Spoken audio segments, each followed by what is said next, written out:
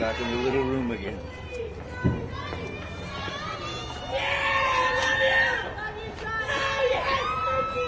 Thank you so much. Thank you.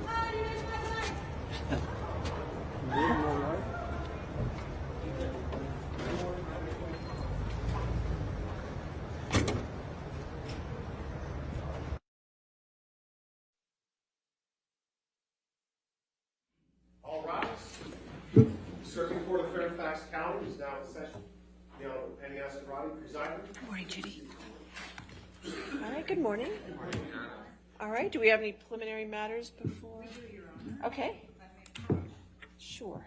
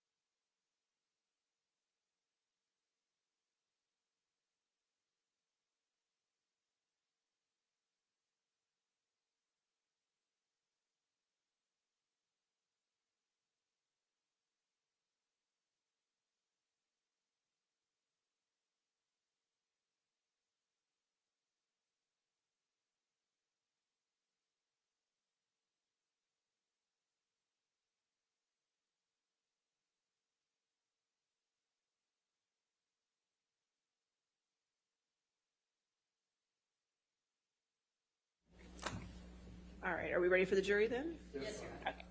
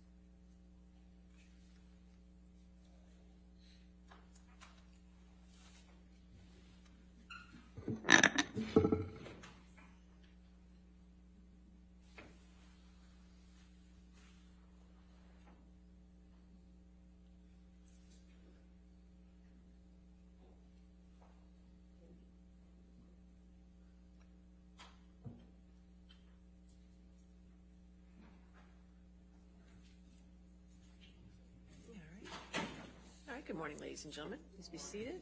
All right, your next witness. Yes, good morning, Your Honor. Mr. Depp calls Officer Tyler Haddon.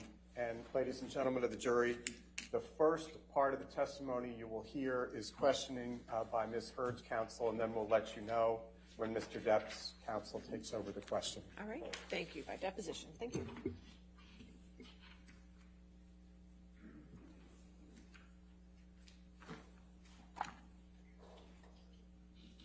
Please state your name and your business address.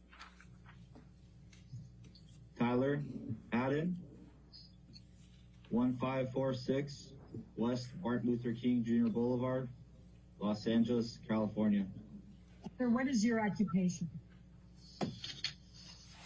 I'm a police officer for the city of Los Angeles. And how long have you been a police officer with the city of Los Angeles? Approximately 5.5 years. Did you serve in any law enforcement capacity prior to coming to the LAPD? No. When you said approximately 5.5 years, do you recall approximately you started employment with the LAPD? Approximately November of 2015.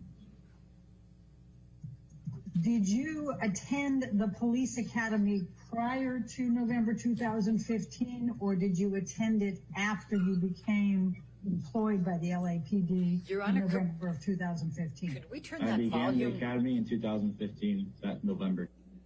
That volume's a little loud. Thank you.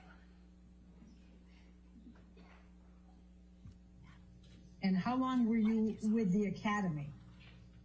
Approximately 6 months. And when did you start as a patrol officer with the LAPD? 6 months after November. Can you recall your date when you started patrol? I don't recall the exact date, no. And that would be end of May of 2016? Correct. And was the first training officer that you worked with on patrol Melissa Syons? Yes. Question, when did you first have body-worn video assigned to you? I'm not sure of the exact date. Approximately when? Approximately 3 months into working patrol. So maybe during the summertime. The summer of 2016? Correct. When you started working with Melissa Syons as your training officer, did Officer Syons have body-worn video? Not at the time I worked with her. How much training did you have on domestic violence while you were at the academy? I don't recall the exact amount of time. Approximately how much? 20 hours, approximately. Okay. So just to make sure that I understand, because you had a few disjointed questions and answers. So it was your understanding as of May 2016 that if you answered a call for domestic violence and there was evidence of a crime, even if the victim did not want to press charges, that you had to take a report. Is that correct? If there's evidence of a crime, yes. So your best recollection today is that you had been on patrol as a probationary officer somewhere between a week and 3 weeks before answering the May 21, 2016 domestic violence call at Eastern Columbia building. Is that correct? Correct.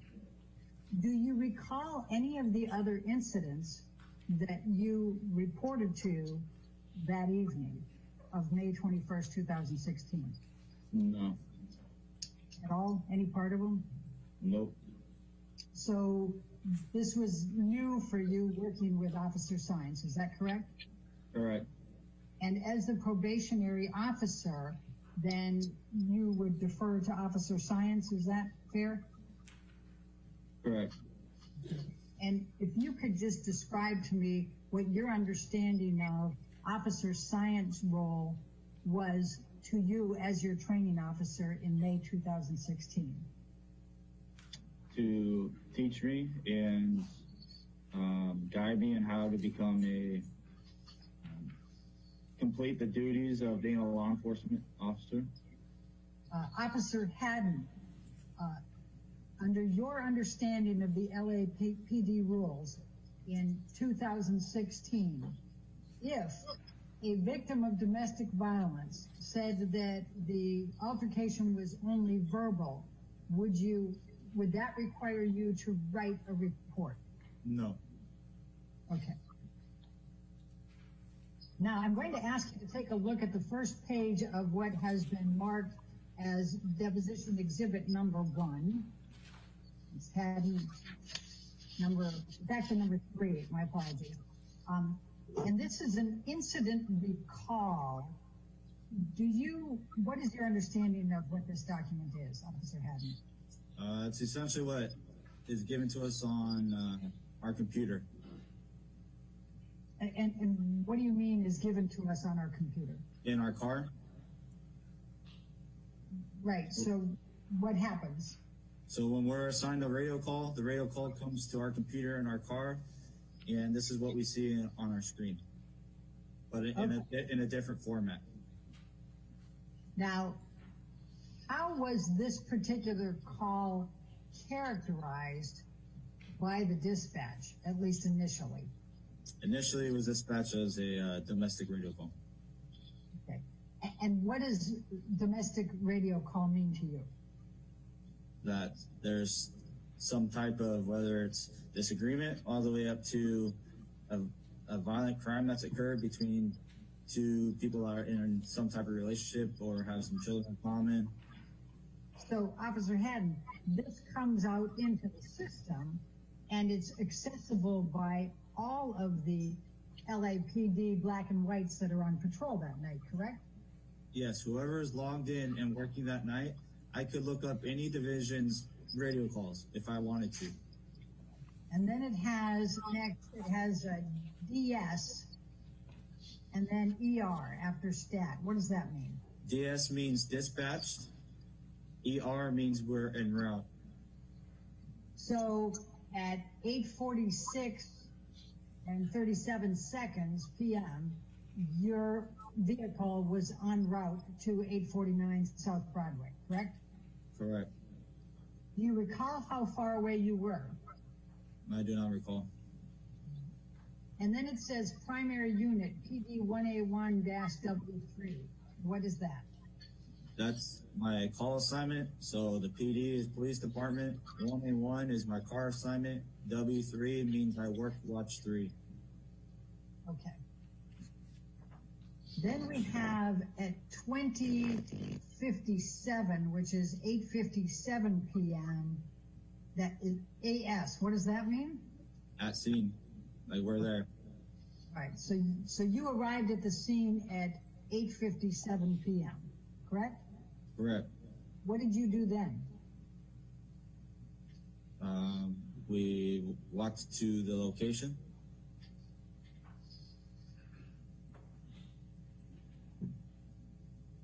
Do you recall anything that you did before you went up to the penthouse?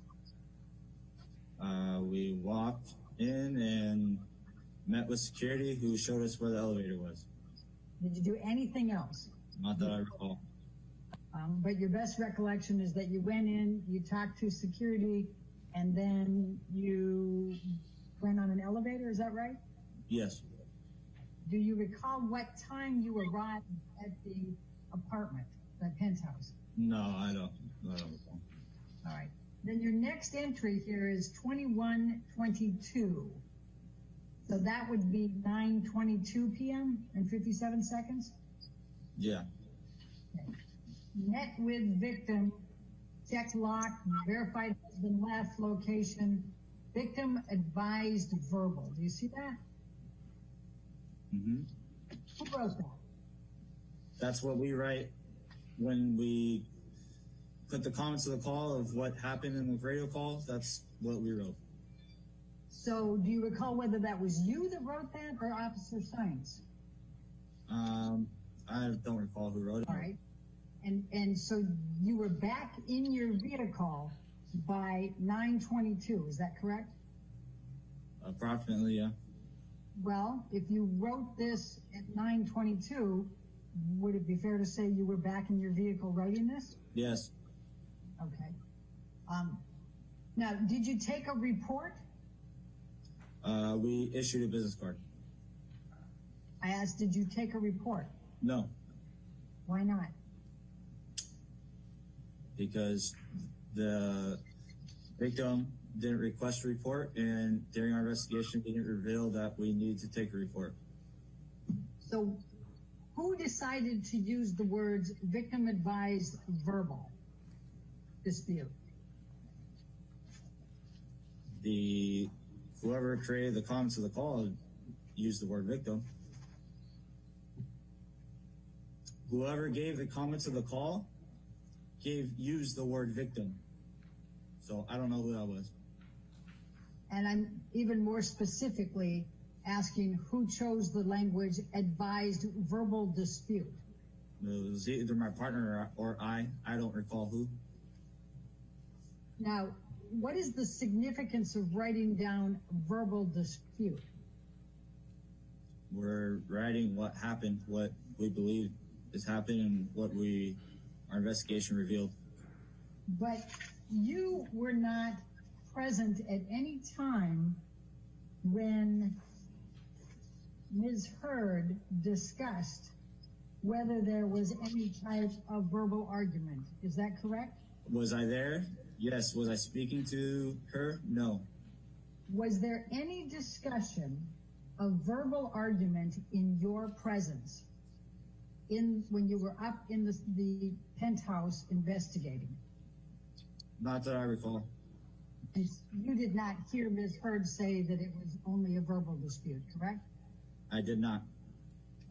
Now, I asked you a little earlier if it's a verbal dispute, whether that triggers having to write a report. And you indicated that it does not. Am I accurately characterizing that? Correct. Okay. Now, here, in addition to the victim advised verbal dispute, says and refused to give any further information. You see that? Yes. Question, okay, so if the victim does not want to press charges and advises that it's a verbal dispute, then that would not trigger you writing a report. Is that your understanding of LAPD? Policies and procedures on domestic violence at that time. Correct. There were other circumstances that were also within this incident as well. What do you mean by that? During our investigation, we had other reasons to believe that this was true. I'm sorry, during your investigation, you had other reasons to believe what was true. That it was a verbal dispute. And what did you have during your investigation that created in your mind evidence that it was only a verbal dispute? After discussing the investigation with my partner at the scene, the Ms. Heard refused any medical treatment and had no visible injuries. There was no sign of struggle, and the victim, the witness that was there that I spoke with was uncooperative as well. Anything else? At this time, that's all. Okay. Now, you recall seeing that Ms. Heard was in tears and was crying and red-faced. Would you agree? Correct. From a distance. Well, from a distance, Ms. Heard was in tears, crying, and had a red face, correct? Correct. Why did you issue a business card? It's part of our policy. We're supposed to issue a business card, and it shows that we are there and completed an investigation. And if she would like us to come back, we offered that assistance that we can come back at another time if she feels like she needs us to come back. Did you take any notes at all? note of what? Notes during the time that you were investigating this call? No, Did you take any notes after you got back down to your car about the call? no, Did you take any pictures? no, Did you record anything? no, Would it be fair to say that on 5/21/2016 at 9:22 p.m., you and your training officer, Science, considered this incident closed? I said, yes, that is correct. At that time, we pressed enter and the call went off my screen, meaning it was completed. Did you ever have anything come up on your screen again relating to this incident that evening? Not that I recall. All right. At the time that you closed out this incident on your screen at 9:22 on 5/21/2016, did you know that this call involved Johnny Depp? No, Did you, at the time that you closed this out on your screen, did you recognize Amber Heard? no, I had no idea who she was. And is it fair to say that you considered these people to be, quote, just citizens, end of quote? That's correct. Did you have any communications at all with Officer Gatlin or his patrol partner the night of May 21st, 2016? No, not that I recall. So the next thing we're going to go to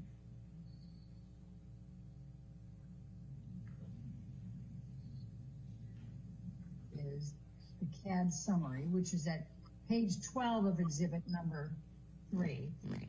And this is a CAD summary report, and it also has the name DFAR report at the top, and it's for 5/21/2016, and says specifically Officers Haddon and Officer Symes. Do you see that?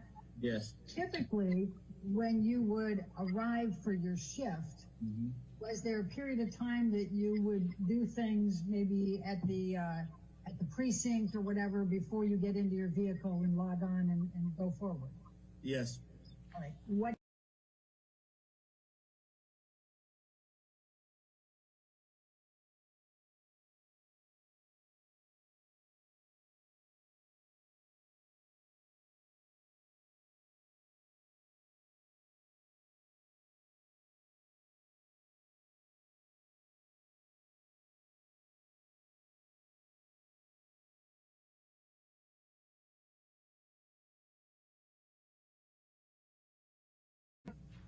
And then go and find out if there's any radio calls pending. Okay. And so how long would it typically take for you to do all those things, from putting your uniform on through the time you start checking for radio calls? I'm not sure. Approximately an hour. All right. How many police officers, patrol officers were part of that roll call? I don't know the exact number. I would say approximately 30. Okay. And when you said you had to stand in line to check out your equipment, was it all 30 of those patrol officers that would get in line and check out their equipment? Yes, and supervisors.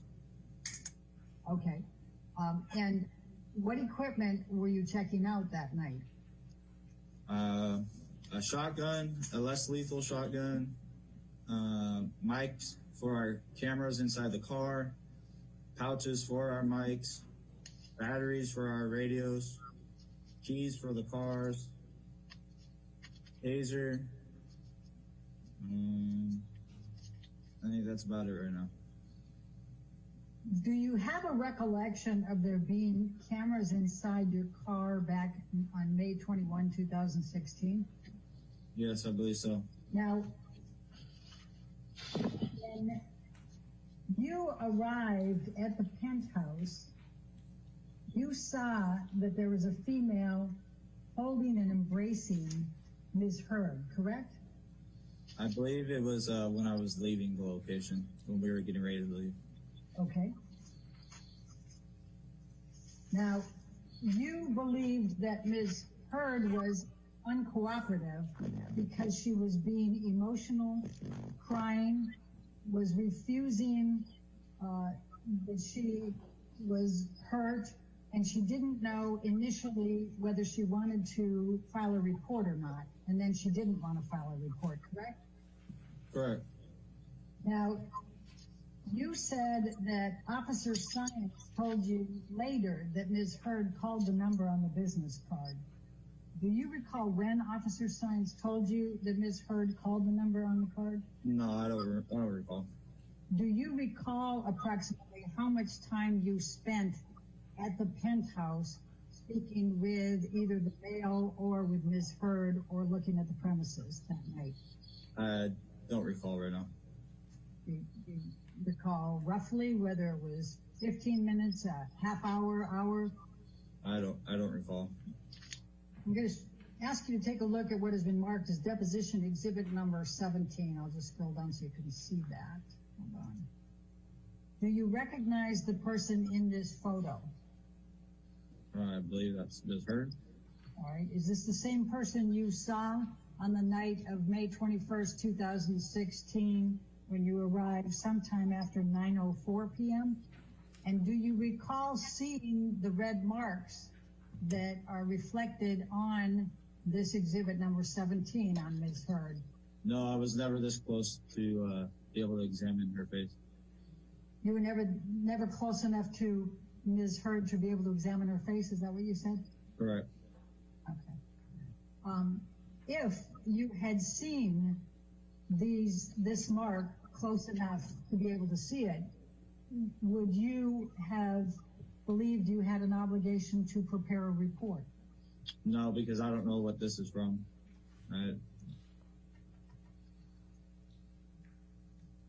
Would you agree it's a red mark on her face? Yeah, I'll ask you. from what I saw was red from her crying. There was no red marks from any other thing. It was consistent with her crying. Does this look like a red mark that's from crying? Officer Haddon, in reviewing this picture, does it appear that there's an injury on Ms. Heard's face in this picture? No. You would say that doesn't evidence an injury? No. Why not? Because I don't see an injury. I'm going to show you what has been marked as deposition exhibit number 18. And do you recognize this carpeting? No. Officer Haddon, what do you see in this picture? I see stripes with some type of stains on to be a possible flooring. Okay. Do you have a recollection of seeing stains on the flooring outside of Ms. Heard's penthouse that night of May 21st, 2016? At this point, not that I recall. And when you say at this point, not that you can recall, what do you mean by that? It's 5 years ago. I don't remember. Officer Haddon, I'm going to show you what has been marked as Haddon exhibit number 19. Do you recognize the business card? Yes. And tell me what you can recall of that. Well, that's my handwriting, and those are our LAPD business cards. All right. The next thing on there is refuse report. Do you see that? Yes. Okay. Was it your understanding that Ms. Heard did not want to press charges? She spoke with my partner, and that's what my partner advised me. Okay. Were you ever in the room when Ms. Heard either, quote, refused report or refused to press charges? I believe we offered her one final chance before we gave her the business card if she needed medical treatment or a report, and she declined at that time, and that's when we issued this business card. And what did you mean by report? An official investigative report. Is that the victim's choice to write, whether you write an official investigative report? Yeah. A citizen can ask for a report for anything, essentially, with LAPD. But do you have an obligation as an LAPD patrol officer to write a report if you see injuries or property damage? If there's evidence of a crime, yes. And when you say if there's evidence of a crime, would injuries and property damage constitute evidence of a crime? If there's evidence of a crime, yes. Okay. Is there something different about what you're saying than what I'm asking? Well, I'm trying to understand when I say if you see evidence of injuries and property damage, is that evidence of a crime in your mind? Yes, if the person didn't do it themselves. I mean, I can damage my own property and it's not a crime. Okay.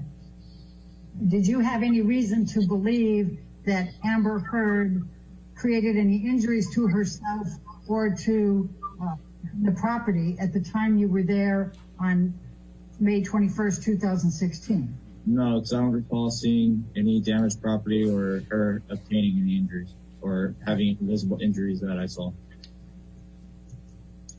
Now, it says, advised can call at later time if changes mind. What, if any, discussion did you have with Officer Sines about what that meant? Well, that goes with what I said earlier was a citizen can make a report about anything at any time. It's called an investigative report or just an incident report. So if she wanted a report, then she would call us back and we'll take a report. But at that point, you have already written into your system that the victim advised verbal dispute only, correct? Correct. And you did not write a report or take pictures or create any kind of record, did you, of anything that transpired there? Just the business part. I'm going to ask you, Officer Haddon, to take a look at what has been marked as deposition exhibit number 24. Do you recognize the person in this picture? Ms. Heard? Well, do you recognize her as Ms. Heard? No. I had no idea who she was. Do you recognize the person in this picture on Haddon exhibit number 24 as the person who was the subject of your and Officer Sines reporting to the Eastern Columbia building that evening? Correct. All right, so let's go to exhibit number 24. And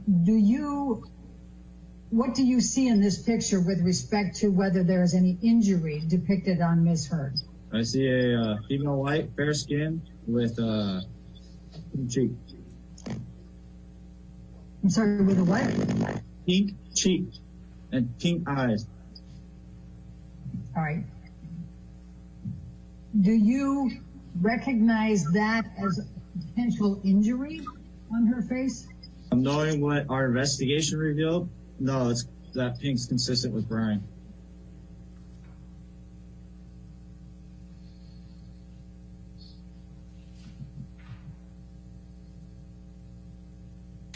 What do you mean by what your investigation revealed? That it was a verbal dispute. And she refused that she had any injury.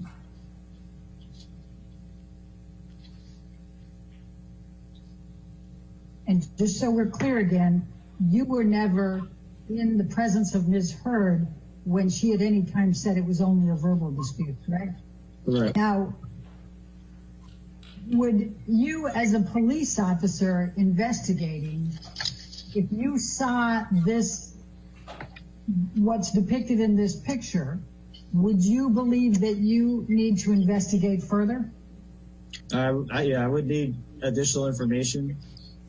Just because I see a female with pink cheeks and pink eyes doesn't mean that something happened. They should be sad and crying that their dog died. Did you engage in any further investigation? No, the only investigation I did was part of speaking with my partner and then Speaking with the witness. With the witness, the next door neighbor. And what did you discuss with the witness, the next door neighbor? I tried to obtain information of what occurred. What did you ask? Who, what, when, where, why. And what did he say? I don't remember his exact words, but he wasn't very coming with the information. I had very vague information as far as what he was telling me. What do you specifically recall the witness telling you? I don't recall. You don't recall at all? I don't recall specific words or sentences. Do you recall the witness taking you around and showing you property damage in the penthouse? No, I recall my partner and I doing a protective sweep, and that's it. You don't recall Josh Drew being with you and taking you through? I don't recall if someone else was with us or not. Do you recall one way or the other? I don't recall. All right.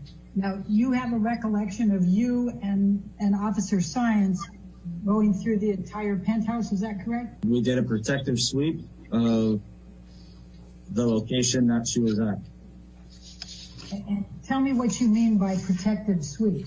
We walked through the general housing area that she is at to make sure that there's no one else in it that shouldn't be there, or there's no one hurt.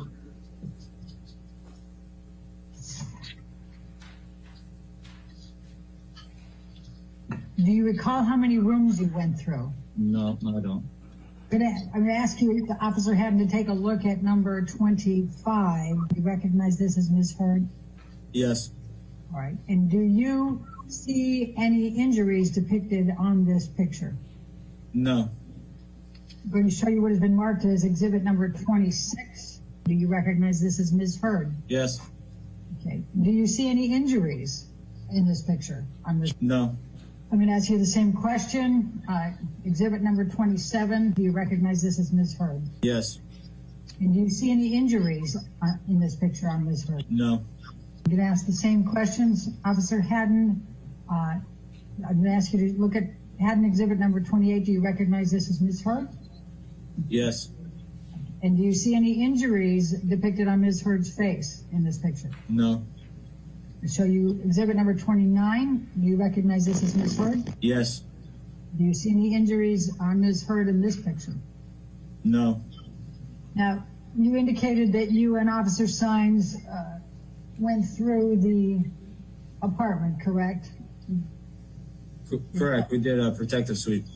Protective sweep. And in doing the protective sweep, you did go in the room, correct? I mean, I don't know exactly where we went, but we walked around what she claimed was her living quarters. Would you agree that if Ms. Heard displayed injuries at the time that you reported to her residence after the domestic violence call, that you would have had an obligation to prepare a report? If there was injuries or a complaint of pain, yes. I'm sorry, injuries or what? Complaint of pain? Would you agree that if Ms. Heard displayed injuries that you perceived to be injuries at the time you reported to Ms. Heard's residence after the domestic violence call on May 21st, 2016, you had an obligation to prepare a report? If I perceived them to be injuries, then yes. Okay. Would you agree that if there was property damage present at the time you reported to Ms. Heard's residence after the domestic violence calls, you had an obligation to prepare a report? No, because if she's living there, that's her property, and she's being uncooperative and doesn't say that someone else did it or anyone else did it, then I have no other information to go off of. She could have broken it herself. Officer Haddon, did you provide any pamphlets to Ms. Heard, you or Officer Sines, relating to domestic violence? I personally did not. Do you know whether Officer Sines did? I don't know. And ladies and gentlemen, at this point, counsel for Mr. Depp takes over the questioning.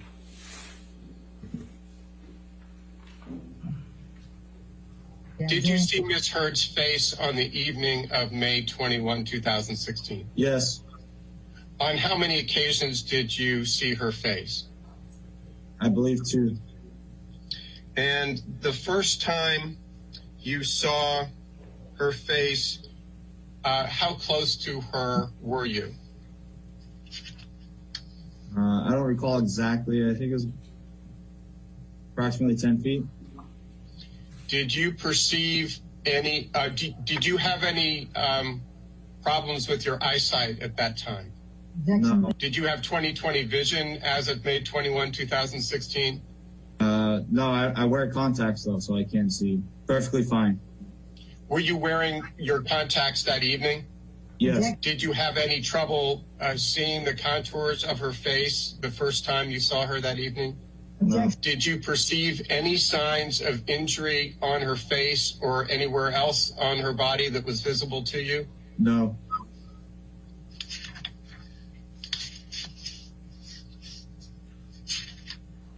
For how long a period did you view her face the first time you saw her that night? A few seconds, not very long. And how much later was the second time you saw Ms. Heard? Right before we left. And how close to her were you when you observed her face? Approximately 10 feet. Did you have a clear view of her face? Yes. Did you still have your contacts in at the time? Yes. Was there sufficient light that enabled you to actually see her face? I believe so. I believe it was the light was a little dimmer, but it was still lit. Did you perceive any signs of injury to her face on that second occasion? No.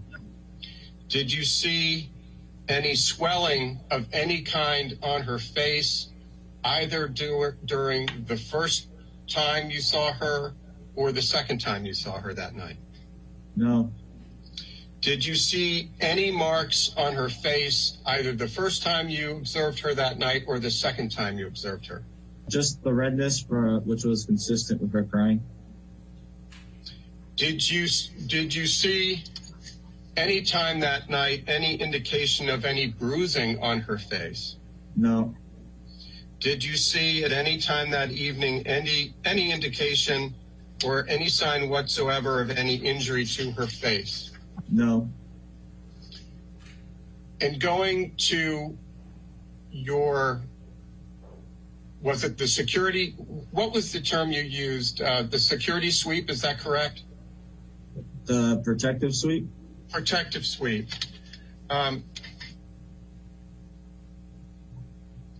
During your protective sweep, was your access barred to any part of the penthouse? My access what? Sorry. Did you have free access to the penthouse? The witness that was there, he I believe he guided us kind of through the place. I don't know, wherever he guided us through. Did you see any broken glass anywhere in the penthouse where you did the protective sweep? Not that I remember. Were you looking for any signs of a disturbance? Yes. Why were you looking for signs of a possible disturbance? Signs of or any evidence that a crime has occurred. Is that standard procedure, a police procedure? Yes. And why do you look for potential signs of vandalism or disturbance to property in the course of a domestic violence allegation or possibility? Just because that tends to happen when some type of domestic altercation occurs between two people. Did you see any sign of any kind of property damage or vandalism that evening? Not that I recall. did you see any signs of spilled wine on the Objection. floor? Not that I recall. If they were visible or a complaint of pain. Do you recall some questioning from Ms. Heard's counsel, Ms. Bredehoft, about a man who led you through the penthouses on the evening of May 21, 2016? Yes. Did you describe him as uncooperative? Yes. Let me ask another question. Was he cooperative with your inquiries that evening? No. What do you mean by that? I attempted to gather information of who the husband was, and what occurred, and where he possibly went, so we could interview kind of all the different parties. And he wouldn't even give me a name of who the husband was. And how long did you interact with that person who in fact is Josh Drew? I'd say approximately 5 to 10 minutes. Did he report to you in words or substance that any domestic violence had occurred? I don't recall any exact verbiage he said. Did he report to you in words or substance any vandalism?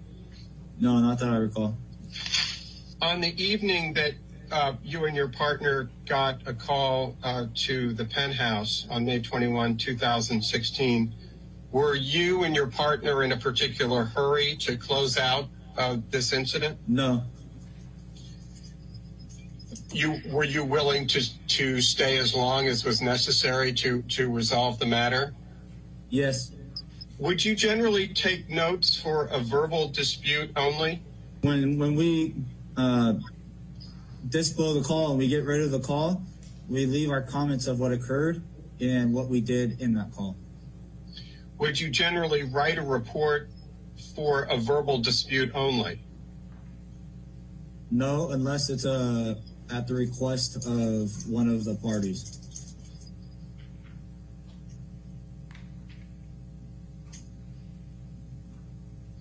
When you were typing in your computer to add text to a call, is it common to refer to the focus individual in the call as a victim, whether a crime has been committed or not? Yes, because that's how the call was broadcasted and created.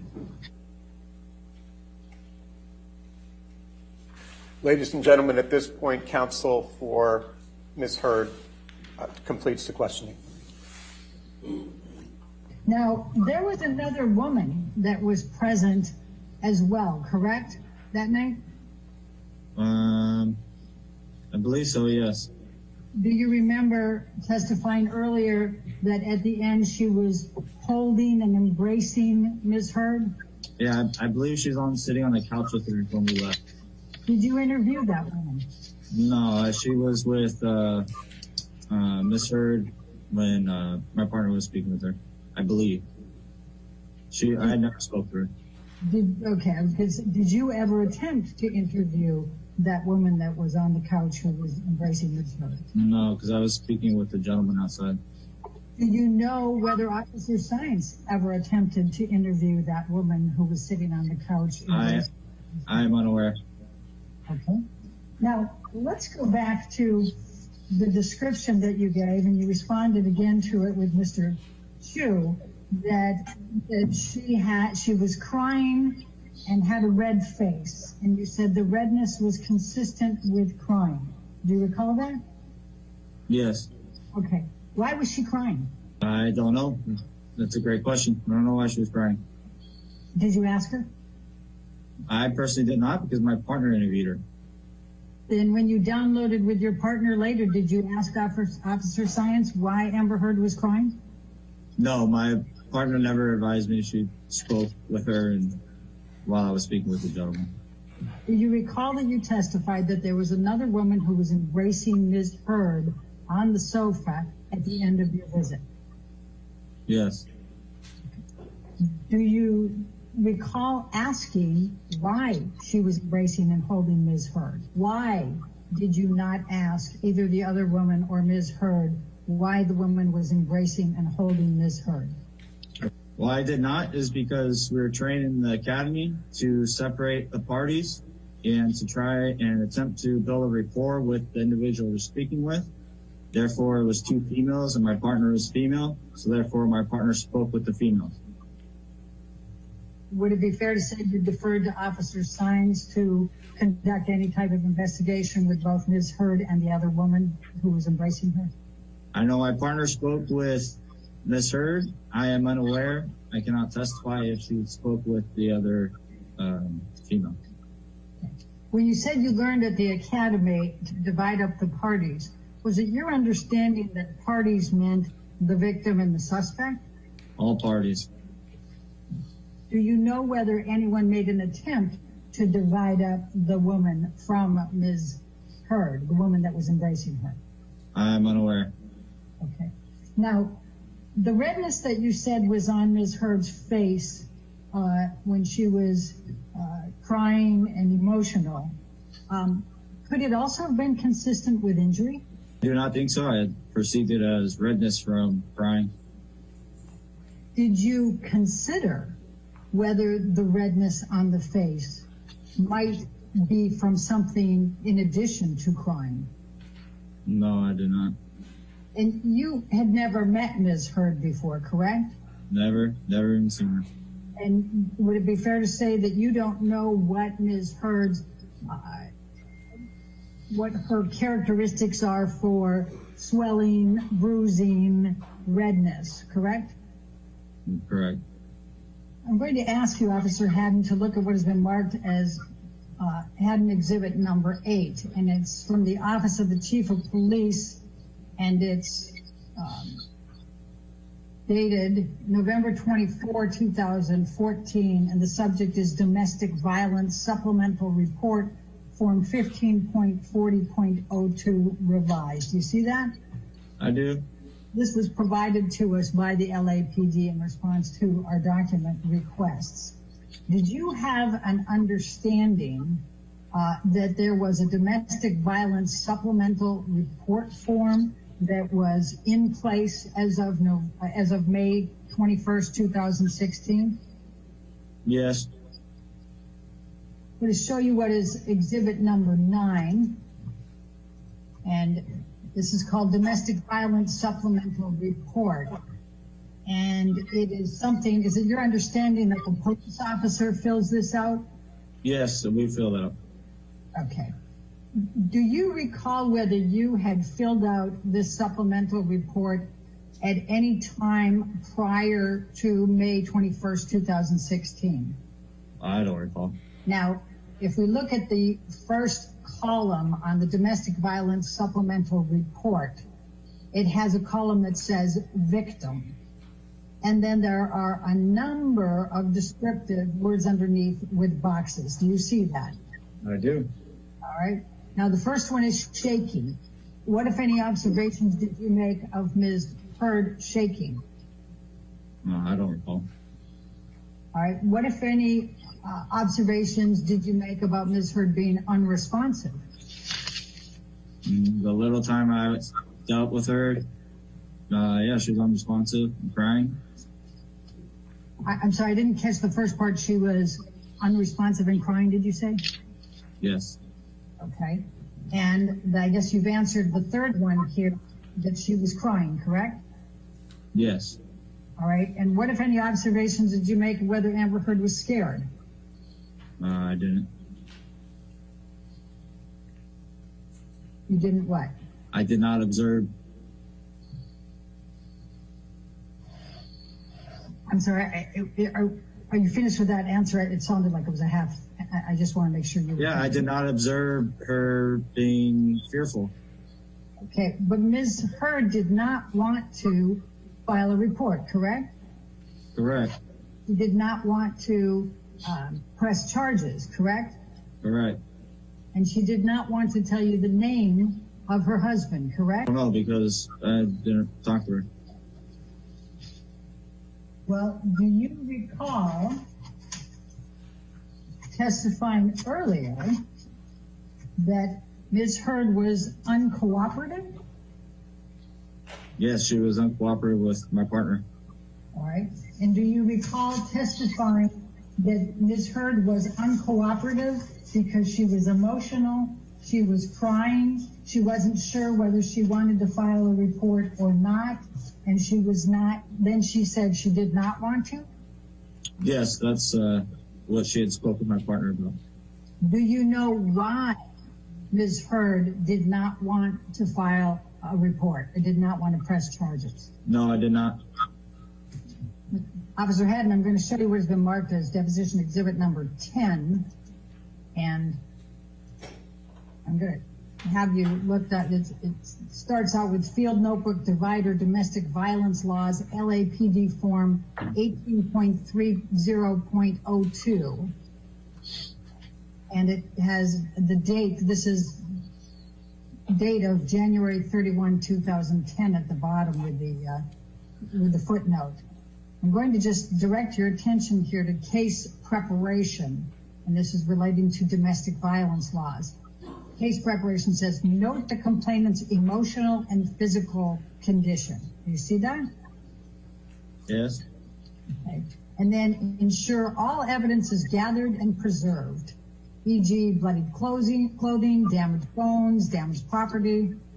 You see that? Yes. Okay.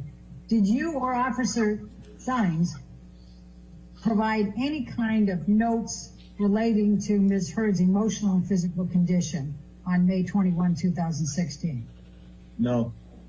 Did you or Officer Sines ensure all the evidence was gathered and preserved, including the damaged property? I said no, and all these things would have been documented if there was a report.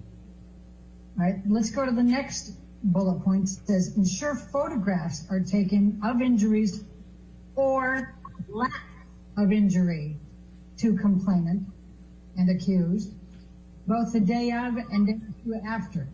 Did you take any photographs to show a lack of injury? No. Did you take any photos to show a lack of damage? No. All right. And then this next one is ensure photographs are taken of the scene and damaged property, etc. So I've already asked you that one, so let's go to the next one. Canvass location and interview all witnesses, including children, neighbors, law enforcement. Did you do that in this instance? Yes. Who did you interview? I spoke with the gentleman. All right, anyone else? No, that's it. Now, there were 2 females present in addition to Ms. Heard, were there not? Yes.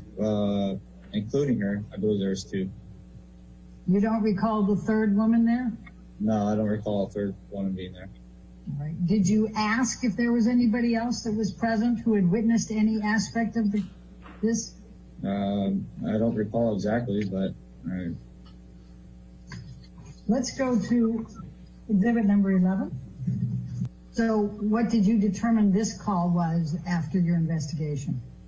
Dispute, a verbal dispute. It's not against the law to argue. I argue with my wife. So you decided that there was only a verbal dispute, therefore it didn't constitute domestic violence? From the information or lack of information I was able to receive from the witness and the information my partner gathered, yes.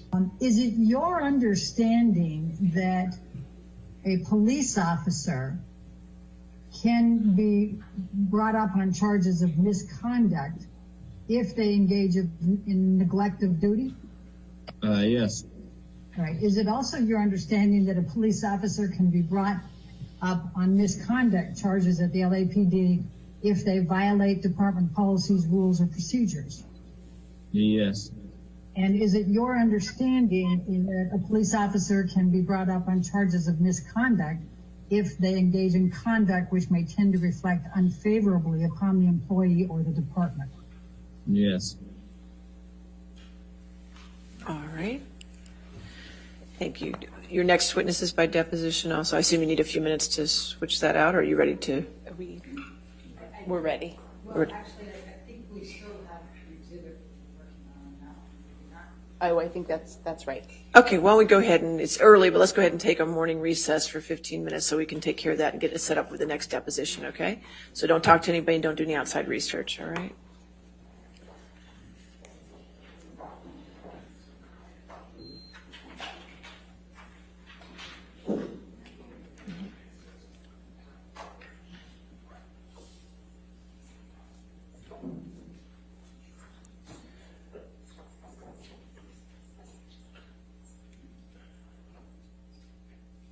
All right, which exhibit did you? Well, I think we're in agreement, Your Honor, it's just that we have to do the actions. Okay, who's the next, which deposition is next? Officer William Gatlin, Your Honor. Officer Gatlin? It's with him, so Okay. we did the redactions that we discussed, and I don't know how to.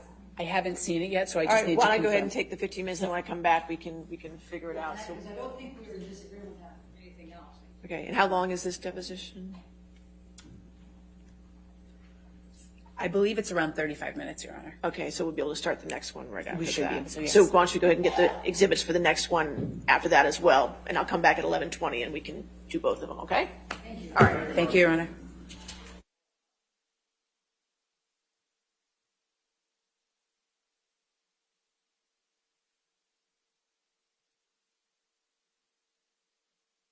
This do we have? Yeah, okay. Other evidence.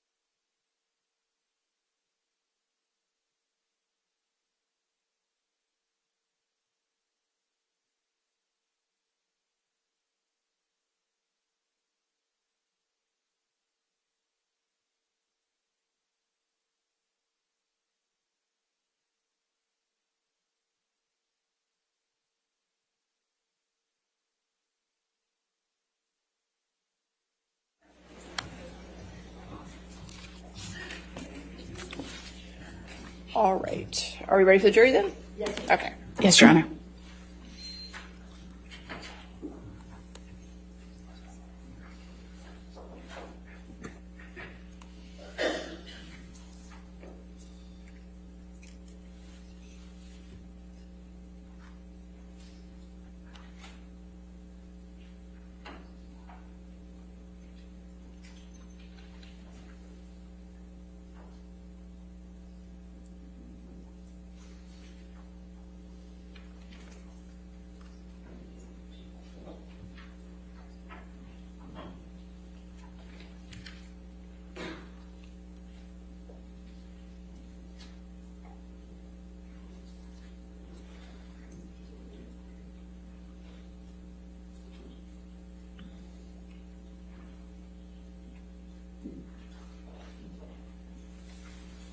All right, thank you. All right, your next witness.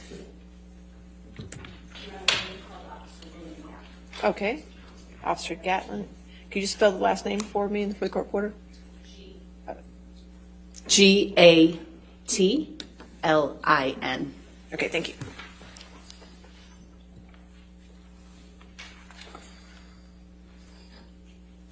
Name and business address for the record. William Gatlin, business address 251 East 6th Street in Los Angeles, California, 90014. How long have you been an officer with the LAPD? 8 years. And what is your rank? Police officer 2. Now, your partner on May 21, 2016 was Officer Diener, is that correct? Yes. You were wearing your body cam on Yep. May 21, 2016? Yes. When were you first assigned body cams? Sometime in 2015, I think. I don't remember.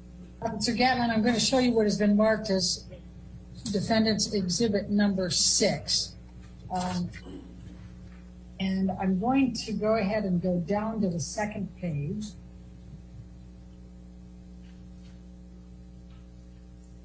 And this is the incident recall for you and Officer Diener for May 21, 2016, in connection with the call at the Eastern Columbia Building, 849 South Broadway.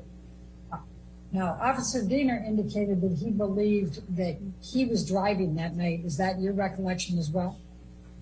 Yes. When Officer Diener is driving, what does that mean you're doing? It means I handle the computer. Based on the incident recall, when did you arrive at the scene, you and Officer Diener? We arrived at scene, it looks like at 22:24. And that is 10:24? Correct. So when you arrived, do you recall whether there were any other police officers that were on the scene? I do not believe there was. Do you recall whether there was any press on the scene? I do not believe there was. Do you recall whether there was any type of public gathering at all? No. Was it relatively quiet? From my recollection, yes. Did you see very many people in the lobby when you came through? Not that I remember. Okay. And then tell me what you recall of this incident once you got there and you were shown to the elevator. I remember we went up the elevator, exited the elevator, walked down the hallway till we found the unit number, knocked on the door, a male answered the door. And at that point, I really didn't know whether this guy is potentially the suspect, if this guy is involved in the altercation, or who this guy was. So we kind of talked to him for a second, and he advised us that the police had already been there. He had a business card from them. And we told him that we still needed to step inside to check on the subject or potential victim, just to make sure that she's okay and that this is indeed related to the previous incident and not a new incident where the suspect had potentially returned and caused there's another new issue at hand. So do you recall that you already knew that that another officer had answered the call, or other officers had answered the call before you got there?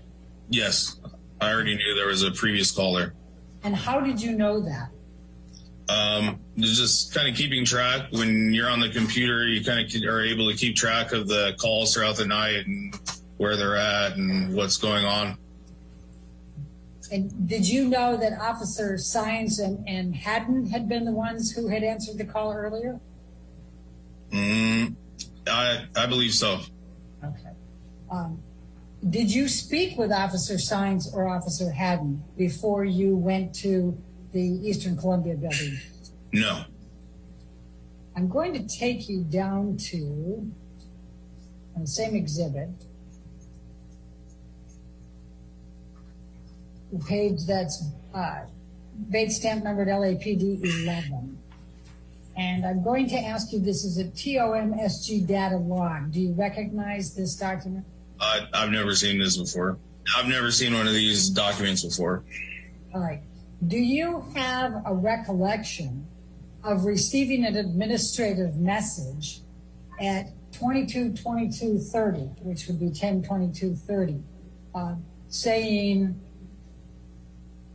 incident 4756 is the same incident as yours, 1A1 handled earlier? Doubt she called back, probably just delayed response? I do not recall getting that message. Right below it, at 22:23:22, which is 10:23 and change, it shows that your unit responded with ROG, in other words, Roger, to that message. Do you see that? Yes. Would that have been you that did that, or would that have been Officer Diener? Probably me. Okay. And is that because you weren't driving and Officer Diener was? Yes. Okay. So does this refresh your recollection of what had been communicated to you and why you knew that someone had already answered this call earlier? Yes. Are you familiar with the term cycle of violence? Yes. Well, typically, do you make arrests on domestic abuse calls? Sometimes we do, and sometimes the other party is no longer at scene, and we would just take a report. Okay. Are there times where they just refuse to cooperate and you just left?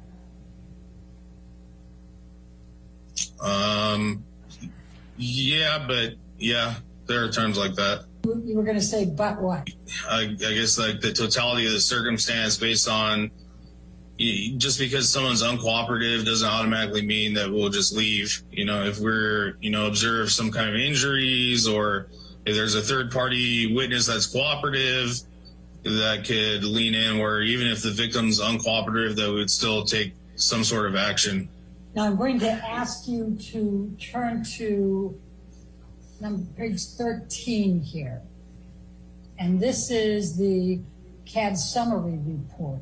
What, if any, involvement did you have in this? I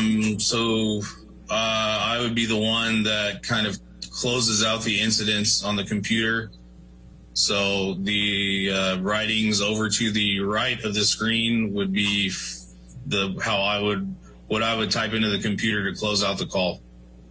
And so you would have typed in related to previous incident, verbal argument only, checked residence? Yes. Who told you that it was a verbal argument only? Based on the knowledge I had of the previous call, I'm able to see potentially how they closed out the call, and I could have seen it from there. So you could have gotten this from A1A. 1A1. 1A1, yeah, their report. Officer Sines and Officer Haddon, and then just repeated it here. Yes. Okay. Do you have any recollection of anyone in the apartment up in Penthouse 3 saying that there had been a verbal argument only? Not to my recollection. Well, let me just jump back to the events of May 21 for a moment. Were you aware that that was the apartment of Johnny Depp and Amber Heard? No. When did you first become aware of that? I don't remember. Are we talking months, days, hours? I think it was a couple days. And do you remember how you learned of it? No, I don't. And did you know who Johnny Depp was at that time? Yeah. And were you a fan of Johnny Depp's as of May 21, 2016? I guess I liked a couple of his movies. I don't know. I'm not like rushing out to go see him or anything. I don't know. Are you a fan of Johnny Depp's today? I can remember the last movie I saw of his. Did you know who Amber Heard was as of May 21, 2016? I was aware that there was an actress by the name of Amber Heard, but I was not totally familiar with her or any of her work. When you saw the name Amber Heard on the incident recalls, did it register with you that she was an actress? No. Did you recognize Amber Heard when you came to the apartment on May 21, 2016? No.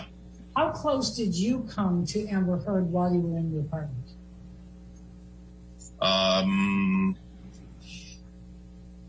I'd have to say probably between 10 and 15 feet. And what was the lighting like where Amber Heard was sitting? It's pretty dim. Did you ask to see Amber Heard's face in the light? No. Did you ask Amber Heard whether she had any injuries? No. Did you interview any of the persons present about what had taken place earlier that night? No.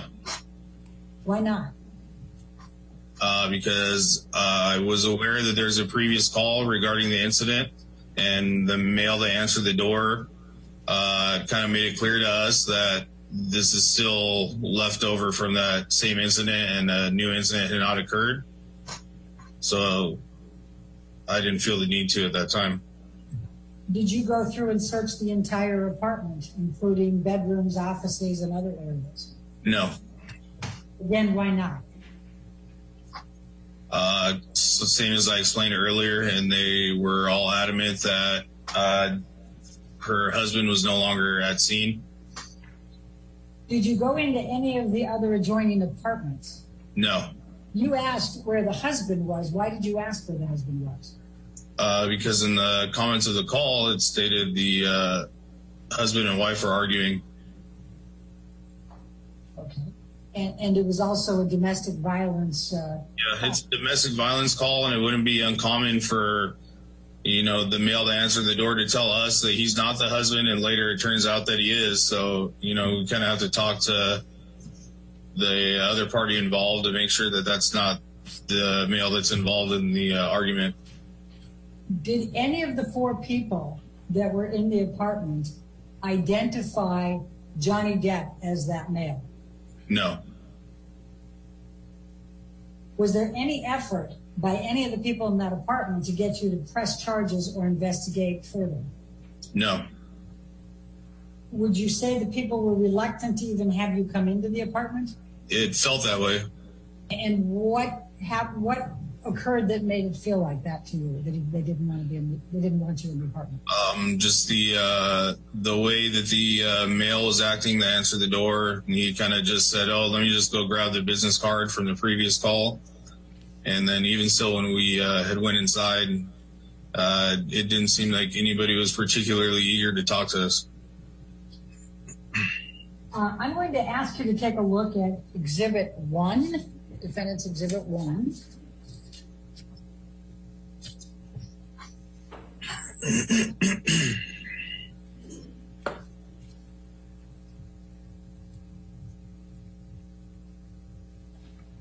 And this is the Daily Mail, Mail Online, July 3rd, 2020. And I'm going to go down to the 10th page. What, if any, evidence did you observe when you went to the penthouse on May 21, 2016, that Amber Heard and her friends were attempting to concoct an abuse hoax to set up Johnny Depp to be accused of domestic violence? None that I can recall. What, if any, evidence did you see of Amber and her friends spilling wine and roughing the place up? None.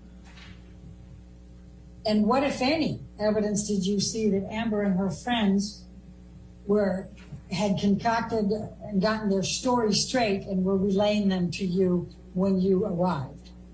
None. Did Amber or her friends at any time while you were at the apartment on May 21, 2016, claim that Johnny Depp had committed domestic violence of Amber? Not to me, they didn't. Did you see them do that to Officer Diener? No. What, if any, efforts did Amber Heard make to come over and to show you any evidence of injuries? None.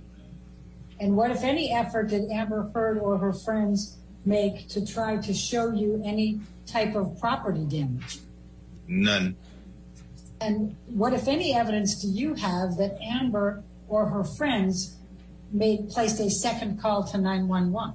I don't have any evidence that it was one of her friends. I just know that there was a second call placed. Well, actually, if I can recall, I think it said that her friend was on the phone with her and heard her arguing with her husband. Who said that? I believe that's what the incident recall said. Did you ever provide a sworn deposition saying that you saw no evidence of a crime at the penthouse before today? No. Are you aware of whether Officer Diener provided a sworn deposition saying he saw no evidence of a crime? He has not. And now this call came in at 20:30, which is approximately 8:30 regular time, PM, right? Yes. Okay. And then a little bit further down, just 7 minutes later, comes a duplicate call that appears to come from the New York Police Department. So yes. there were roughly 7 minutes of each other, correct? Yes. Did you see that when you were looking back at trying to look at the history? I believe I saw all of this.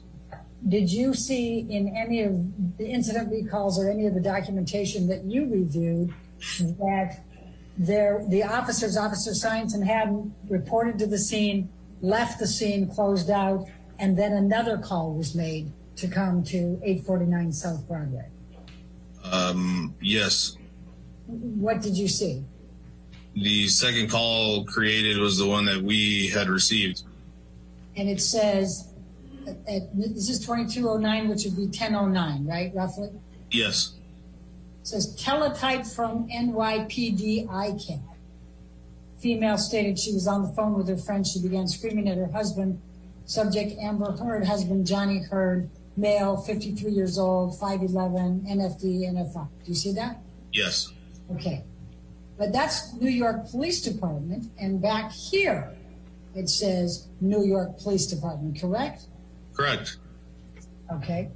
But after you communicated down here,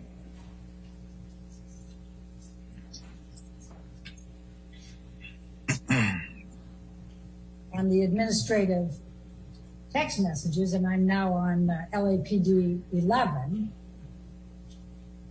this is 2222, you now know it's the same incident as yours, and 1A1 handled earlier. Doubt she called back, probably just delayed response, correct? Yeah, this is just a message from another unit. So, I mean, just because they're basically just sending me a message that it's related, you know, it doesn't mean that it's exactly the same call. By the time you showed up at the door of Penthouse 3 at the Eastern Columbia building, you already knew that Officer Science had handled this call, and you were just double checking to make sure that the perpetrator wasn't there and that everybody was okay, correct? I was aware that Officer Science had handled a call at that location earlier, but it doesn't mean that I treat it as if it's handled already, We still have to get there and speak to them and make that determination that it's not a completely new incident. Okay. And you did that, right? Yes. And you put in the system for this call.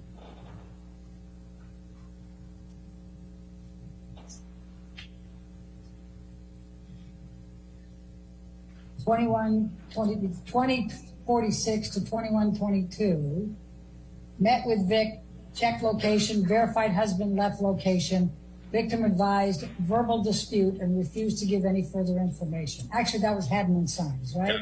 That wasn't me. I didn't put that in. And then what you put in, that was why I couldn't find it. You put in 2217, and I'm sure you weren't there till 301, but we talked after some dates about that. You put in related to previous incident, verbal argument only, checked residence, correct? Yes. Okay. And your putting verbal argument only was based on what you had reviewed with Science and Haddon, correct? Yes. I'm going to show you what it is marked as defendant's exhibit number 2, and it's a picture, it's a portion of a video clip from the ECB building, and it has 5/21/2016, and the time is 22/28/14. Do you recognize the person in this picture? Yes. And who is in this picture? Officer Diener. I'm going to ask you to take a look at defendant's exhibit number 3, and that's reflecting a video clip again, and it's dated 5/21/2016 and says 22/28/15. Do you recognize the person in this? Yeah, that's me and Officer Diener. I'm going to show you now the video cam footage. I've got the 2 from yours and from Officer Diener, so I'm going to go through and show those to you.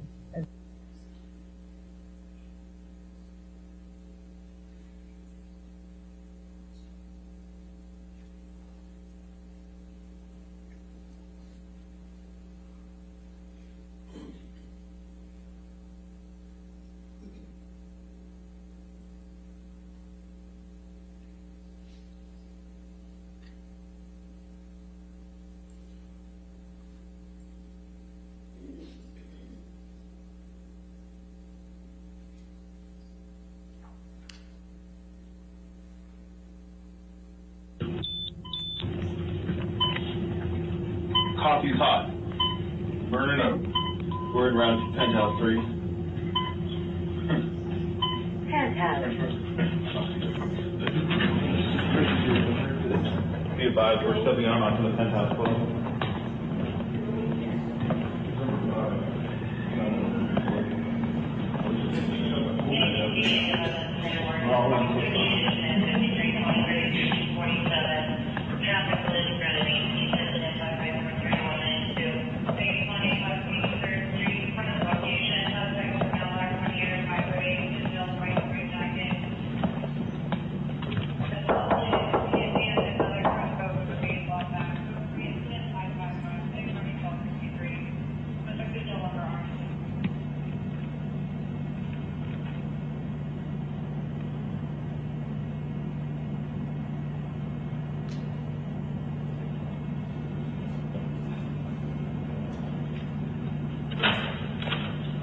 Hello.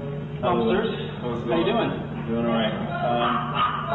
You guys had somebody come out here earlier Yes, already? we did. Oh, okay. I can't remember their names offhand. We have the card inside. Cyan, maybe? Yeah, we got another call. I don't know if it's related to the same call from earlier or if somebody called again. Probably. We just need to check. One of you guys know someone in New York or something? Yeah, she probably called twice. Okay. Yeah. You just talk to your wife just to make sure. Oh, it's not my wife. Okay. Whoever Different conversation. Oh, okay. Yeah. Well, whoever it is, I'm gonna step out. We just gotta check on them, make sure they're all good. I'll go get the business card from the cops. Yeah, I don't know. Just because we got another call and we came again, we still gotta make sure. Give me 1 second. Back up, please, back up. Can we just, we'll just come in and just check. We just need to make sure everybody in here is okay and then we. I called twice. Yeah. I don't know if she called twice or whoever called, but we just got another notification. So we just need to come in and make sure that everybody's okay. They're all good? Nobody else was in here? No. Okay. The other officers came by and checked the apartment and the other apartment as well. Yeah. Okay. It must have been like a double call. Okay. Who's Amber? Okay. And Johnny? Is definitely not here. Is not here? Okay. Left probably like 2 hours ago. Okay. Yeah. All right, cool. Everything's all good then? Now it's good. All right. Thank you. Well, if you guys need anything else, just call us back. Okay, thank you very much. You have a good night.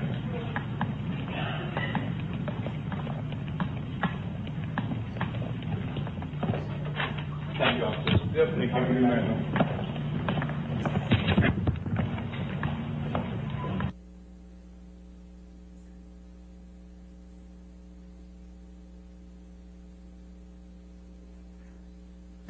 So this one is defendant's exhibit number 4.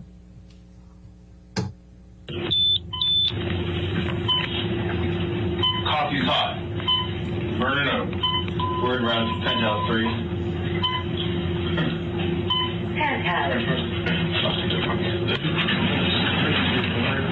Before we go further, can you show you now you're putting verbatim and says 22, 28, 15. Do you recognize the person in this? Yeah, that's me and Officer Diener. I'm going to show you now the video cam footage. I've got the 2 from yours and from Officer Diener, so I'm going to go through and show those to you as well. Okay. So this one is defendant's exhibit number 4.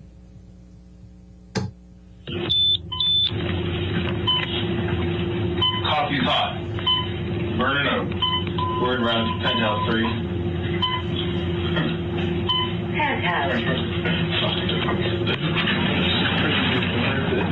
Be advised, we're stepping on onto the penthouse floor.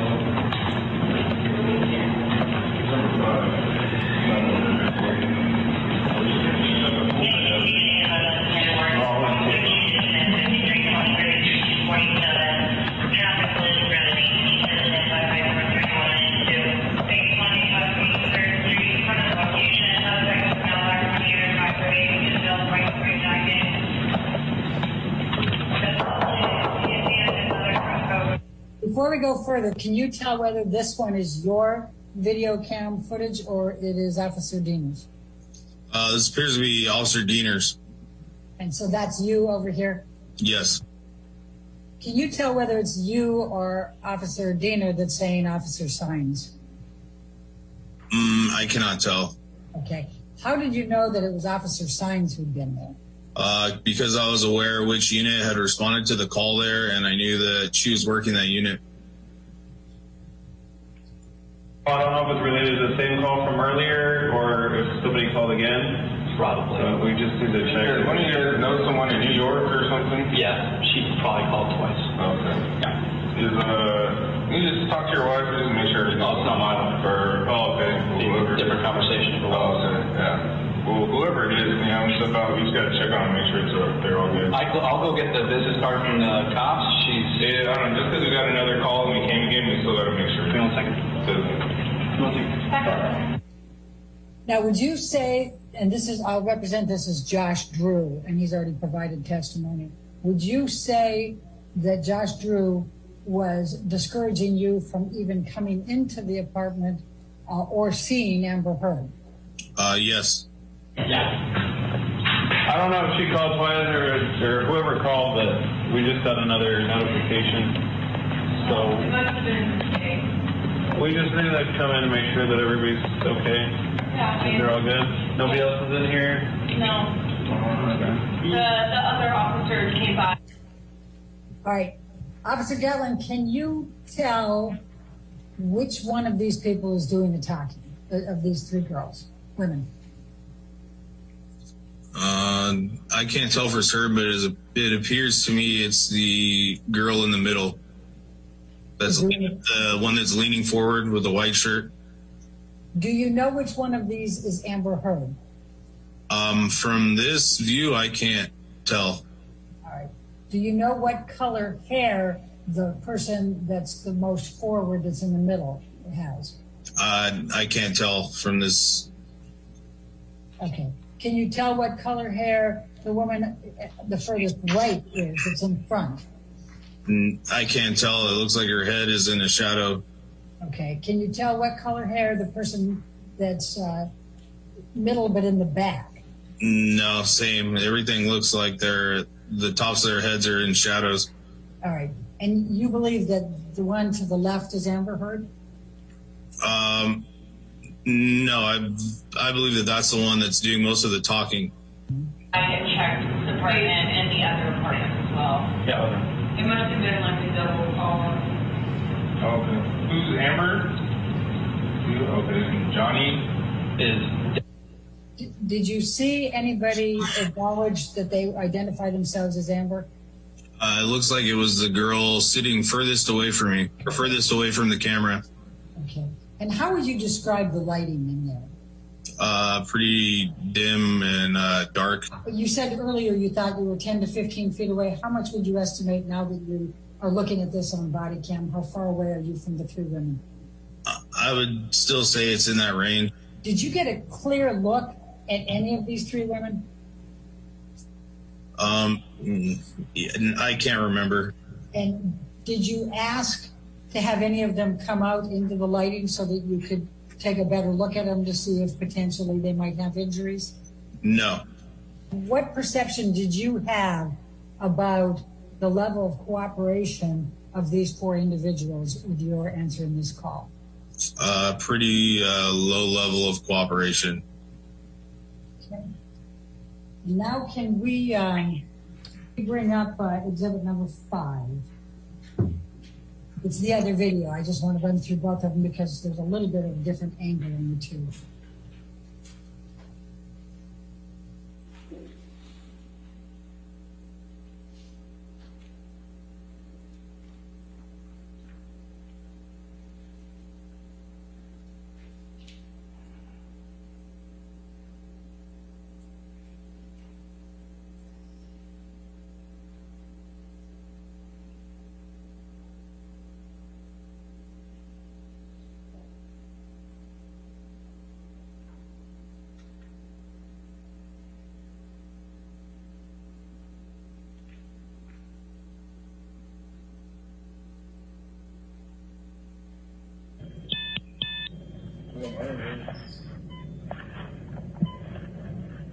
Coffee's hot. Burn it up. We're in around penthouse 3.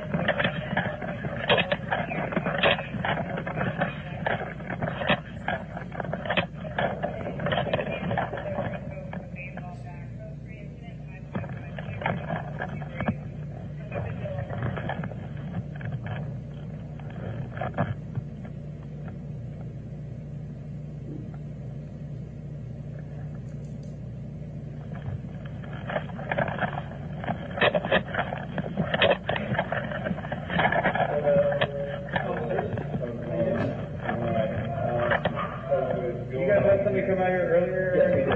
Okay. I can't remember the name offhand. The card is yeah, we got another call. I don't know if it's related to the same call from earlier or if somebody called again. Probably. We just need to check. Yeah, don't you guys know someone in New York or something? Yeah, she probably called twice. Okay. Yeah. You just talk to your wife and make sure. Oh, it's not mine. Okay. Different conversation. Oh, okay. Yeah. Well, whoever it is, you know, you guys check on it. I'll go get the business card from the cops. Yeah, I don't know. Just because we got another call and we came again, we still gotta make sure. Back up. Please, back up. We'll just come in and just check. We need to make sure everything is. I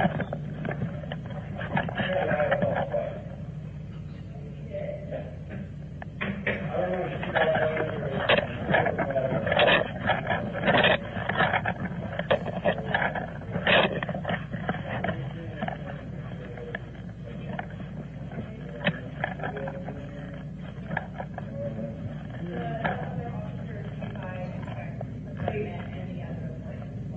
It must have been like a double call.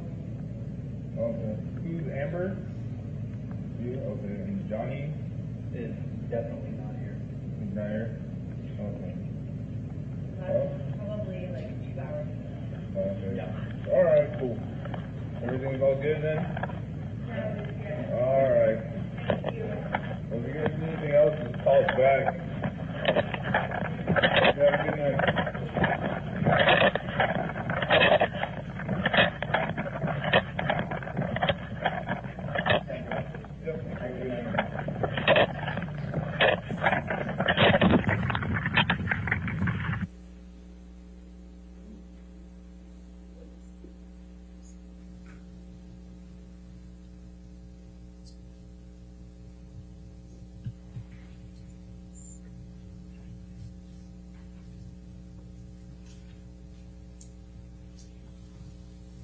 Now showing you defendant's exhibit number 5.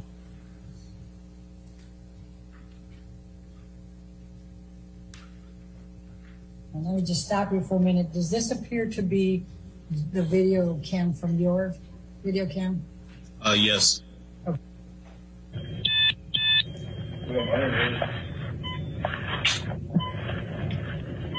hot. Burn it up. We're in round 10 out 3.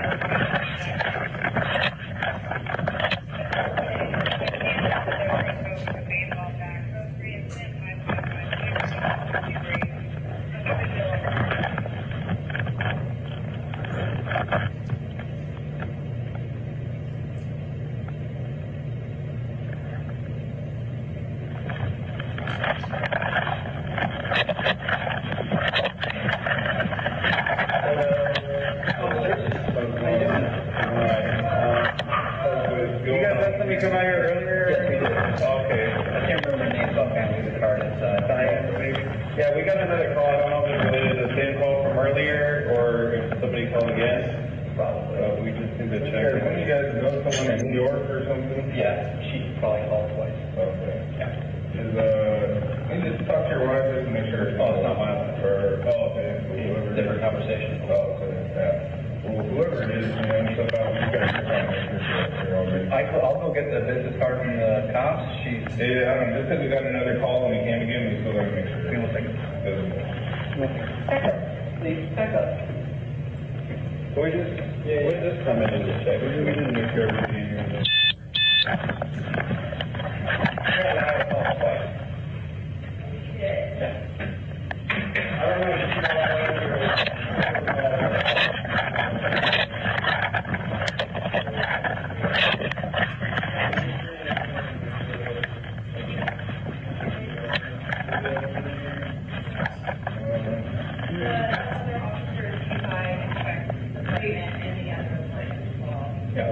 It must have been like a double call. Okay. Who's Amber? You? Okay. So I'm just stopping here again on these 3 women. You had indicated before the woman that's leaning forward here that she's in the middle. Is that correct? It appears that way. And you think she's the one who did most of the talking, correct? Yeah, right now she was the one talking. Okay. And you believe that Amber is the one in the back behind her? Yes. Are you able to see the right side of Amber's face? From this camera view, it looks like she's kind of facing straight towards me. So I would have been able to see the right side of her face from there. Would you have been able to see it clearly? Due to the low lighting, probably not very clearly. Okay. Johnny? Is definitely not here. He's not here? Okay. Probably like 2 hours. Okay. All right, cool. While we're still there, can you tell how much hair Amber has covering the right side of her face in the pictures? No, it looks like from this camera view, most of the time, like half of her head is blocked from the woman in front of her. Can you tell whether she's wearing any makeup? No.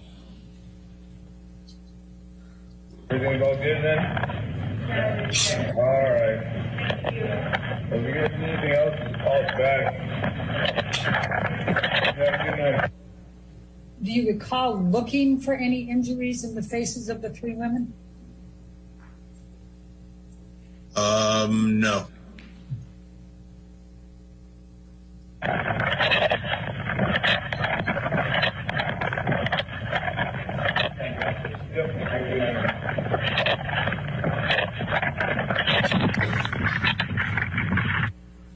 Now, Officer Gatlin, do you recall seeing two dogs in the house? Yes. They were running around pretty freely? Yes. And when you say that, would you be able to, sitting here today, say that the person in these three photos, defendants 7, 8, and 9, is the same person that was sitting on that sofa in the back? Are you able to draw that connection? No, I don't recall. Do you disagree with my description of what's in this picture? No, I was stating that I didn't observe that when I was inside the apartment. Are you able to testify whether Amber Heard was the victim of domestic violence by Mr. Depp on May 21, 2016? Based on our investigation, it appeared as if she was not. Your investigation of what? Based on her refusing to give any statement on what had occurred. And at the time, we did not observe any any visible or verifiable injuries to her.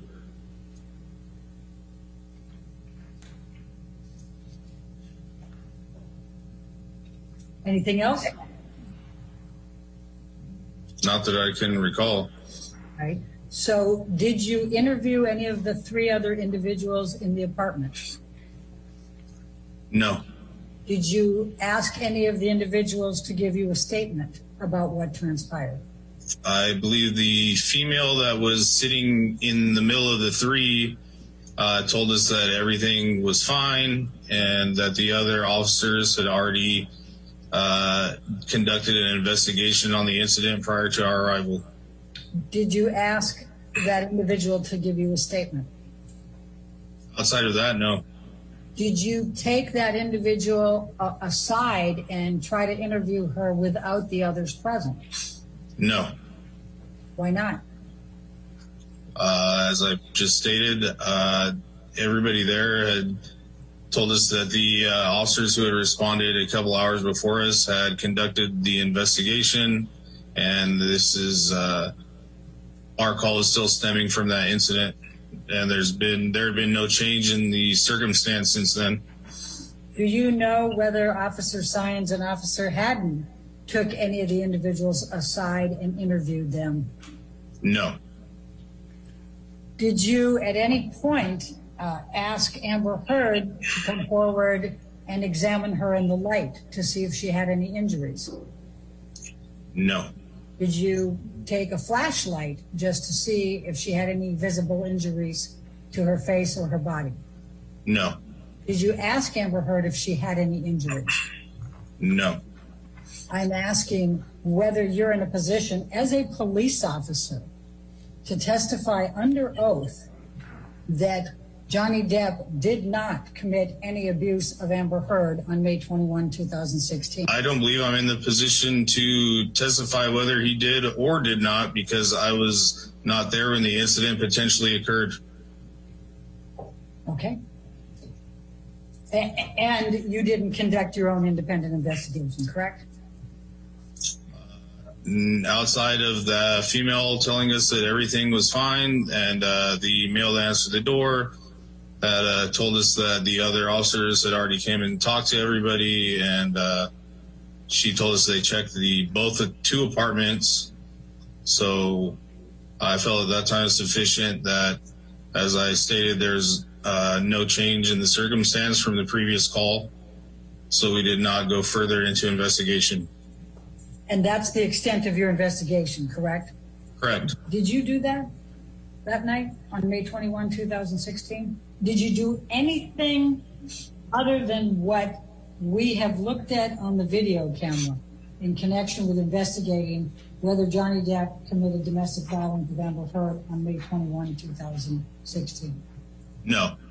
Do you know whether Johnny Depp committed domestic violence of Amber Heard on May 21, 2016? No.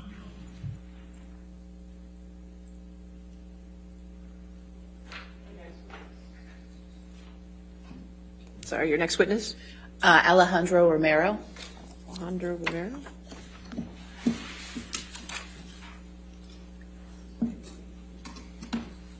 And if I might, Your Honor, this is another one that begins with questioning by counsel for Ms. Heard and later on switches to questioning by counsel for Mr. Depp.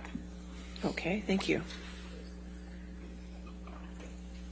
Romero, will you please state your name and address for the record?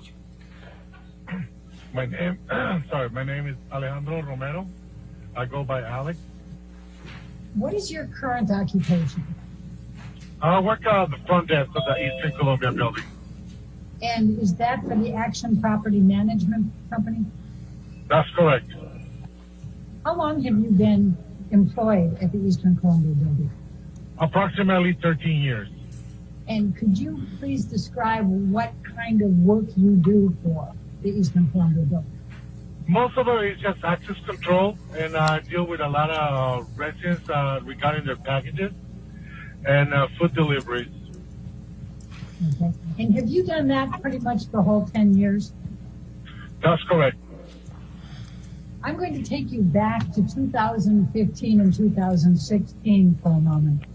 How many people would you say would go through the building on any particular day in that time? We're talking tenants and visitors. I cannot say a number because there's 147 units in the building, and there are visitors, guests, friends. Actually, we used to send delivery people out. We don't send it anymore because of the COVID. But I cannot tell you a number. There's thousands of people probably. Have you ever met Johnny Depp? I saw him a couple of times. Okay. Do you remember what Mr. Depp was wearing on any of those occasions? Nope. Do you remember what jewelry he had on? Nope. Do you remember what headgear he was wearing? If he was wearing a scarf or a hat? No. Do you remember whether Mr. Depp was wearing any makeup or eyeliner? Nope, I don't remember. Nope. You couldn't tell me one way or the other, right? No. Do you know whether Mr. Depp had ever been physically violent with Amber Heard? And by this I mean hitting, punching, throwing objects at her, kicking her, headbutting her. Do you know one way or the other whether Mr. Depp ever did that to Ms. Heard? Nope. Have you ever seen Mr. Depp slam things around or be angry? No, I have never seen him like that. I'm going to ask you some questions now about Amber Heard. When did you first meet Amber Heard? I believe she was dancing on the lobby. I met her at the front desk. I interact more with her sister, Whitney, I believe that's her name, and her good friend, Rocky. And but Amber, I only see him like once in a while when she was sometimes used to get packages. Do you recall whether Ms. Heard became a resident sometime around March 2016? Don't remember. Could you tell me one way or the other? I just can't remember. Like I said, it's been so long, I just don't remember. And like, I know you guys sent me the papers to review, and I'm gonna be honest, I didn't want to review them because it's been so long. It's like, just don't want to deal with this anymore. Yes, I went through the witness statement, and it's everything that is written there. That's what I said. Okay. That was correct. That was accurate. Okay. That's why I signed it. So during the time between 2015 and 2016, how many times would you say total that you interacted with Amber Heard? For a whole year, I can give you a number. Because it could be like, probably I probably saw Amber for 3 times in one day. Probably I'll see like 5 times, or probably I will never see him for a whole week. So I don't have there's never been a routine. Okay. How would you describe Amber Heard's interactions with you? Were they friendly? Would she smile at you? Would she talk with you? She was really friendly. She always smiled. But we never had like a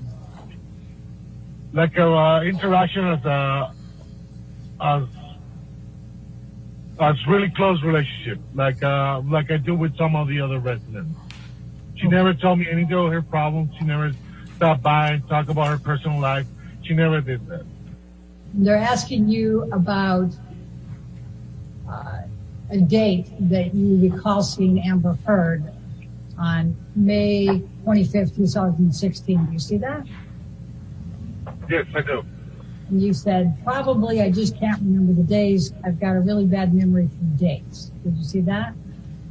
Yep. So,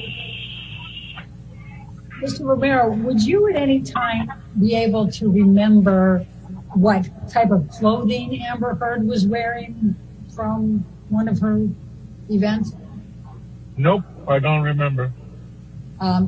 Would you remember on any daily basis what type of hairstyle she was wearing? Nope. Would you remember on any type of basis what type of bag Amber Heard was carrying? No. Would you be able to say whether Amber Heard was dressed up or casual on any given day? No. Would you be able to say whether what type of makeup Amber Heard was wearing on any given day? No. Would you be able to say, for example, whether Amber Heard had on concealer or foundation on any given day? No. Would you be able to say whether Amber Heard had on blush or powder on any given day? No. Would you be able to say whether Amber Heard had a mascara or eyeliner on any given day? No. How about eyebrow pencil or lip pencil? No. Do you have any memories of Amber Heard wearing a particular type of makeup with a type of outfit? No.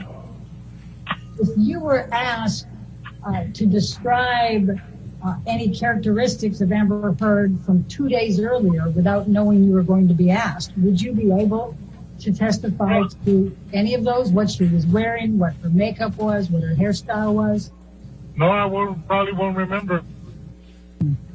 When is the first time that you recall anyone saying anything to you about the police being called at the EC building because of a domestic dispute between Mr. Depp and Amber Heard?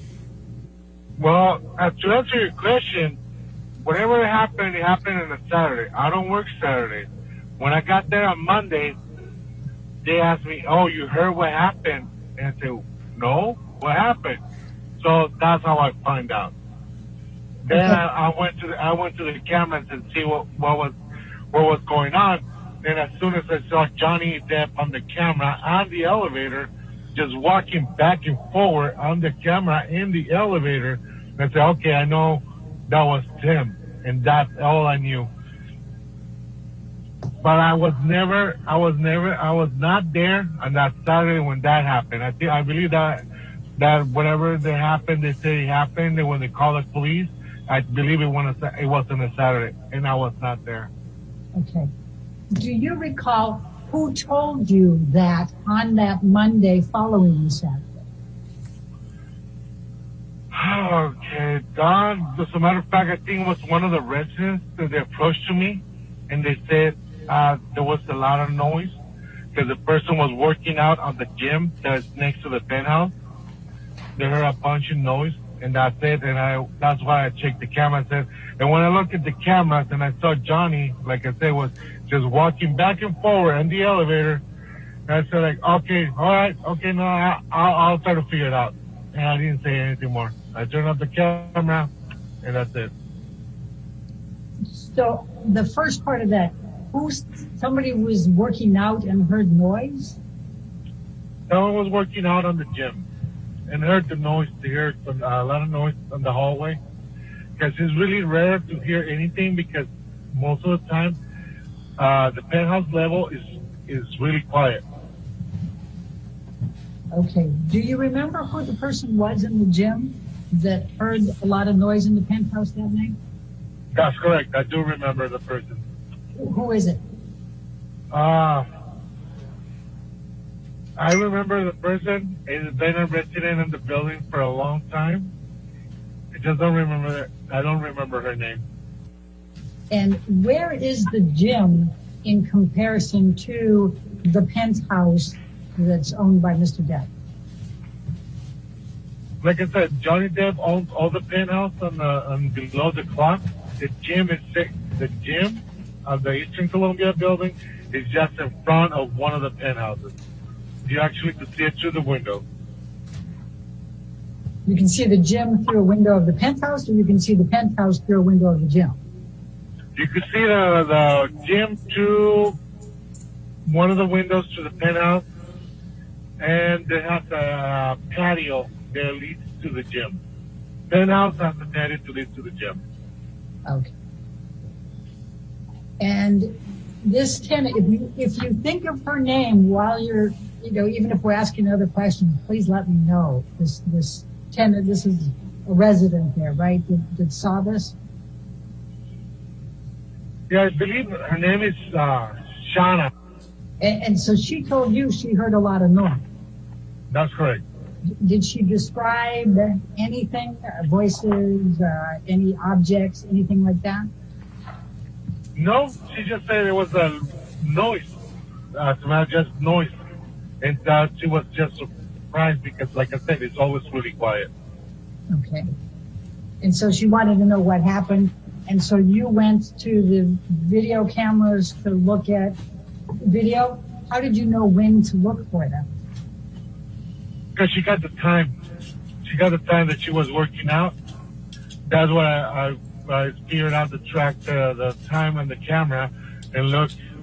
And then when as soon as I saw, like I said, Johnny Depp walking back and forth in the elevator, I turned off the camera and I figured out, okay, this is what happened. I figured out if we one and two together, so I was okay. When you said you figured out what happened after you saw Johnny Depp in the elevator, what did you figure out had happened? I figured out that's why they call the cops, the police. Because why? Because of the noise that was on the penthouse level.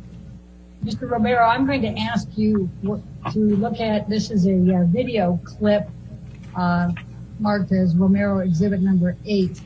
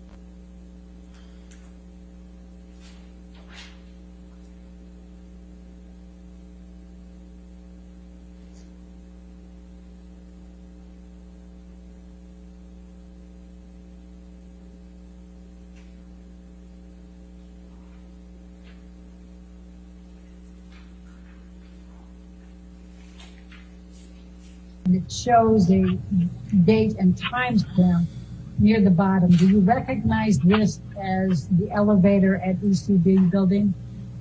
That's correct. Mr. Romero, you're nodding. Is this the video that you remember looking at after Shauna told you that she heard the noise that night? That's correct.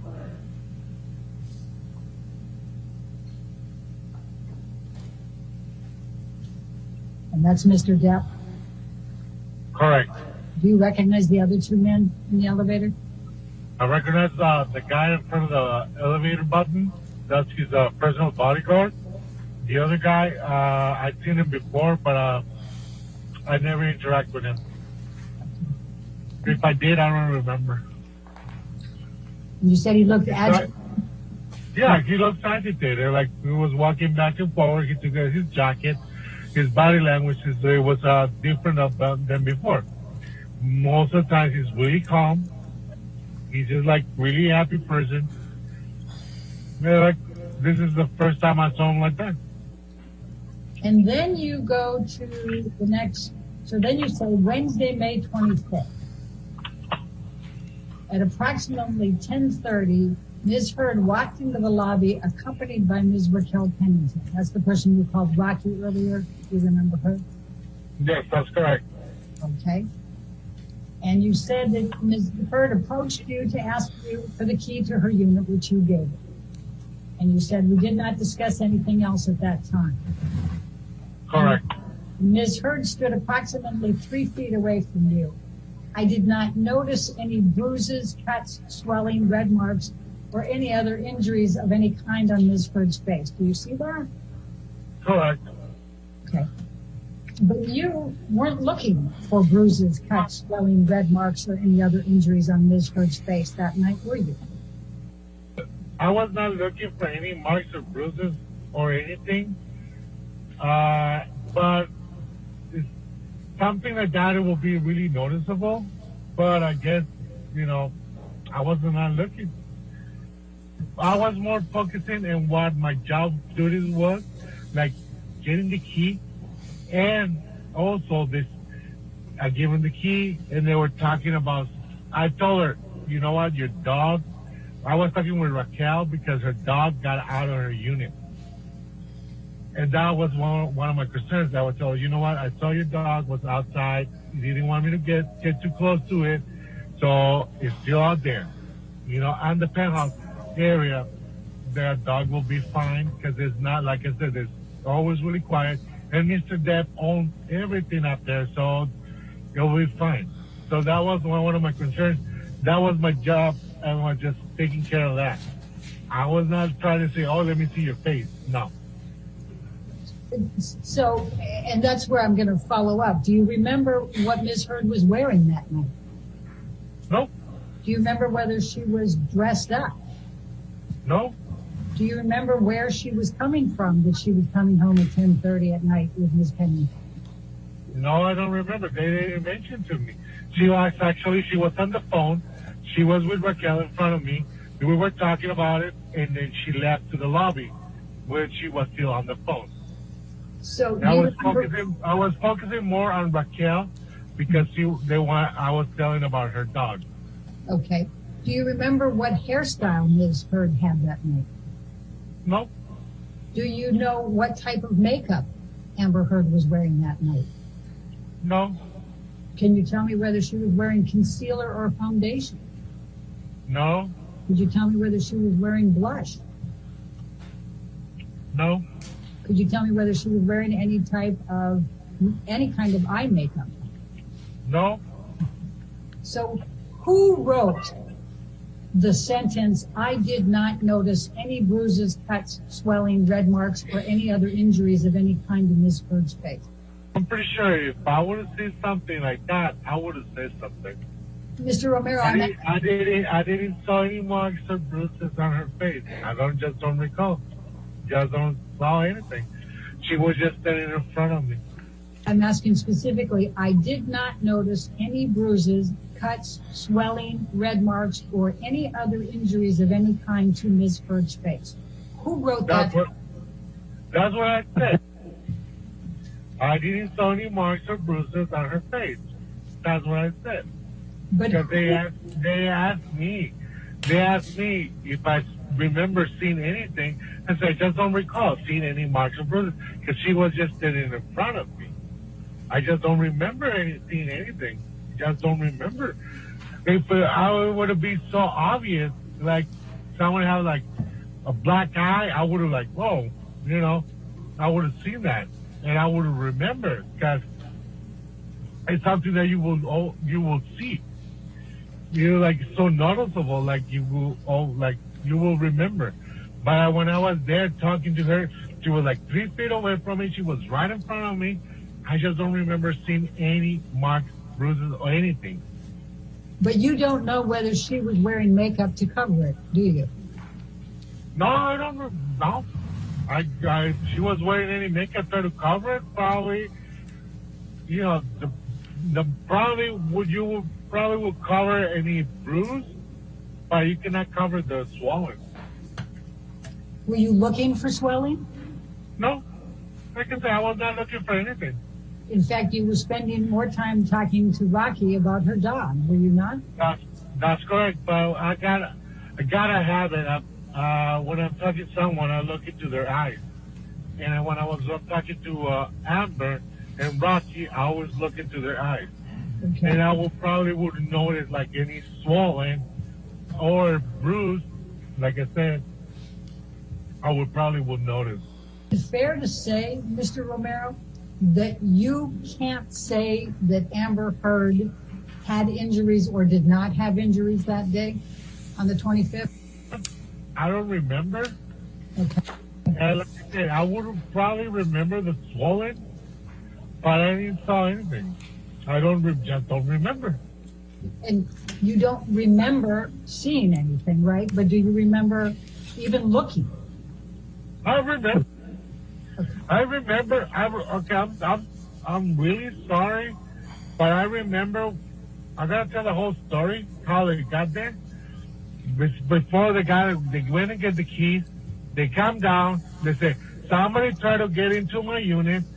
There's scratches on my door.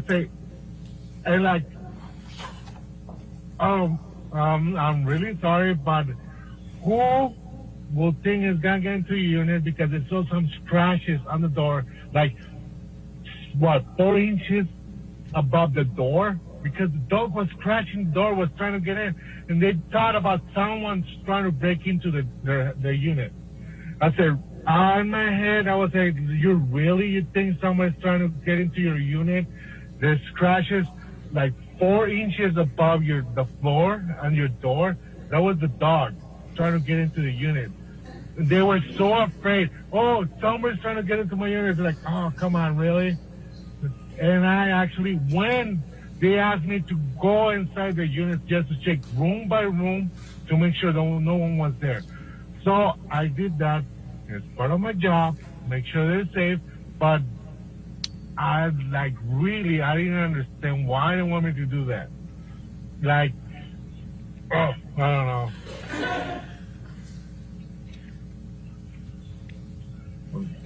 I just so stressed out because of this. I just don't want to deal with this anymore. I'm tired. I don't want to deal with this court case. Everybody got problems, and I don't want to deal with this no more. I don't want to put this with any more words. The interaction you just testified about with Amber Heard and Rocky Pennington, and talking about the dog and going up and checking out the penthouse, none of that was on video footage, correct? That's correct. We don't have cameras in the videos. We don't have cameras at the hallway. We don't have cameras on the hallway. I'm going to show you what has been marked as Romero Exhibit Number 1. It's a deposition that was taken of you on July 19, 2016. Now that's approximately 2 months after the May 21, 2016 incident. Do you recall giving that deposition? 16 probably I did. I just don't remember. Okay. I'm going to take you to page 35.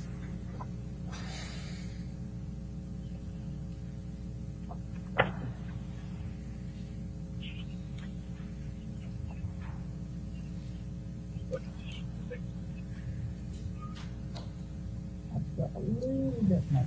When you were asked, this is the same incident that you're talking about now, okay? And it's talking about, okay, you spoke with Amber at the front desk, later saw her in the lobby, later went upstairs with her. It says the question at line 6. I just want to go back for a second here. You said several times in answer to my questions that you didn't recall seeing any marks on Amber's face. When you say you didn't recall seeing any of those marks, did you mean that you didn't see any marks on her face? And your answer then was, I say that because when I saw Amber, I was not looking to see anything on her face. I was not looking to see anything. Do you recall giving that testimony under oath back at that time, 2 months after the incident? Yes, I remember, because like I say, I always make eye contact with someone that I'm talking to, but I'm not looking to find something like, oh, your makeup is wrong, you haven't have changed your eyebrows, or your eyelashes are not even, or I'm not looking for anything. I'm just looking at their eyes, and I'm not looking for anything else. But if I see something, I will probably will remember. If you saw something, right? Yeah, I would probably would see, like if she had a swollen. Like if she was wearing makeup, probably would have been seeing the swollen. I probably would remember that. But I was not looking for anything. I was like, oh, you know. How swollen was Amber on the 25th of May? How swollen was her cheek? Well, according to the pictures I've been seeing right now that you're showing me, it was pretty swollen. I probably will remember that. How many days later did you see her from that swelling? That was on a Wednesday. That was from Saturday to Wednesday. Right. How many days would it be fair to say that you cannot testify one way or the other whether Amber Heard was domestically abused by Johnny Depp on May 21, 2016? I cannot say that. I would not agree to testify against anyone of domestic violence because I was not there. I didn't see anything. I didn't hear anything. I was not there. I was never there. I was probably hundreds of miles away and got no idea what happened that day. And do you remember that there was pictures of wine, a glass of wine and bottle of wine stains on the floor outside of the, in the hallway of the penthouse from May 21st, 2016? I remember telling to Mark, I'm not going to say it was wine. All right. Well, I'm not an expert. Ladies and gentlemen, the next portion of this deposition contains questions asked by counsel for Mr. Depp. You sit here today, when you saw her at the front desk on March 25th, you didn't see any bruising, correct? Correct. And you didn't see that, correct? That's correct. I didn't see any marks or bruises. You didn't see any swelling either, did you, Mr. Romero? That's correct. No swelling at all. And she was only 3 or 4 feet away from you, correct? Correct. And you were looking right into her face squarely, correct? Correct. And the lighting was good at the front desk, correct? Objection? Correct. It was so good that had she had any bruises, swelling, or marks on her face, you would have noticed that, correct? That's correct. And then later that same day, and you've testified to this already today, later that same day, you went up the elevator with Ms. Heard and Ms. Pennington in connection with their request for you to check the penthouse, correct? That's correct. And during that entire period of time, taking them up to the penthouse, walking through the penthouse, and then finally you leaving and going back to your desk, you looked at Ms. Heard during that time period, correct? That's correct. And you looked her in the face, squarely in the face, correct? Correct. And you didn't notice any swelling, correct? Correct. I'm sorry? Correct. I didn't saw anything. Did you see any swelling? Objection. No. Did you see any bruises? Nope. Did you see any marks on her face of any kind? No marks at all. And again, just to repeat, when you were confronted, looking her in the face, did you see any swelling on her face? Nope. See any bruises on her? Nope. Did you see any marks of any kind on her face? No marks at all. And how was the light down when you were at the reception and you were looking at her and didn't see any of this? How was the lighting? The lighting is actually pretty good. It's not dark apart? at all. She was 6 feet apart. Approximately like 3 to 4 feet apart. Were you looking her square in the face? Correct. Okay.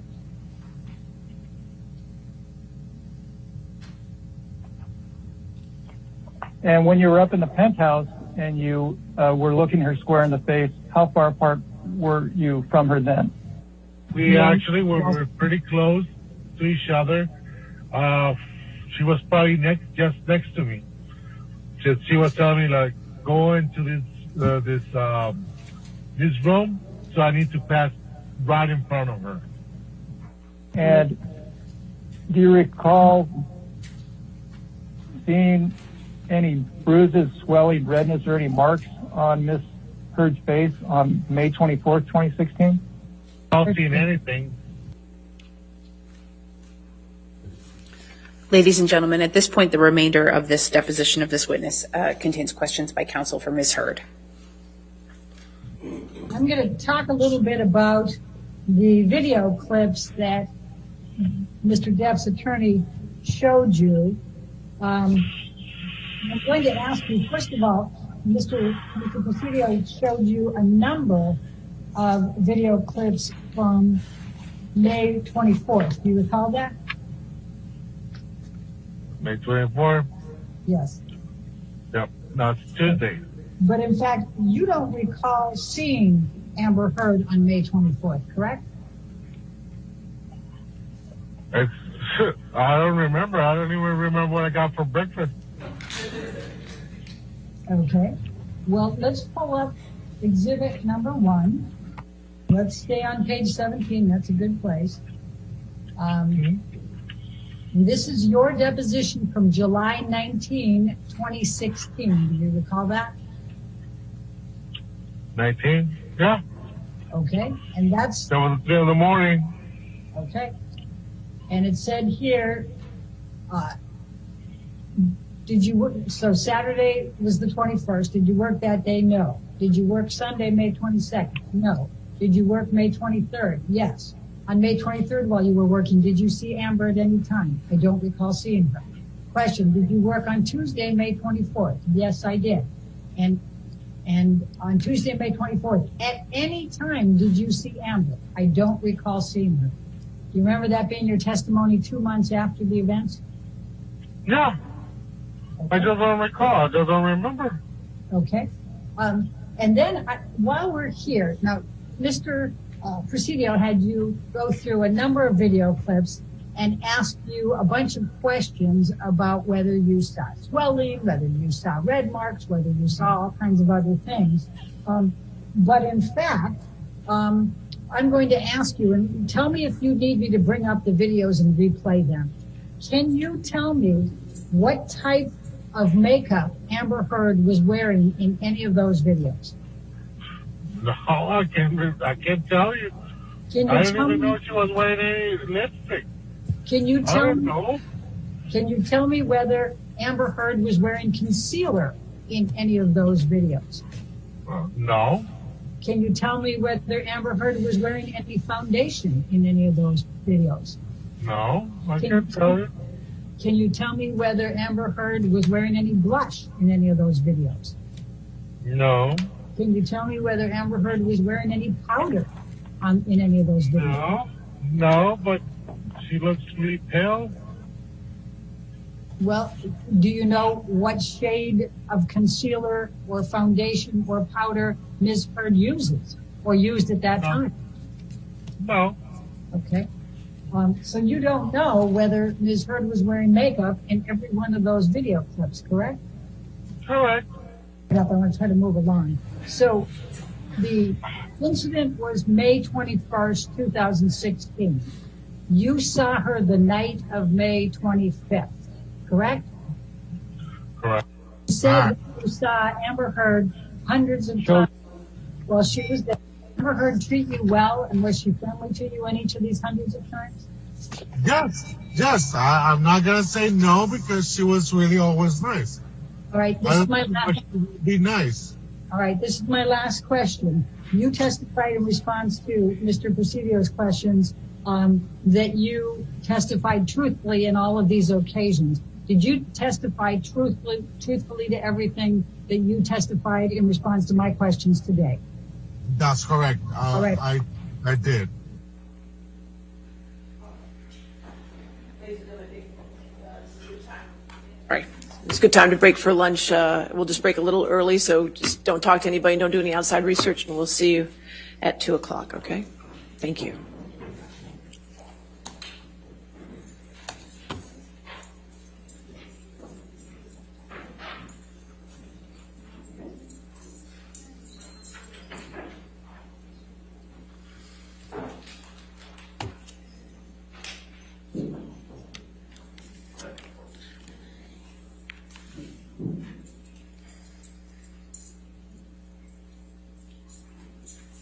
All right.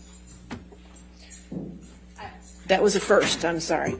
I will say, Your Honor, that is the most bizarre deposition. Okay, all right, I've just never seen that before. I've seen a lot of things, but I've just never seen that. Driving that. Yeah, that did it. All right, so we will come back at 2. Is there anything preliminary before we get to the next deposition?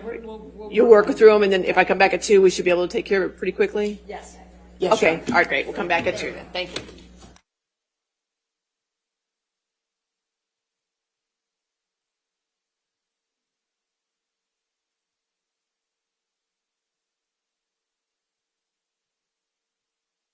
What are we doing first? We're doing Karina first? No, we're doing Wasser first.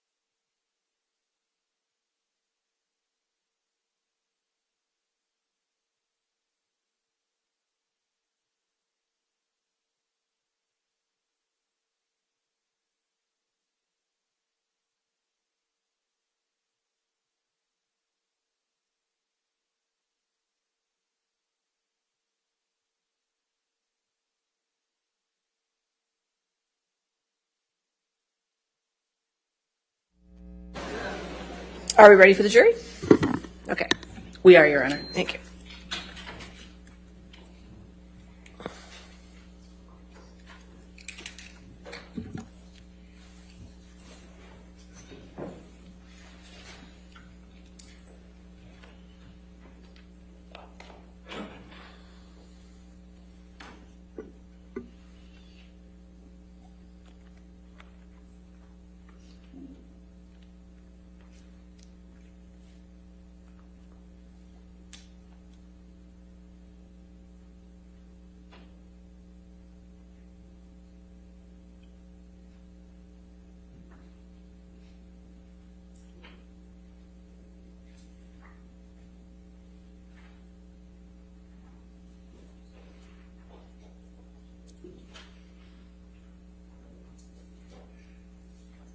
All right, thank you for your patience, ladies and gentlemen. All right, your next witness. Plaintiff calls Christian Carino, Your Honor. Christian Carino. And as with a number of the other depositions, this one will start with questioning by Ms. Heard's counsel, and at some point switch over to questioning by counsel for Mr. Depp. All right, and how do you spell the last name just for me, just in case? C-A-R-I-N-O. Thank you.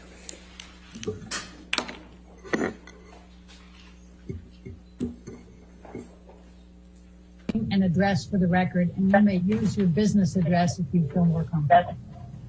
Sure. Christian Carino, and the work address is 2000 Avenue of the Stars in Century City.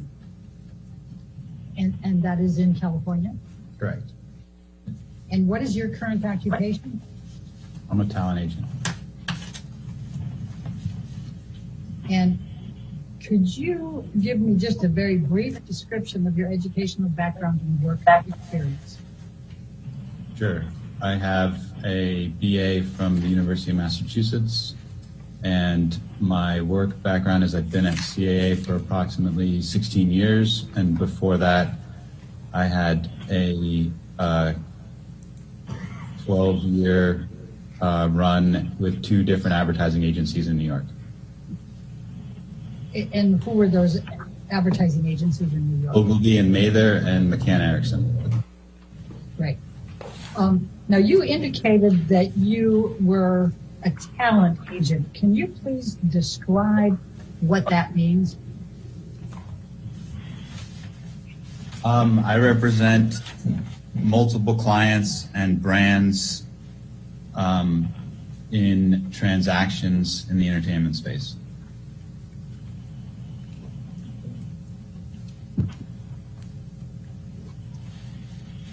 And when you say in the entertainment space, what are you including? Just the different genres of entertainment, everything from motion picture to television to books to licensing to modeling, all the different areas that the agency operates in. As a talent agent representing multiple clients, what types of services do you perform for them, and what is the objective? Okay. Yep. I conduct business transactions on behalf of clients and brands in the entertainment space. And what does that mean? It means I organize, pitch, transact in contractual agreements between talent and studios, talent and brands, entertainment platforms and individuals, brands and individuals. Do you represent any actors? I do work with every different group of talent within the agency, and for each person it's different, the business that I personally oversee for them. So in some cases I am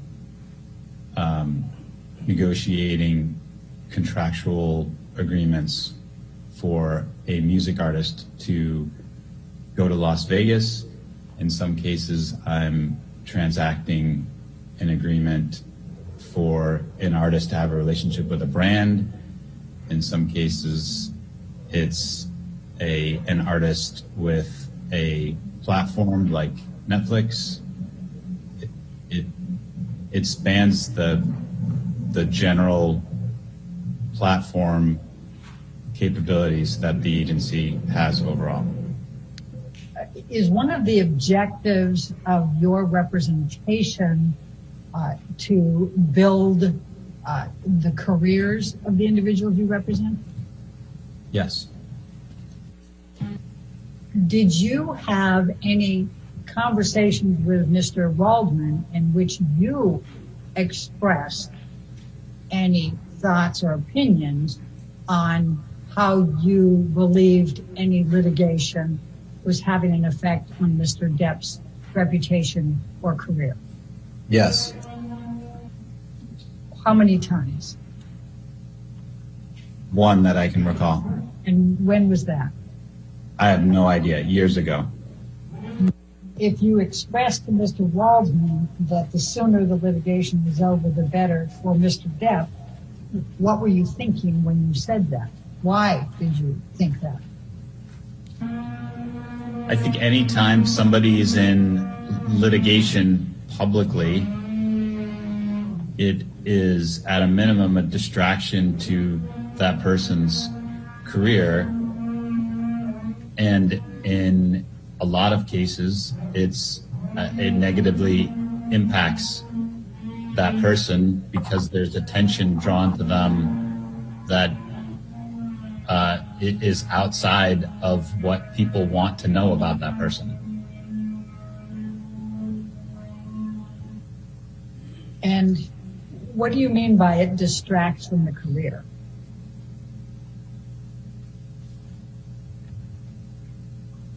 I mean that with somebody who is well known, people don't want to hear they're in a lawsuit with anybody about anything. Why not?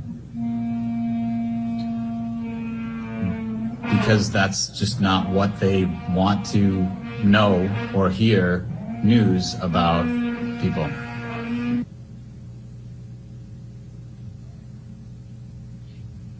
And why do you believe that? Based on my experience in this world for the past 16 years.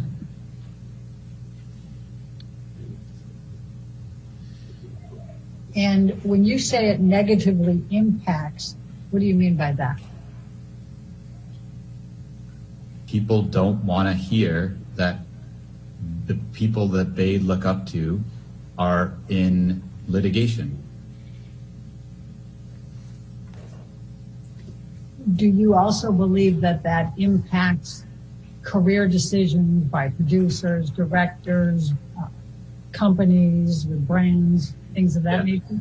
Yes. And in what way? Because the general public doesn't want to hear that people that they look up to are in litigation.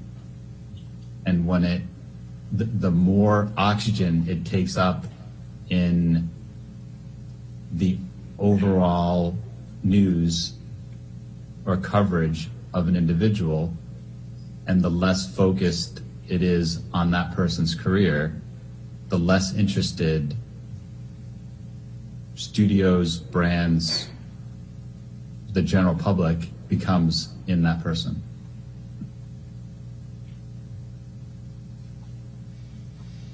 And therefore less opportunities? Yes. When you expressed to Adam Waldman that your opinion that the sooner the litigation is over for Mr. Depp, the better, what did Mr. Waldman say? To be honest, I don't recall exactly what he said, but something like gonna get this over with as fast as we can. Mr. Carino, I'm going to ask you to take a look at what has been marked as Carino Exhibit Number, we'll keep it labeled 4. Do you believe that the Mandel lawsuit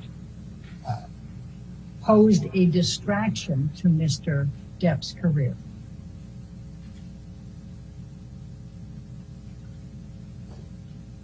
I don't know. I'm going to show you what has been marked as Carino Deposition Exhibit Number 5. And as you can see here, it's an article June 21st, 2017, the Hollywood Gossip. Do you recall that coming up during that time frame, that issue? No. Have you read or heard of the Rolling Stones? Yes. Have you read or heard of GQ? Yes. Mr. Carino, I'm going to ask you to take a look at what has been marked as Carino Deposition Exhibit Number 2, and it's Rolling Stone publication on June 21, 2018. Do you see that? Yes. Do you ever read this article? Parts of it. Are you aware of whether this article in the Rolling Stone, June 2018, that's reflected in Carino Exhibit Number 2, impacted in a negative way Mr. Depp's reputation or career? Elena, I don't think it's possible to ask anybody that question without having done research among the people who read a specific article. If you're asking my opinion about whether an article like this or this particular article, in my opinion, would have a positive or negative effect on somebody's, career, I could potentially answer that. But as to definitively whether an article has or has not had an impact on somebody's career, nobody can answer that question without research. Specifically. Mr. Carino, I think we were just going to start looking at the Carino Exhibit Number 3. This is an article that was published in November of 2018. Do you recall reading this at some point? What publication is that? This is GQ. I probably read part of it, but I don't remember. You had any direct contact with Ed White or his company? Yes. What is the nature of your contact with Ed White and his company? Payment on deals where Johnny was owed money. Bill collecting. When you say bill collecting, was it collecting on your behalf, or was it trying to collect from studios or companies? The latter. And so what would your involvement be in those circumstances?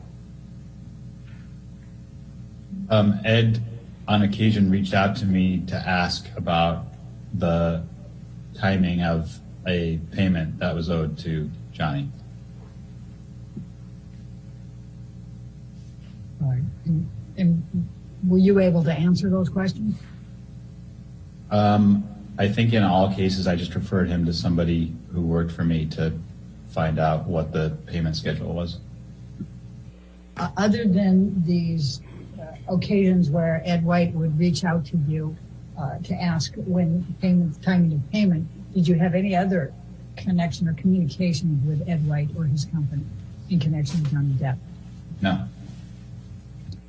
Were you familiar with Jake Bloom? Yes. Do you know whether Mr. Bloom ever represented Mr. Depp? Yes. And what was your understanding of the nature of that representation? He was his lawyer. Did you ever talk to Jake Bloom? Yes. On how many occasions did you speak with Jake Bloom relating to Mr. Depp? I have no idea. Was it pretty frequently? What does that mean? Well, is it more than 10? Are you asking me if I had approximately 10 conversations with Jake over the duration of our relationship? Yes. I actually asked if you had more than 10. I wasn't asking you if it was exactly 10. Okay. I mean, I'm guessing that it was probably less than 10 in total.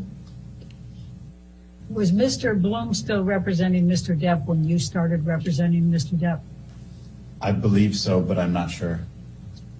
And when did you start representing Mr. Depp? I believe it was in late 2016. Mr. Carino, are you looking at something to be able to refresh your recollection? I am. What do you have in front of you? A note that I made to myself of the date of when Johnny was a client, and I think I wrote down October 2016. Do you have a recollection of the context of your discussions with Mr. Bloom? Yes. My recollection of the conversations I had with Jake were in regard to getting Johnny and Jake to meet and work out whatever the issues were around their disagreement.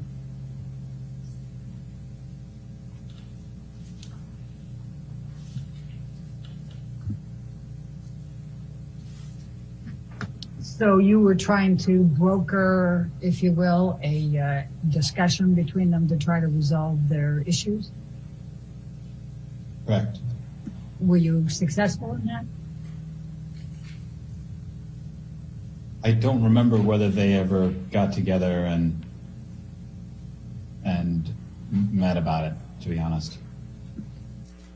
Now I'm going to show you what has been marked as deposition, Carino deposition exhibit number 7. And this is a lawsuit that was filed on October 17, 2017. Were you aware of this litigation being filed by Mr. Depp on his behalf against Bloom, Hergott, Demer, etc.? Yes. And were you involved in any way in this litigation? No. Do you know one way or the other whether the filing of and the ongoing litigation associated with this lawsuit had any negative impact on Mr. Depp's reputation and career? I said no, Elaine.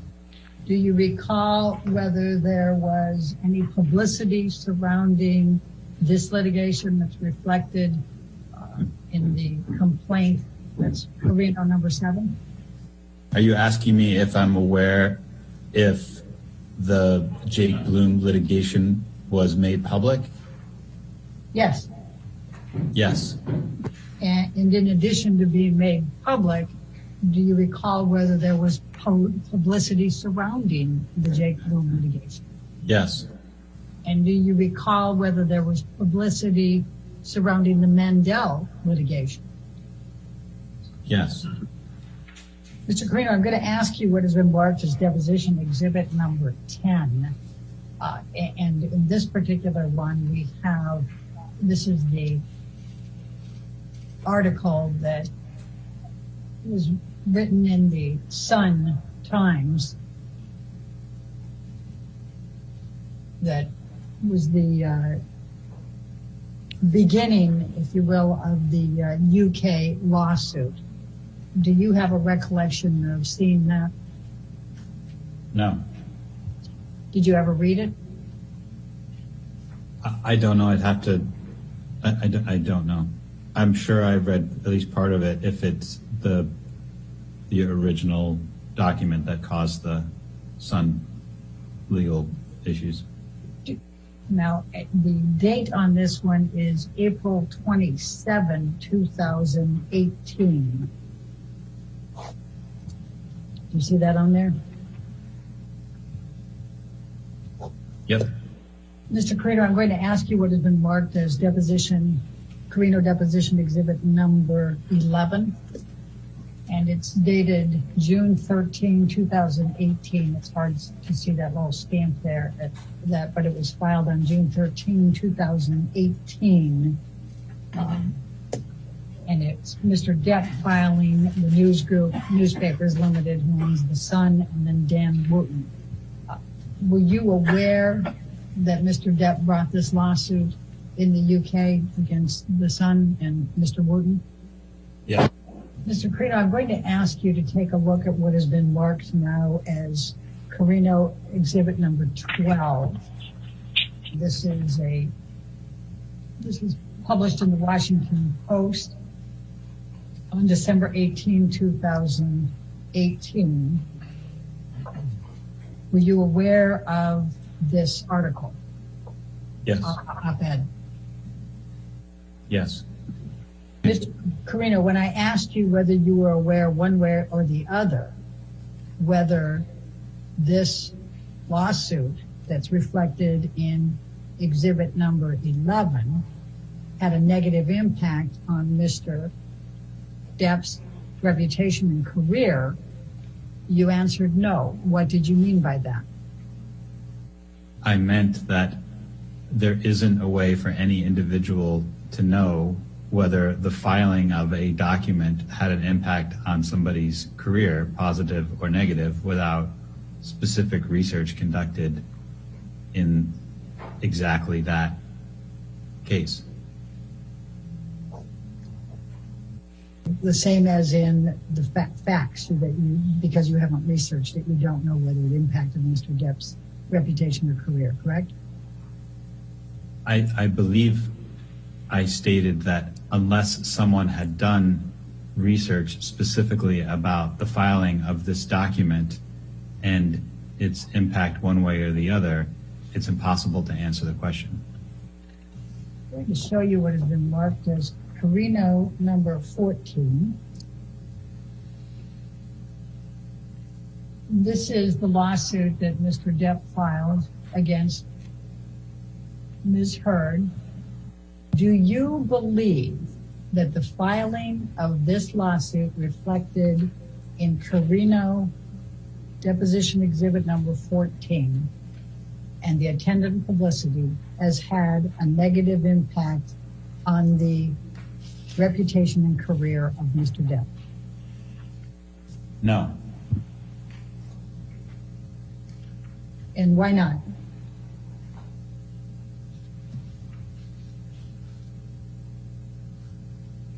Because I've stated previously, it's not about the filing of a lawsuit. It's about the coverage. I mean, you're asking me what my opinion is of what Johnny's reputation is today. Is that what you're asking? Yeah. My opinion of what Johnny's reputation today is one of the finest actors of his generation. In your opinion, has Mr. Depp's reputation changed at any point from October 2016 to the present? If you're asking me if what I defined as his reputation has changed in terms of his being viewed as one of the best actors of his generation, I would say no. So just so I'm clear that I understand your answer, in your opinion, Mr. Depp's reputation is that he is one of the finest actors of his generation, and that has been his reputation since you started representing him in October 2016. It still is today, and it hasn't changed during that time frame. Is that correct? The view on his acting ability has not changed. Well, I'm taking your definition of reputation. You said what they are known for. So I'm taking that specific definition, and I'm asking, is there anything other than that Mr. Depp is one of the finest actors of his generation that he is known for that has changed between October 2016 and the present? The only way I can answer that is as it relates to his professional capabilities. That has not changed. Is there something that has changed that doesn't relate to his professional capabilities? I don't know how to answer that, Elaine. Using your definition of reputation, which is what a person is known for, is there any aspect of what Mr. Depp is known for that has changed between October 2016 and the present? I've stated what I think his reputation is, and I've stated that, in my opinion, his professional reputation as it relates to the quality of his acting abilities has remained unchanged.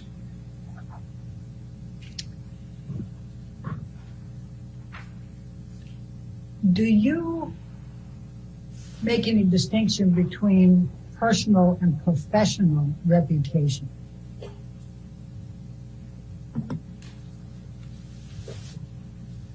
Yes. And what is that distinction?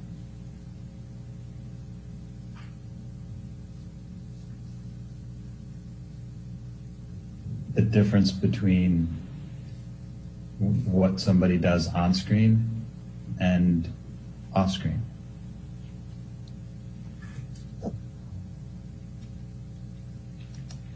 What is your opinion of what Mr. Depp was known for off screen when you started representing him in October 2016? I think what he was known for off screen was a shroud of mystery of who he was, because he was not visible to the public.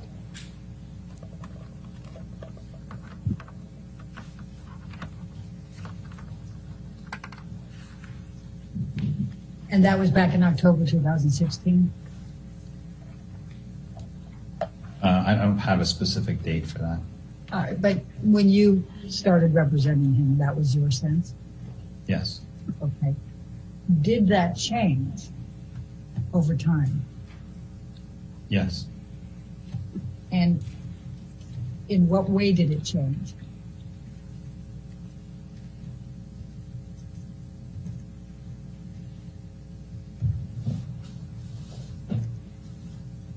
It changed with the exposure of that came with the lawsuits.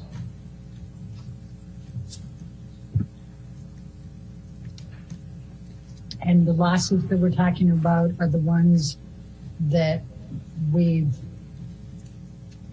already taken a look at: Exhibit 4, 7, 8, 9, 11, and 15? No, I mean 14?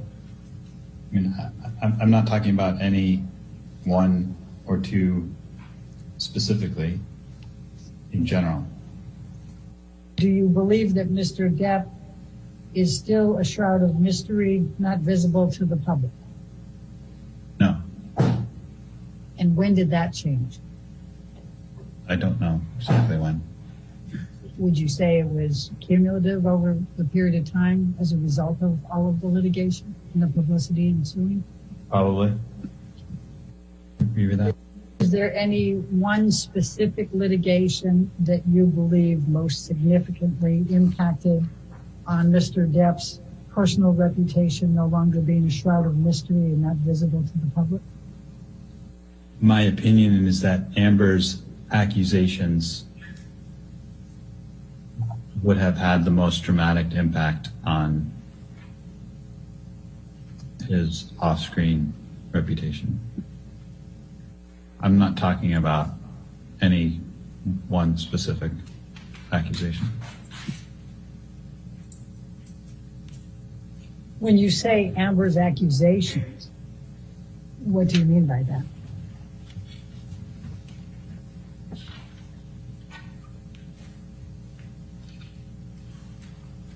I mean the things that she's accused Johnny of doing, both in that have been made public.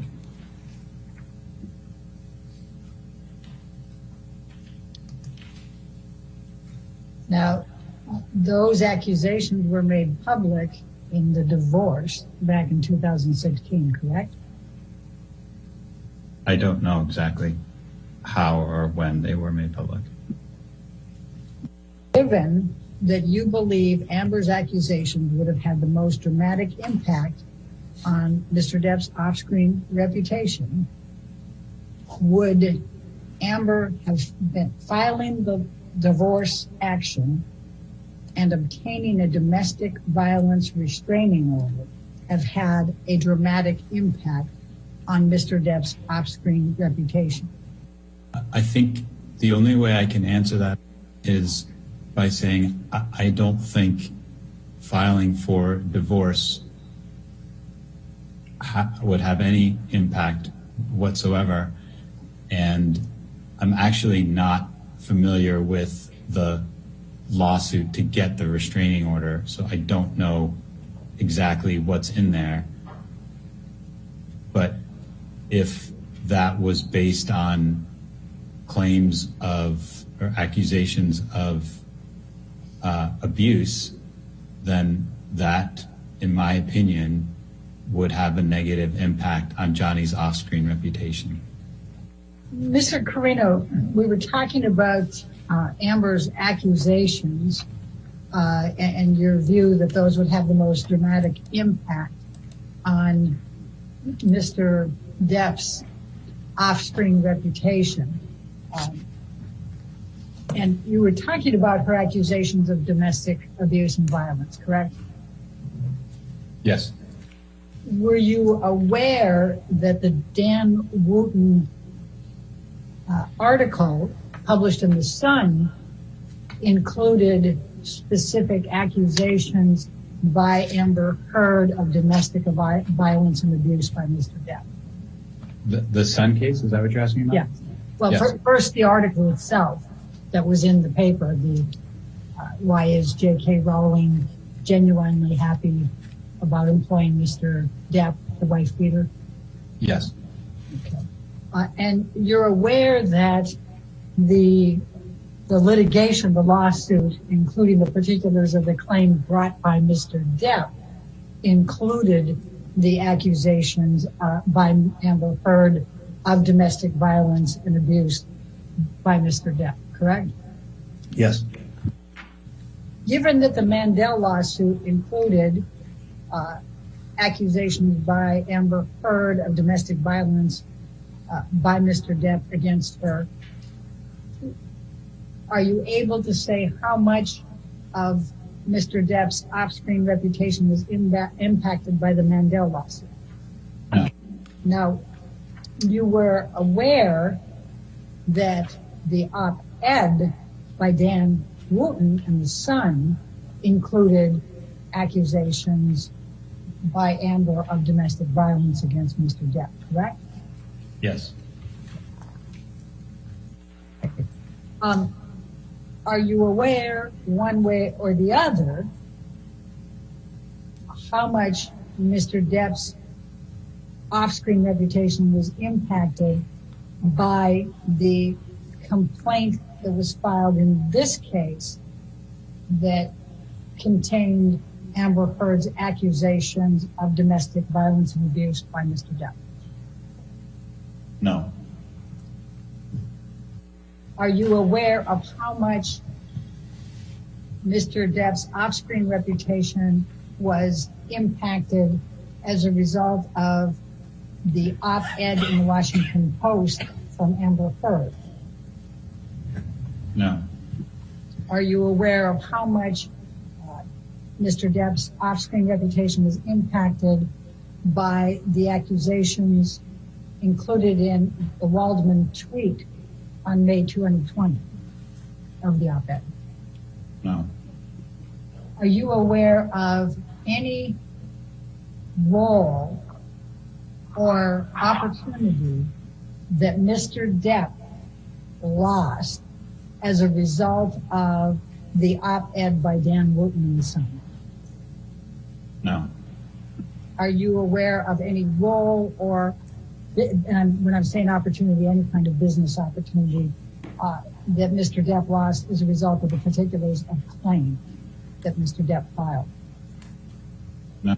Are you aware of any role or business opportunities that Mr. Depp lost as a result of the op-ed by Amber Heard in the Washington Post? Yes. Are you aware of any roles or business opportunities that Mr. Depp lost as a result of the Waldman tweet from May 2020 relating to Amber's op-ed? No. Is there any other role or business opportunity that Mr. Depp has lost since you started representing him in October 2016? And I'm saying, I would say his, I would say yes. what? The Pirates, the next Pirates movie. Do you remember which one that was? 6, 7, I'm not sure what the number is. It's 6. I think Pirate 6 is the one that's yet to come out here. And why, what is your understanding of why Mr. Depp lost Pirate 6?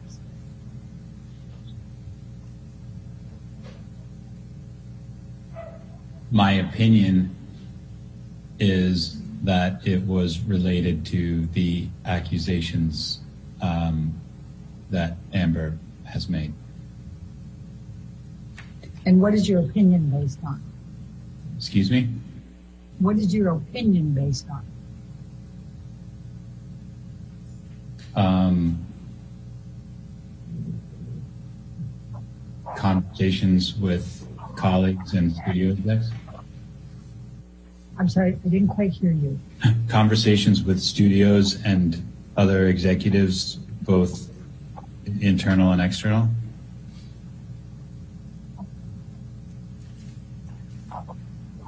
When you say related to the accusations that were made by Amber Heard against Mr. Depp, are you talking about accusations of domestic violence and abuse by Mr. Depp? Yes. Okay. How many conversations have you had with studio and other executives? I have no idea.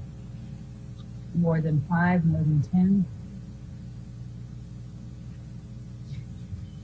I don't know about more than 10, probably between 5 and 10. Who do you recall speaking with at studios or other executives?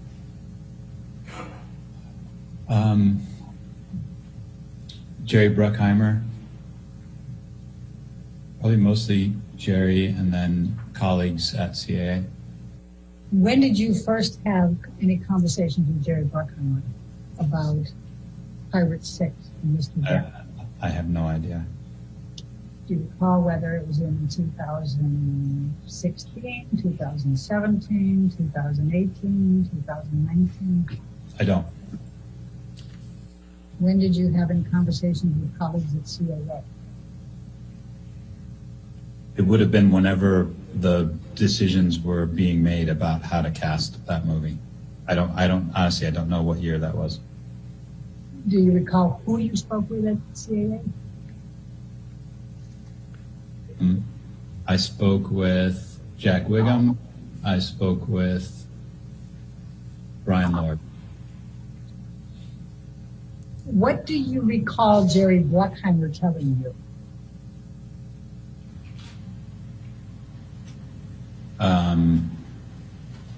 I don't recall the specific conversations, but the nature of it was that the studio was having difficulty employing him.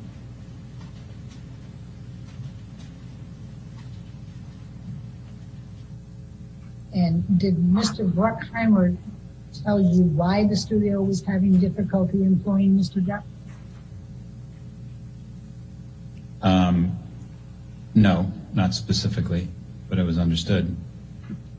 Did you ask? I didn't need to. Why did you think you didn't need to? Because everyone was aware of what was garnering the attention of the studios and determining whether or not he could be employed.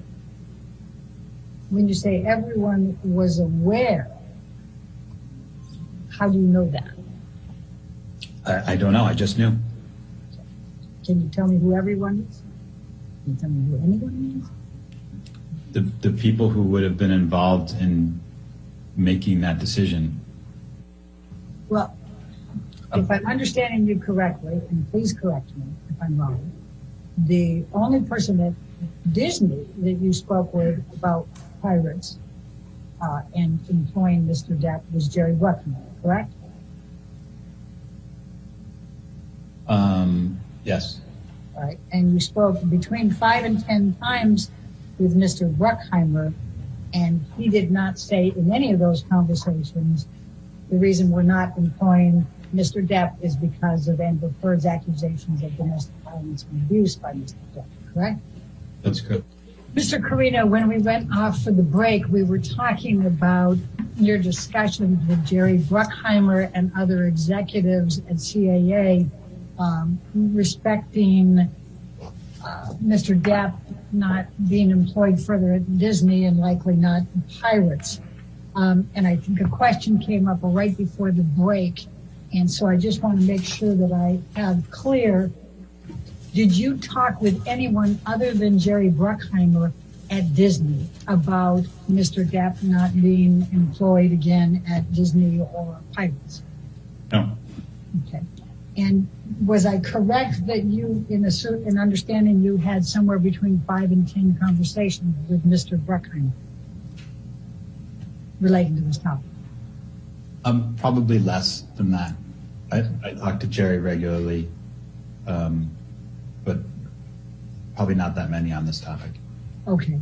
And was there anyone else at Disney that you spoke with at any point about Johnny Depp being considered for Pirates or not being employable by Disney? No. Okay. And is that true to the present? Yes. Okay. And the other discussions that you had, those were all with executives at CAA? Yes. And that was Brian Lord and Jack Wiggum, correct? Yes. Anyone else? Not that I can recall, no. Okay. You had indicated that you believed that everyone was aware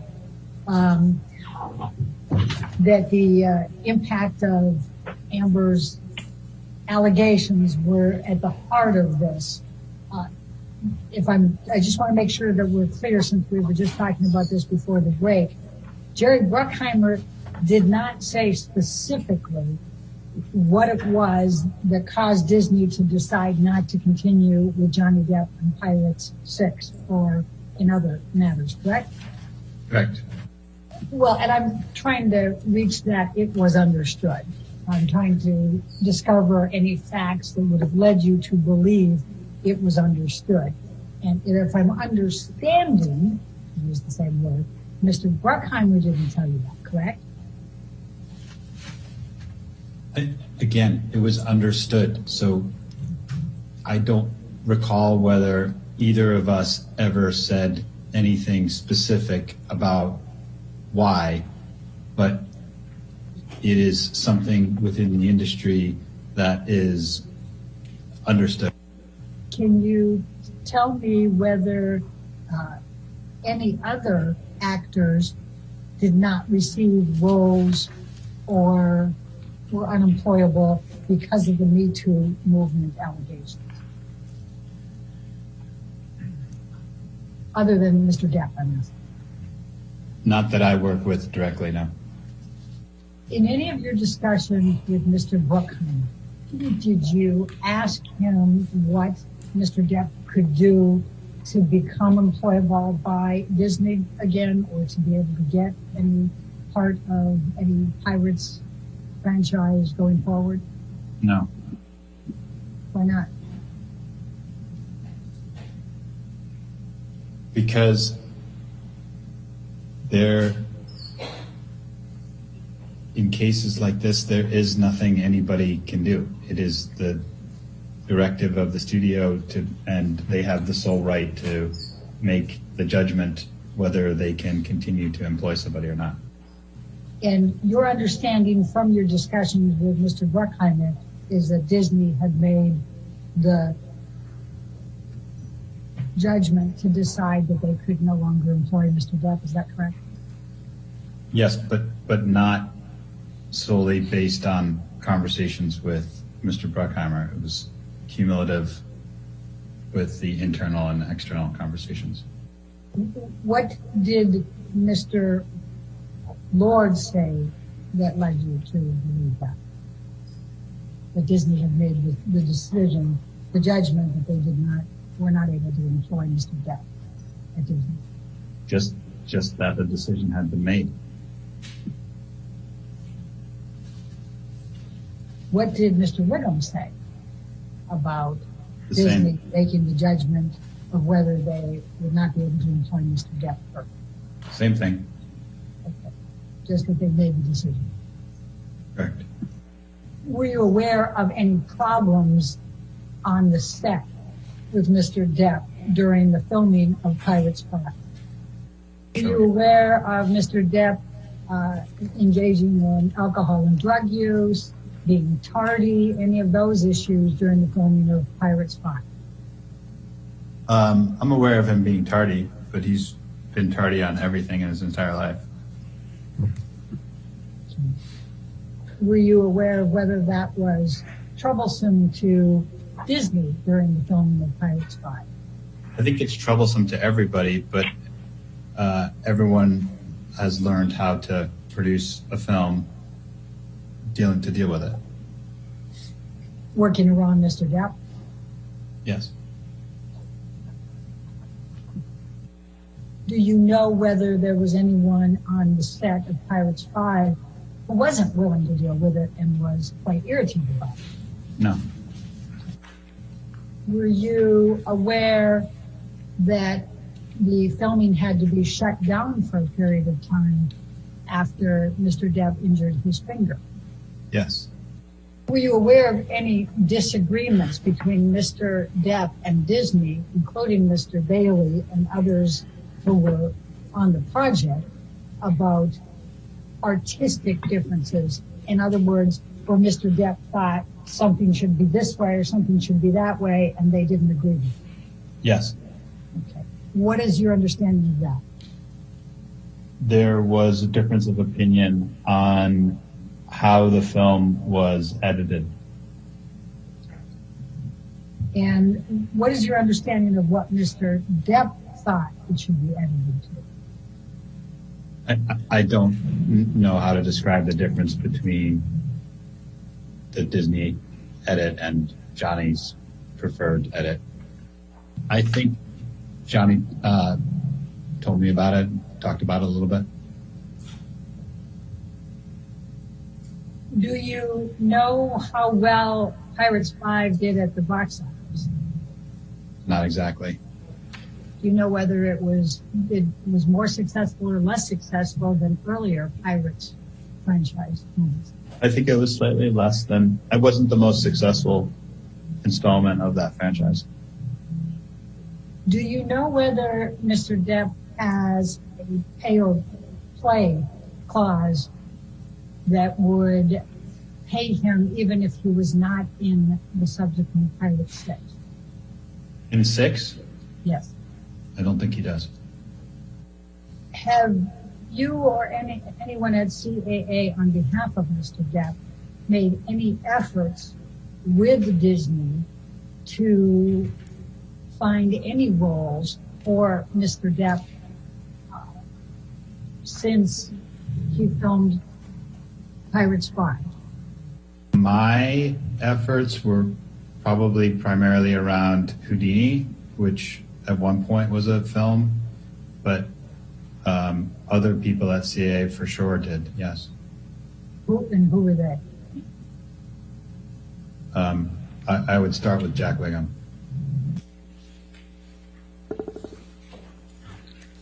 We'll now play volume 2 of Mr. Carino's deposition, at which... Okay. Maybe time for afternoon. Sure. Why don't we just close enough to it? Absolutely, Your Honor. All right, before we get to volume 2, let's go ahead and take a 15-minute break. Please do not talk to anybody about the case and don't do any outside research. Thank you.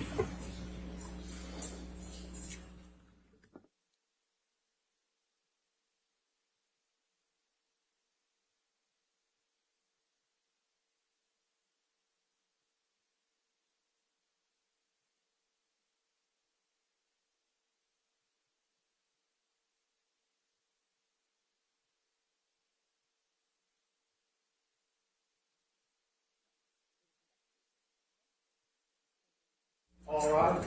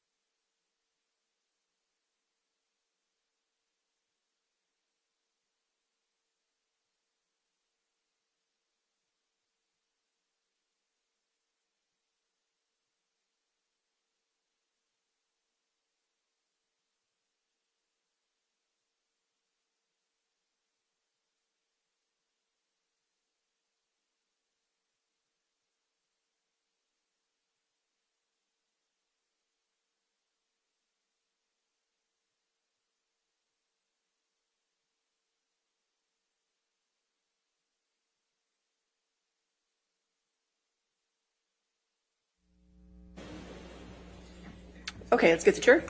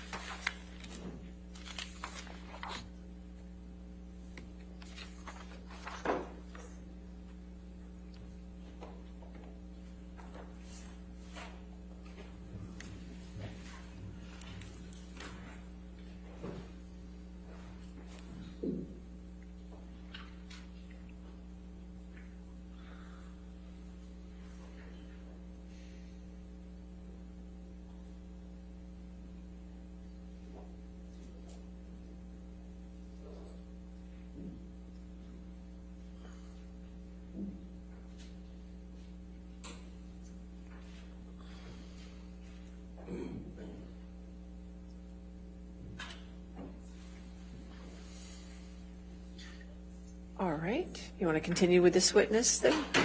Yes, thank you, Your Honor. We'll now play volume 2 of Mr. Carino's deposition, which is the questioning from counsel for Mr. Depp. Okay, thank you.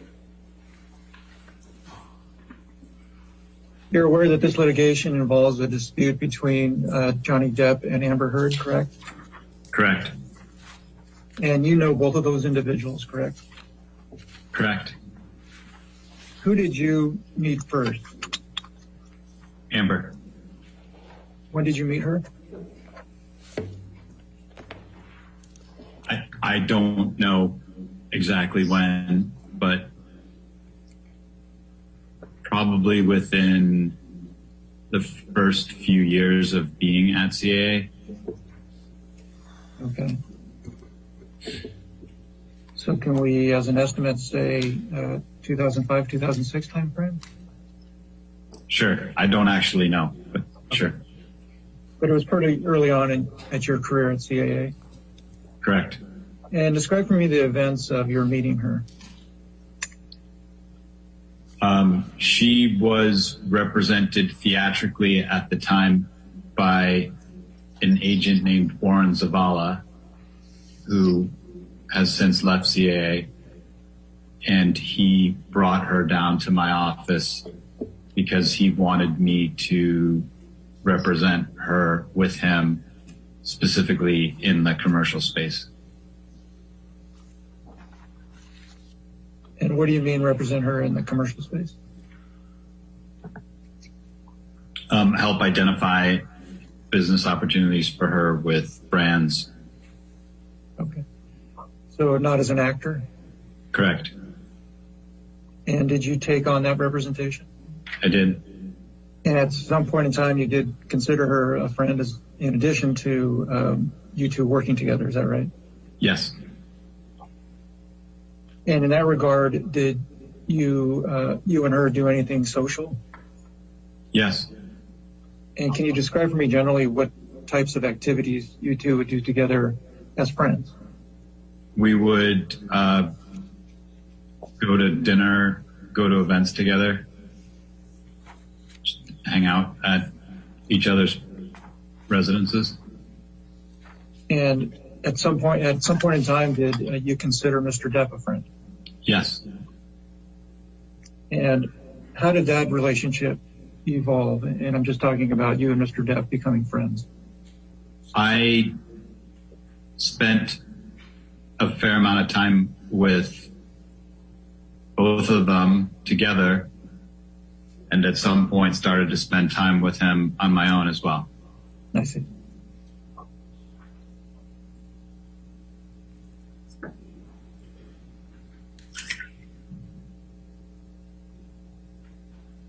And at some point in time, did Mr. Depp become a good a friend to you as Ms. Heard? Yeah. Sorry. Let me re-ask that also. Did you consider, at some point in time, did you consider Mr. Depp a friend to the same degree you considered Ms. Heard a friend? Yes.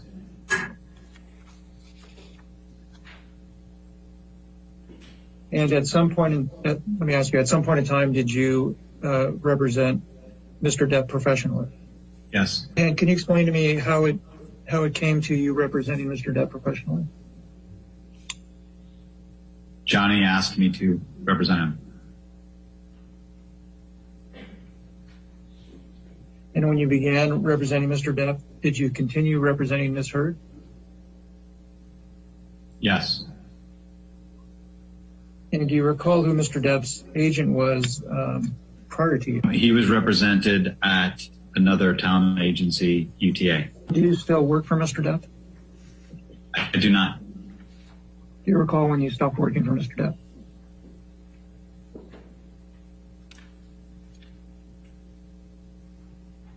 Within the past 2 years.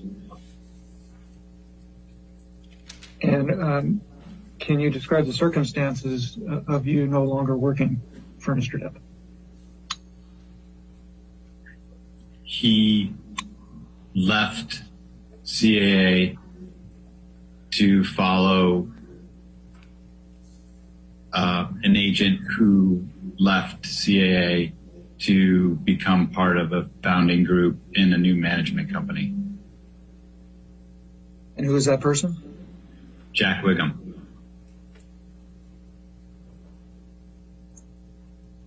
Was Mr. Wiggum ever affiliated with CAA? Yes. Okay. And say that when Jack Wiggum departed CAA, Johnny went with him? Yes. Okay. And when Mr. Depp left CAA, did you remain friends with him? No. Okay. Well, I should probably first ask, at some point in time, did your friendship with Mr. Depp end? Yes. And when was that?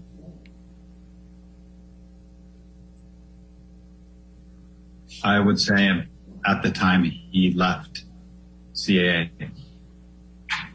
And did him leaving CAA have something to do with the end of the friendship? I don't know. Are you still friends with Miss Heard? No. And when did that friendship end?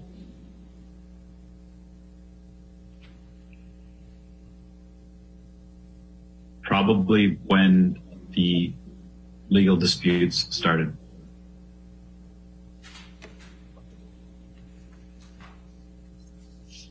And what legal dispute are you referring to? This one?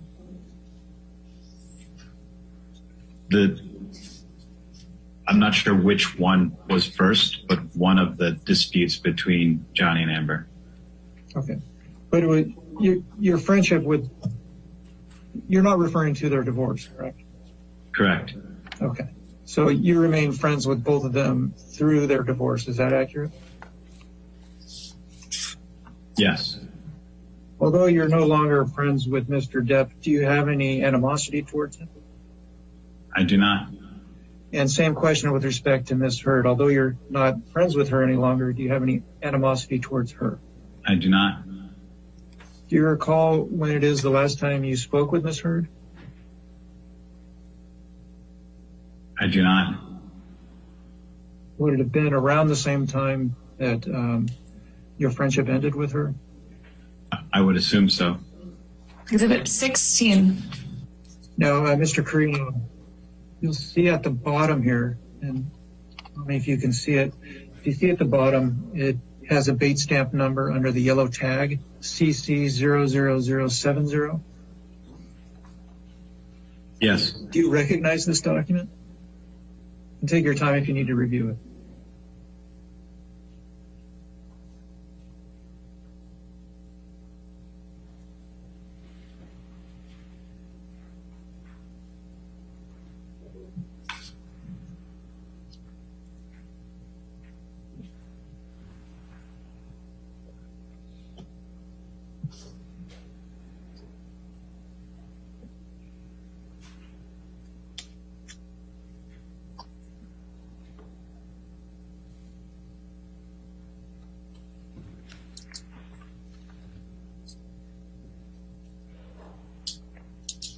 Yes. Okay.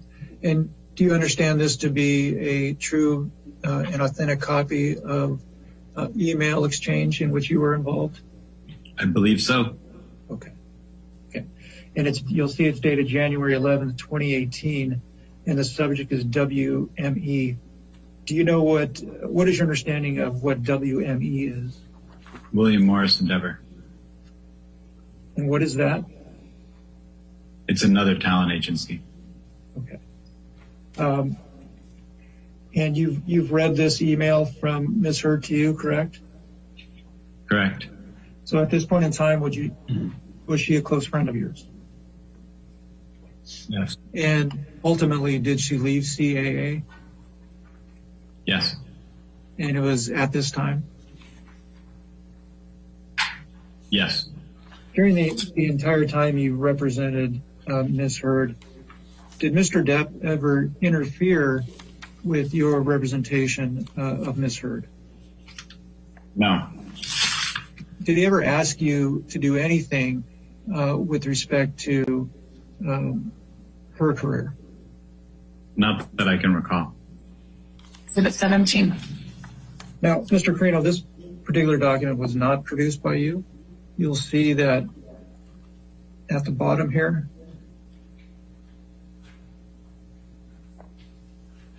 the date stamp indicates ALH. That means it was produced by Ms. Heard. And this appears to be a text exchange between you and her. It's about a page and a half. If you could take the time to read it, and then I will ask you questions about it. I read it. And you'll see at the top, Mr. Carino, that it's dated July 14th, 2016. Based on that date and based on reading this text exchange, at this point in time, were you close friends with both Mr. Depp and Ms. Heard? Yes. And having read the text exchange, do you believe this to be a true and correct representation of the exchange? Yes. And to be authentic in that regard? Yes.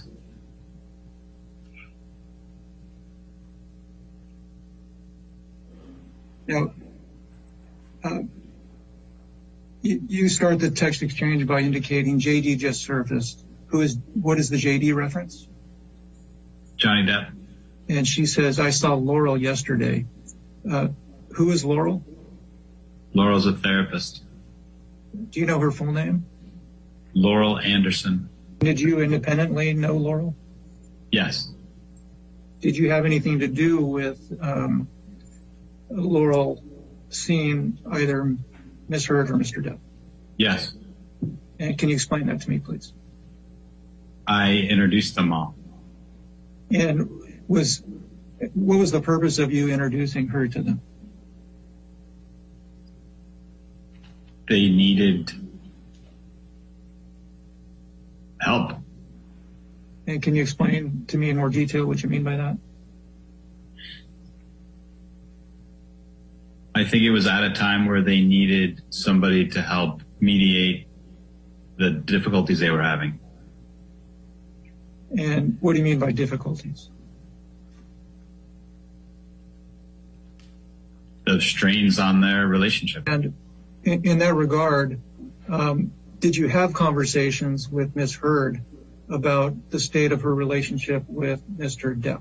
Yes. I'm trying to determine for how long a period of time did Ms. Heard have conversations with you about the state of her relationship with Mr. Depp? Can you give me a time frame? I would say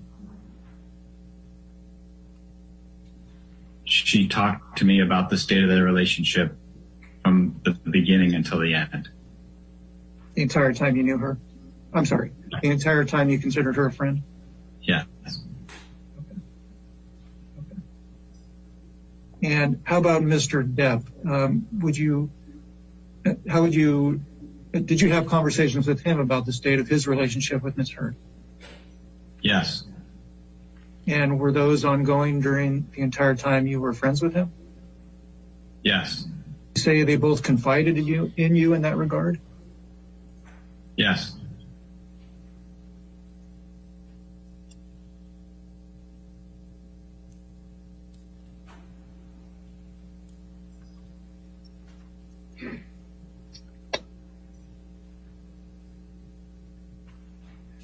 So back to this text exchange.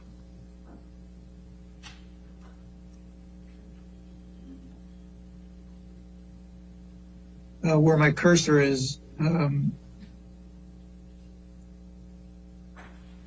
Ms. Heard says to you, yeah, she said that Johnny and I need to talk directly. Do you know who Ms. Heard's referring to there? Laurel. That was your understanding after reading this? Yes. And then you ask her, do you want to do something tomorrow? She says, yeah. She says, IDP, I do. You say, okay. And then you say, what is safe to do? Do you want to come to my place for dinner? What did you mean by what is safe to do? It meant avoiding paparazzi. Okay. And then she says, it's so fucked up. I just want to tell him that what they are telling him isn't true. What was your understanding of what she meant by that sentence? I don't recall. Mr. Garino, while she's doing that, at the outset of this deposition, I asked you if you recall being deposed about a year ago in this case, and you said yes. Is that accurate? Yes. Okay. What I'm going to show you now is the transcript, a portion of the transcript from that deposition. And who is Mr. Bruckheimer? Jerry Bruckheimer is the producer of the Pirates franchise. And who is Mr. Wiggum? Jack Wiggum was an agent at CA who worked with Johnny. Okay. And who is Mr. Lord? Brian is one of the managing partners of CAA and also worked on Johnny Depp. And what was your understanding of why the Pirate 6 job was not offered to Mr. Depp? Leo, you're asking my opinion? Yes.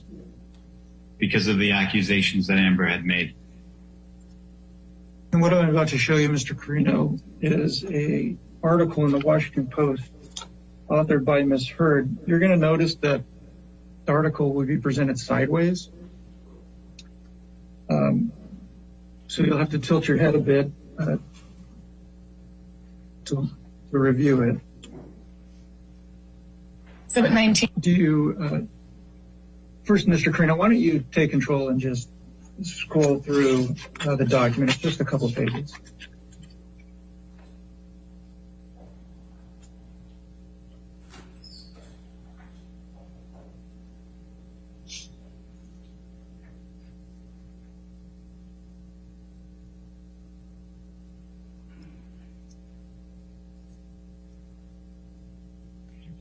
Is this the top of the next page?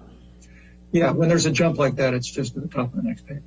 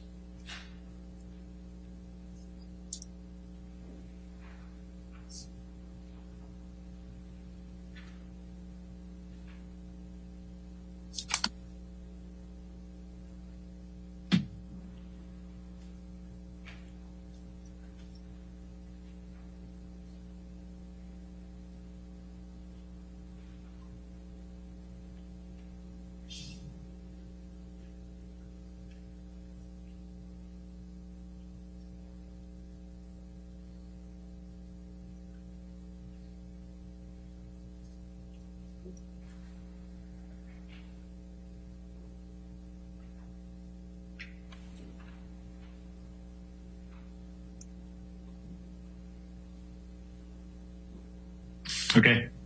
Mr. Carino, have you seen this document before? Yes. Do you know who wrote this document? Yes. Who wrote this document? Amber. Amber Heard? Yes. And do you see there on this first page of the document, it actually indicates that it's written by Amber Heard on December 18th, 2018? Yes. And do you understand that this document was authored by Ms. Heard and published on December 18th, 2018? Yes. And do you recall reading it at the time it was published? No. Mr. Carino, I'm showing you an email exchange in which you were involved. It's just this one page. I'll blow it up so you can review it. Take a second to review it, please.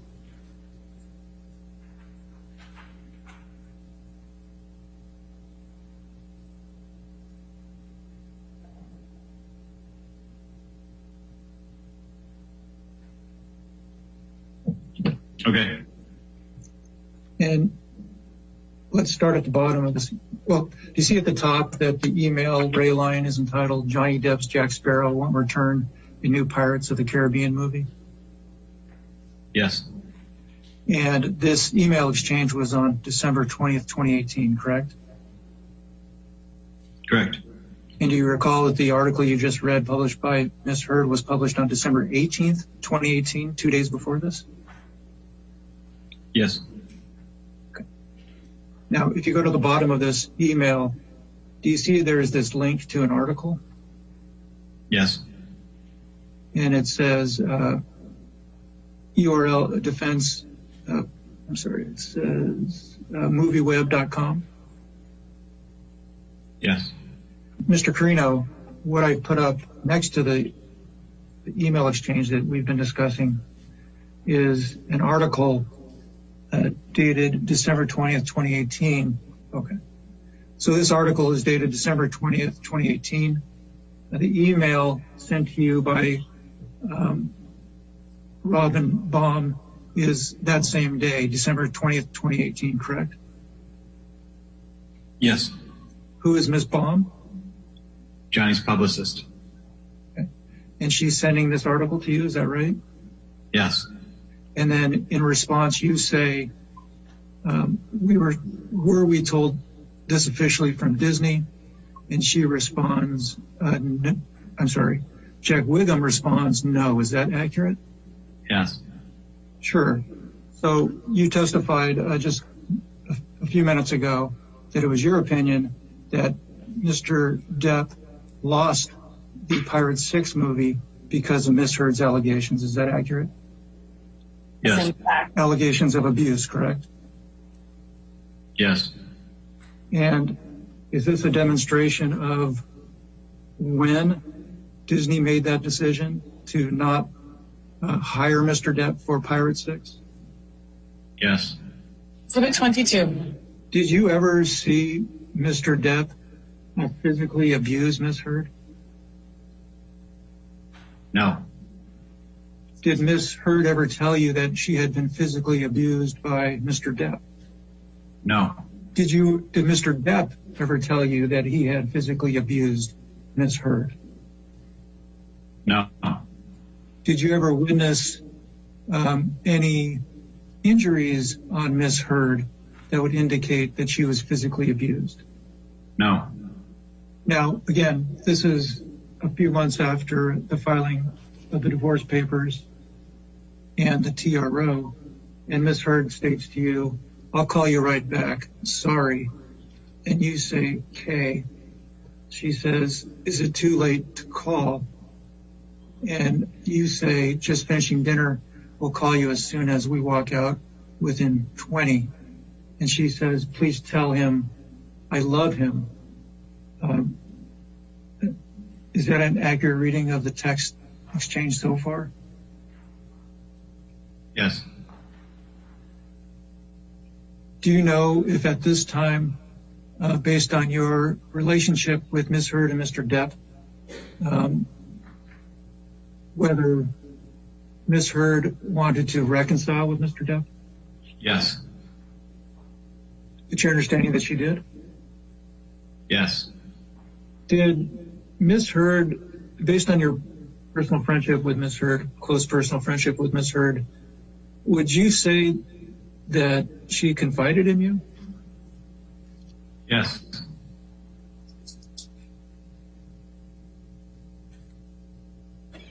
And what about Mr. Depp? Yes. Mr. Carino, at some point in time, after Ms. Heard filed those divorce papers in May of 2016, did she make any requests of you to intervene in the relationship between her and Mr. Depp? What do you mean by intervene?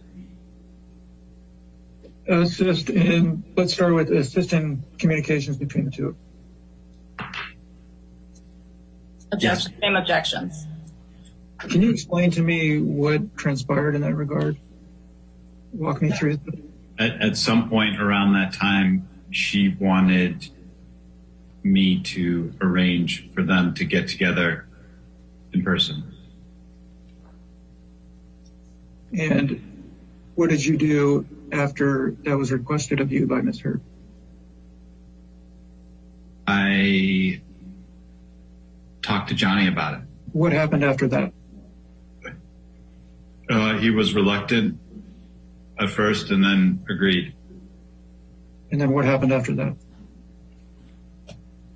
I mean, this is a long time ago, but I remember there was a fair amount of discussion about the TRO and how we would deal with that, because nobody wanted Johnny accused of violating the TRO as an outcome of that meeting. And I don't remember exactly what we did, but Amber at some point warranted that she would never accuse him of violating the TRO to do the meeting, and I set the meeting up. So just so I understand, you set the meeting up at the request of Ms. Heard? Objection. Yes. And as part of you setting up, she told you that it didn't matter. I'm trying to understand what was the issue with respect to the TRO? My understanding of the restraining order, at least at the time, was that he couldn't go within a certain distance of her. Okay. And what was her suggestion with respect to that issue in connection with her wanting to meet with him? She promised me and told me to relay to him that she would never accuse him of violating the restraining order as a result of agreeing to meet her. And I believe, but I don't recall exactly, there were conversations with both sides legally, I believe at the time, to make it transparent to everybody that this was happening. Okay. And then what happened next? I arranged the meeting. Johnny was in San Francisco on tour, and I arranged to borrow a friend's house, and Amber and I flew to San Francisco and drove to the house, and Johnny showed up a few hours later. And did the two of them meet? Yes. In the same room? They sat outside. Okay. How close to each other were they? Inches away from each other. And how long were they out there talking? For how long were they out there talking? Several hours. Did you, although you were out there, were you in a position where you could see them through a window or otherwise? Yes. At some point in time, the conversation ended, correct? Correct. And what happened after that? I received a call or a text from Steve, whose house it was, and he notified me that he would be coming back to the house within the next hour or so. And I told Johnny and Amber, and we decided to rent a hotel room in San Francisco so that they could continue to talk. And did that in fact happen? Objection. And at some point in time, you left that house, correct, to go to San Francisco? Yes. And was it the three of you? No. Johnny had security with him, and we talked about the fact that it wouldn't be a good idea for them to be seen together. So Johnny left with his security in his car, and I believe Amber and I took an Uber. And what happened after that? We all met at the hotel room. And do you know what happened after that? They started arguing. And do you recall any details of the argument? No. And for how long was this argument had in a hotel room? Yes. Did you witness the entire discussion, or did you leave at some point? I left the next morning at 5 o'clock in the morning or 6 o'clock in the morning. And Mr. Carino, I'm showing you emails that were produced by you. First, the bottom of the first page, it starts at the bottom of the first page. The string above it was redacted. And you'll see that it starts on August 7th, 2017. Do you see that? August 7th, 2017, yes. Having read it, can you determine who you're speaking with in this text exchange? Amber. Oh, hang on. Let me ask you this. Do you know whether or not Ms. Heard ever had a relationship with Mr. Elon Musk? Yes. She did? Yes. So again, it's dated August of 2017. And she says, dealing with breakup, I hate when things go public. See, I'm so sad. Having reviewed the document again, do you have an understanding of what she's referencing there? I believe she's referring to breaking up with Elon. You say, seems like a press release. You weren't in love with him, and you told me 1,000 times you were just filling space. What are you saying there? I'm saying, why would you be sad if you weren't in love with him to begin with? And by him, you're referring to who? Elon. Okay. And at this point in time, were you still close friends with Ms. Heard? Looks like that's the case at that time, yes. And did she still, at this point in time, did she confide in you about her relationship? Yes. Okay. And you respond, she responds, I know, but I wanted time to grieve and recover in my own time. Is she still referring to Mr. Musk there? Do you know? Your understanding. I don't know whether she's referring to Johnny or to Elon in that line. Okay. In this point in time, do you know what her feelings were? What was your understanding?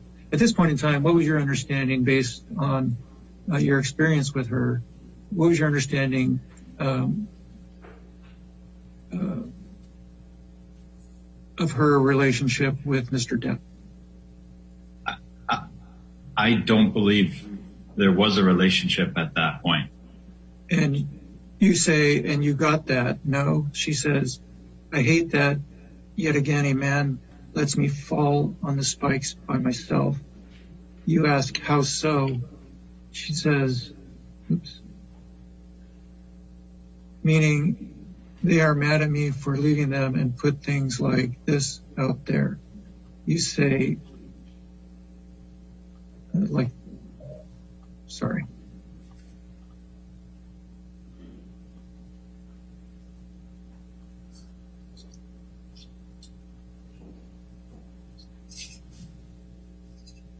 she says like that, you say, you could avoid all this if you stop dating uber famous people. You can be with a big man who isn't famous. What were you relating to her there? I believe what I was saying was, if you don't like being in the press about your personal life, then don't date people that are famous. Sure. You indicated that she moved on immediately after Johnny Depp to date Elon Musk. Is that accurate? Yes. Okay, sure.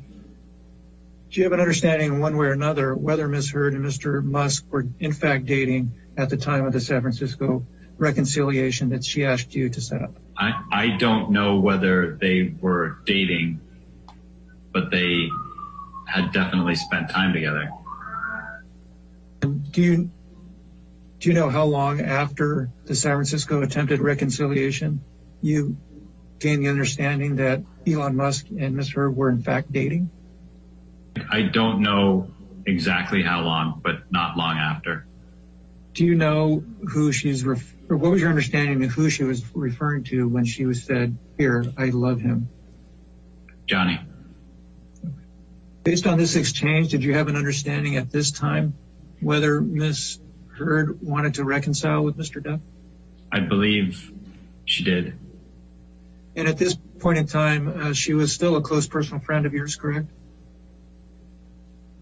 Yes. And at this point in time, did she consider you a confidant in your understanding?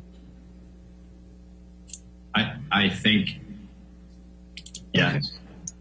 Okay, just to authenticate this document again, Mr. Carino, do you see that it's referenced at the bottom, date stamped CC, indicating that you produced this document? Yes. And having read this, do you perceive this as a true or copy of a text exchange between you and Ms. Heard? Yes. Okay. And I will, and you see at the very top here, it's dated August 16th, 2017? Yes. And Ms. Heard states to you, "I've written so many notes. Can you give him one? I don't know how or where to start. There's no way to begin. And all I have to say, but I have so many. Finally, I am single, clear in my heart and mind. I just want him to know I loved him and that I am sorry." Do you have an understanding of who Ms. Heard is referring to here? Yes. And who is Ms. Heard referring to in this text? Johnny. And what is she asking you to do here? She was asking me to deliver a letter that she was writing to him. Oh. And did she also want you to, and it says, "and that I am sorry." What was your understanding of what she was asking you to do there, if anything? I believe that was all in reference to getting him a handwritten letter that she was writing or trying to write. Was it your understanding at the time of this text exchange, August 24, 2017, that Ms. Amber was attempting to reconcile with Mr. Depp? I believe so. Okay.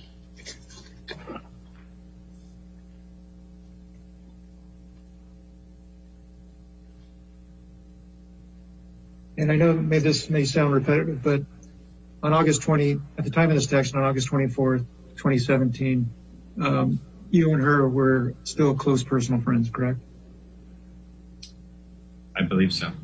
There's not much here at all, Mr. Carino, but I did want you to confirm that this was a document produced by you, correct, based on the date stamp on the bottom? Yes. And do you see it's dated September 27th, 2017? September 23rd. Oh, you're right. My apologies. It's dated September 23rd, 2017. And it's a text to you that says, "God, I miss him." Do you have an understanding of who Ms. Heard is referring to there? Yes. And who's that? Johnny. And do you see at the bottom, the date of the text is June 9th, 2018? Yes. Okay. And it says, I text him happy birthday. Do you know who sent that and who the him is? I assume this is from Amber, and she's talking about Johnny. You've had a chance to review the whole document. Perino, what does this appear to be? It appears to be the communications around the time that we set up the meeting in San Francisco. And who are these communications between? Me and Johnny. Okay. And this first bubble, can you tell if the blue is you or Mr. Depp?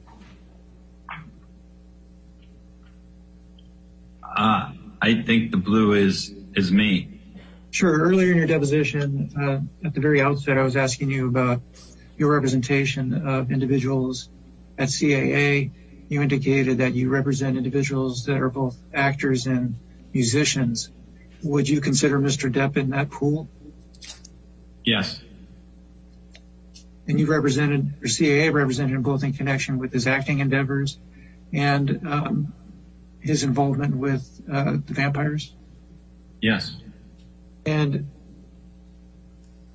was Mr. Depp's participation in Hollywood Vampires lucrative? No.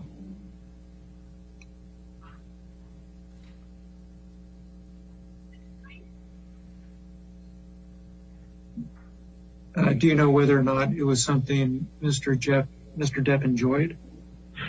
Yes.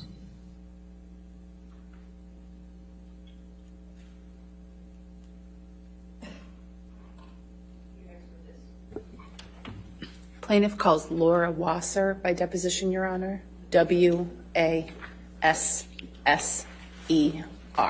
Thank you.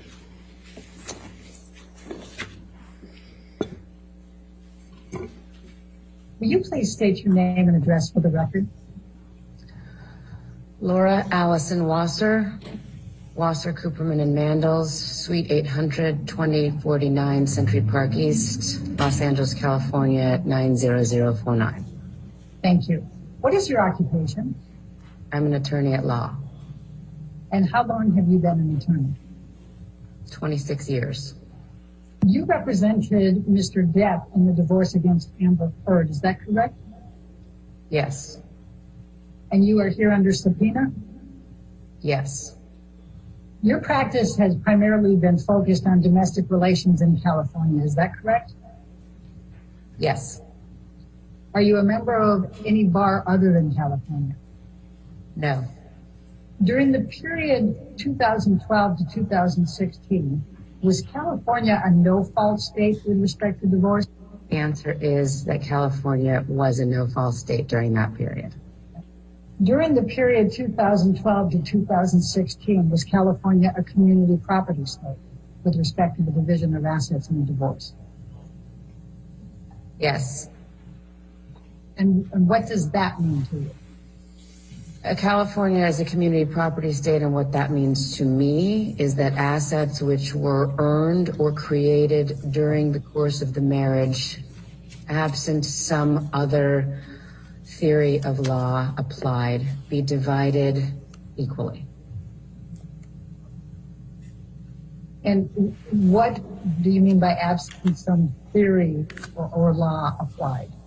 I'm sorry, Elaine, what was the question? Oh, a theory of law. When I say a theory of law, I mean if there's a premarital agreement, if there's some other, it's not completely blanket community property. There may be things that were earned from a separate property source that would not be considered community property. So I was just trying to provide, for the record, some exceptions to what would be considered community property and therefore divided equally. Now, if someone alleges domestic violence or abuse against their spouse, would that change the amount they would otherwise be entitled to under community property laws? No. In obtaining a temporary restraining order, what is your understanding of the process? The moving party files generally with 24 hours notice to the person who is being accused of domestic violence a declaration and forms with the court and requests a temporary domestic violence restraining order. That will generally last no longer than a 21-day period when the defendant is able to make his or her arguments as to why such a restraining order would be inappropriate. And the temporary restraining order, can it be continued? Yes. When did you first begin representing Mr. Depp relating to his divorce with Amber Heard?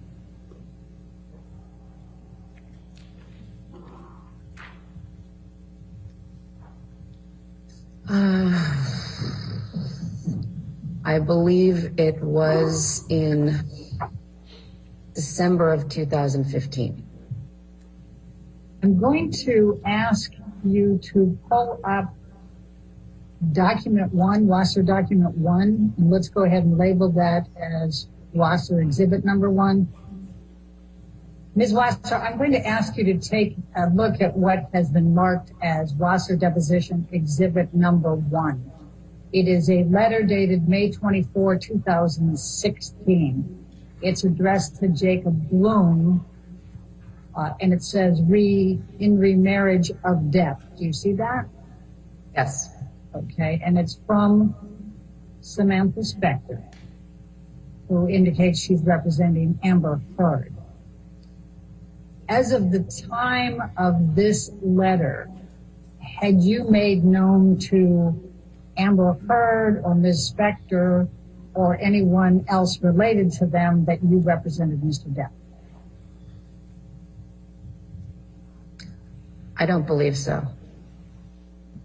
Did you receive a copy of this letter from someone? I believe so. I think I've seen it before, so yes. Did you receive this letter on or around May 24, 2016? Okay, next page, please. Hang on.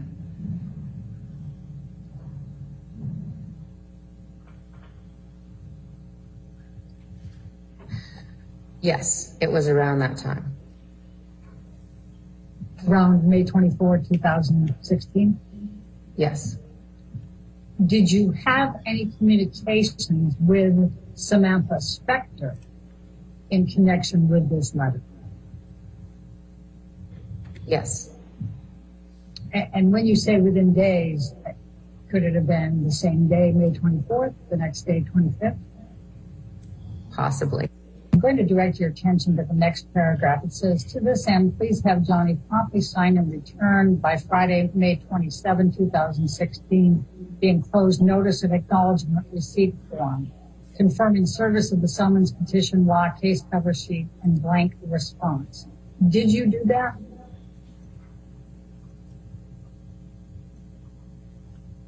This letter was not directed to me, Elaine. No, I understand it, but it was given to you, correct? I believe so. And you were representing Mr. Depp, correct? Yes. And Mr. Bloom did not represent Mr. Depp in connection with the divorce, correct? Correct. So once Mr. Bloom gave this to you, then did you represent Mr. Depp going forward in communications with Samantha Spector? Once we received this letter, our firm took over with representation of Mr. Depp in the dissolution action. I cannot recall whether or not the request made was done by Friday, May 27th, but I believe that it was. Probably have that notice and acknowledgement of receipt somewhere with a date on it. Now, the next section, I think, is something that you referred to earlier. It said, in addition, we are requesting on Amber's behalf the following. And it says appropriate pendente light support. Did you have an understanding of what that amount might be at the time that you saw this letter? I did not have an understanding of what appropriate pendente lite support would be at that time. Did you ask Samantha Spector? I don't recall. I don't recall our specific communications regarding her requests. Do you recall making any kind of counter to any of these items? All I recall is that without any notice to us, at 8:30 in the morning on the 27th, Samantha Spector and her client went into court and obtained a no-notice ex parte restraining order. Had you had any communications with Samantha Spector prior to her going into court on that Friday, May 27th? Yes. How many communications had you had with Ms. Spector prior, following getting this letter and prior to her going into court at 8:30 on May 27, 2016? I do not recall. Do you have a recollection of whether any of the communications that you had with Ms. Spector between the receipt of this letter that's dated May 24, 2016, and Ms. Spector going into court on Friday, May 27, 2016, related in any way to requests on your behalf, on behalf of your client that you made? No. You recall having communications with Samantha Spector between May 24 and May 27. You can't recall how many, and you can't recall the specifics of those communications. Is that accurate? It's not accurate. And in what way? Please tell me. I recall that we had communications between the 24th and probably the 26th. I doubt we spoke on the morning of the 27th before she went into court. I do not know the content of those communications, and I do not know how many communications were had. Now, on the next paragraph, it has a proposal for private retired judicial officers. Ultimately, did you and Ms. Spector talk about using private retired judicial officers, whether it was the list she provided or any others? I believe so, yes. And what do you recall? My recollection is that is in almost all of our cases, certainly those with high-profile clients, we would have liked to take it out of the system. Ms. Spector was not willing to do that with this case.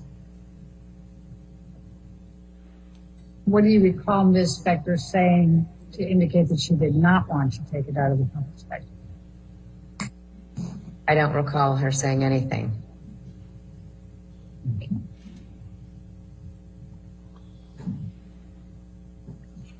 Now, after your understanding was that a CLETS DV-TRO was in fact obtained on Friday, May 27, 2016 by Ms. Heard against Mr. Depp, correct? That is my understanding. After that, did there come a time that you or anyone at your law firm communicated with the Eastern Columbia Building concierge staff or management? Was those the downtown lofts? The penthouse lofts, yes.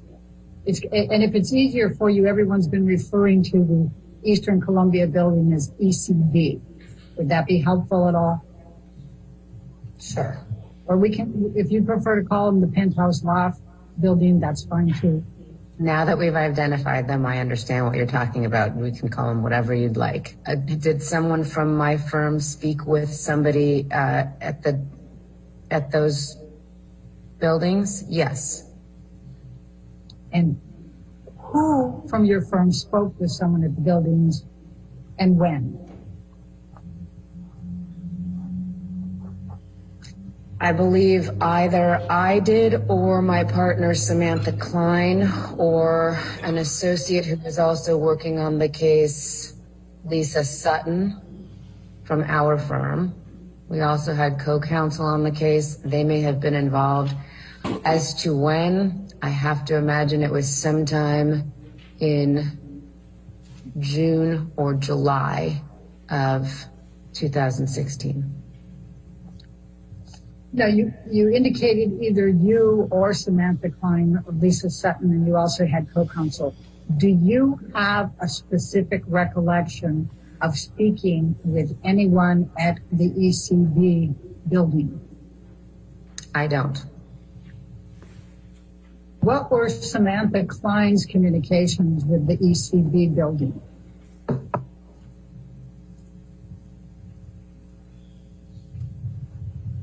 I don't know.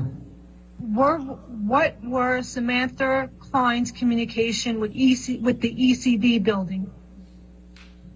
Okay. And her answer was, I don't know. Thank you. What were Lisa Sutton's communications with the ECB building? I don't know. What were your co-counsel's communications with the ECB building? And when I say ECB building, I'm not talking about the structure. I'm talking about the individuals who worked there. And just so we're clear here, you don't recall any communications with the ECB building staff as well, correct?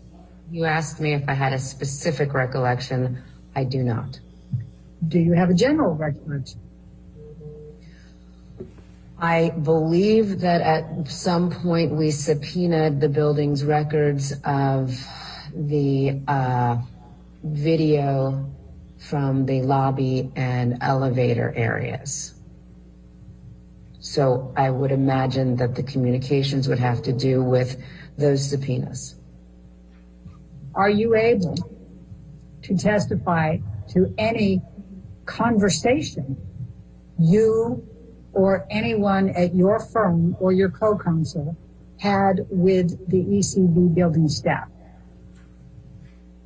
I am sure that there were conversations and communications regarding the production of the subpoenaed documents, review of the subpoenaed documents, their compliance with, I believe it was Ms. Spector's subpoena that was sent, our ability to review the videos, coordination of same. But I don't have a specific recollection of any communications. Are you able to speak to whether there were any conversations between you, anyone at your law firm or your co-counsel, and ECB building personnel prior to your issuing the subpoena? Also, I don't believe that the subpoena was issued by our firm. So you don't have a recollection of a subpoena being issued on Mr. Depp's behalf for the ECB building surveillance tapes? I don't know. I know there was one issued. I believe it was issued by Ms. Spector. Let's talk about the videos that you just referred to from the ECB building staff. How did you and your firm or your co-counsel receive these videos? I don't recall. I would imagine like a e-file or something like that. Now, is it your recollection that there was just one e-file that contained all of the surveillance tapes? I don't have a recollection as to whether it was 1 or 7 or what. I just don't know. When you were talking about receiving the video surveillance footage on whatever, whether it was 1 file or 7 files, whether it was e-file or whatever, did you have any understanding that you were not provided the full amount that was requested, whatever the amount was? No. So you thought you received whatever you were supposed to receive, is that fair? Yes. What did you do with the actual surveillance video footage that you received?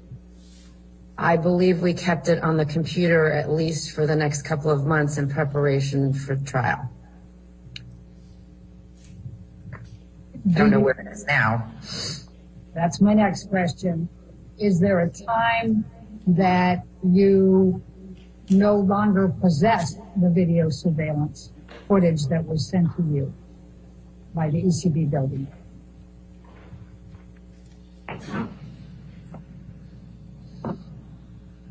I don't know. Ms. Wasser, I'm going to ask you to take a look at what has been marked as Wasser Deposition Exhibit number 2, and it's a multi-page document, and so I'm going to scroll down a little bit, but you let me know if I'm going too fast here. It's dated June 3rd, and it's to Samantha Klein. She was working with you on the Depp case, correct? Correct. Okay. And it's from Samantha Spector, which you can see there, and we'll show you the signature later. And it's litigation hold preservation of information, including not limited to electronically stored information. Do you see that? Yes. Do you recall receiving this letter? And if you want me to scroll down and let you read each page, I'm happy to do that first. I'm familiar with this letter. I recall receiving it. And did you receive this letter before you received the surveillance footage from the ECB building? I am not sure. Well, I think you had indicated that you thought that it was in June or July that you received the surveillance footage. Is that still your best recollection? Looking at the date and knowing the chronology of the case, it is my best estimate that we received this letter prior to the time that we received the video footage. Ms. Wasser, what steps did you and your firm and co-counsel take to preserve the surveillance video footage of ECB from the time you received it going forward? I think the absence of us doing anything to destroy the video footage would be the most I could testify regarding in terms of steps that we took to preserve the video footage.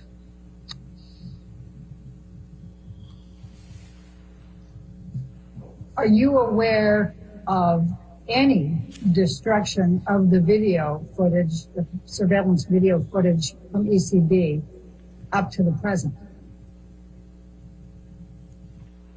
No, we probably still have it. Have you looked for it? No. Have you been asked to look for it? No. I'm going to ask you to take a look at what has now been marked as Wasser Deposition Exhibit number 3, and it's dated June 6, 2013, addressed to you, and it's from Charles Harder. Did you have an understanding that Mr. Harder also represented Amber Heard? I did when I received this letter on June 6th. Okay. And did you have an understanding that Mr. Harder was also asking you to preserve any evidence? Yes. Okay.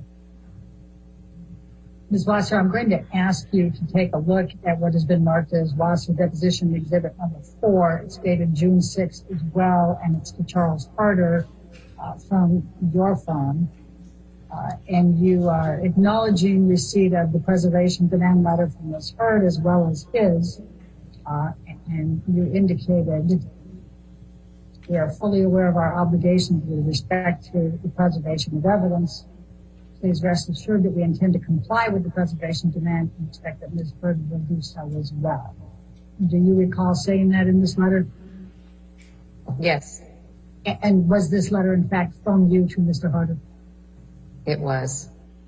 Ms. Wasser, I'm going to ask you to take a look at what has been marked as Wasser Deposition Exhibit number 5. It's a letter dated June 21, 2016 to Samantha Spector, Charles Harder, and Leonard Levine, I think it's pronounced, remarriage of Depp. And it's from Samantha Klein. Do you see that? Mm-hmm. And you are copied on it. Do you see that? I do. Okay. And Ms. Klein worked with your law firm? Yes. And represented Mr. Depp as well? Is that correct? Yes. Okay.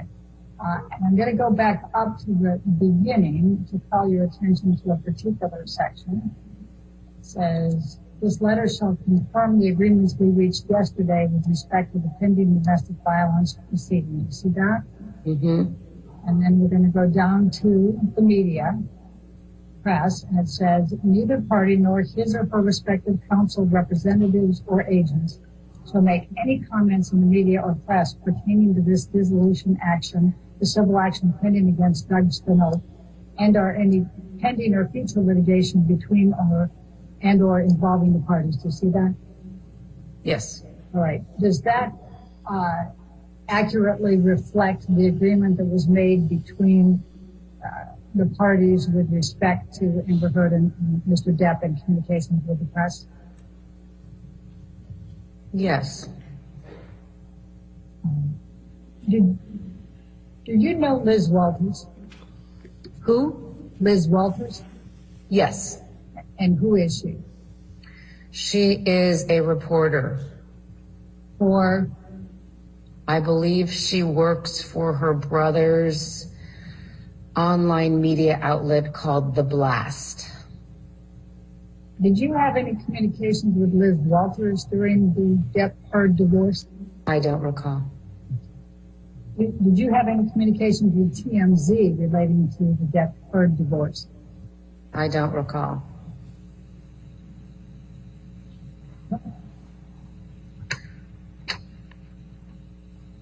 Now, do you recall what the date was for the permanent TRO, temporary restraining order? Do you recall the date that you said that early on, 21 days after the temporary restraining order is typically the date that's set for the hearing for the defendant if they want to come in and oppose it, or if the petitioner wants to extend it? Do you recall what the first date was? I don't, but I would imagine it was probably at some point in early June. All right. And then do you recall that date being continued? I do. How many times? At least twice, possibly 3 times. I think that the final date was at some point in August, and we settled right before then. All right. Alan, can we bring up document number 7?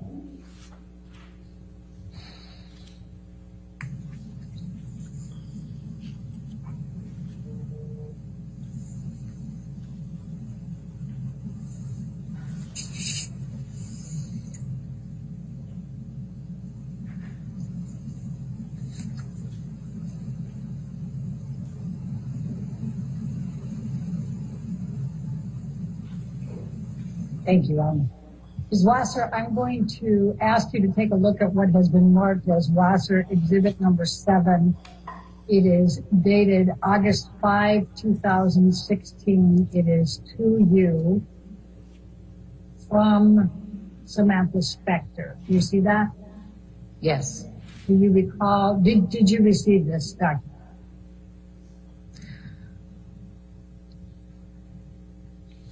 Doesn't it say at the top that it's protected under 1152?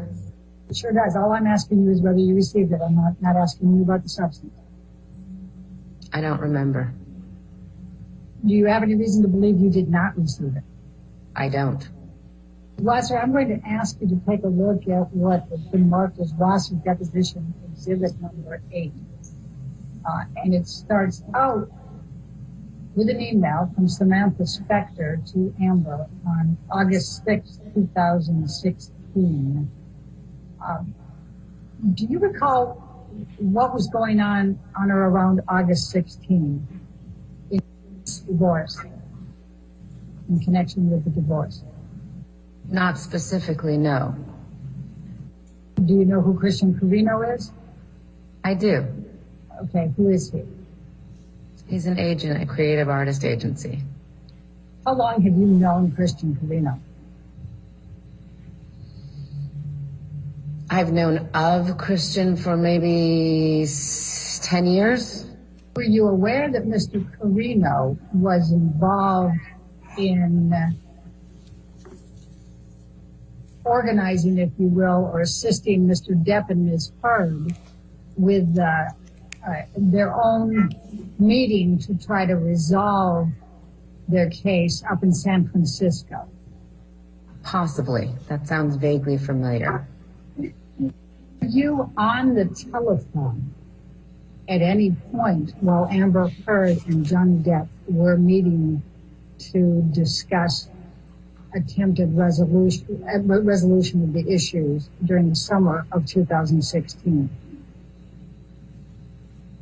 What was your question? Was I on the telephone? Yes. Were you on the telephone where Mr. Depp and Ms. Heard were in the hotel room and were talking? No. Were you ever on the telephone when Ms. Heard and Mr. Depp were together talking during the summer of 2016, no matter where they were? On the telephone? Yes. No.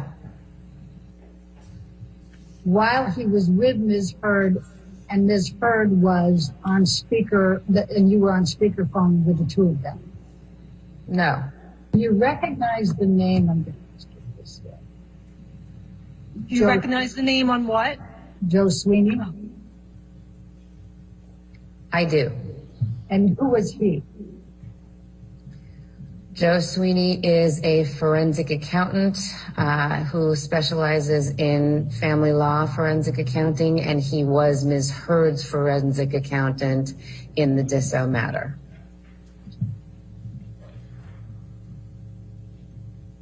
And was Edward White acting as the forensic accountant for Mr. Depp?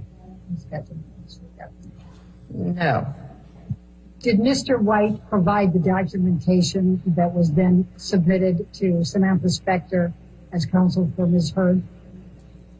I believe it came from Mr. White's office. Also probably of note is the fact that Mr. Depp changed business management shortly before or during the course of the case, so it is possible that some of the documents came from predecessor business manager.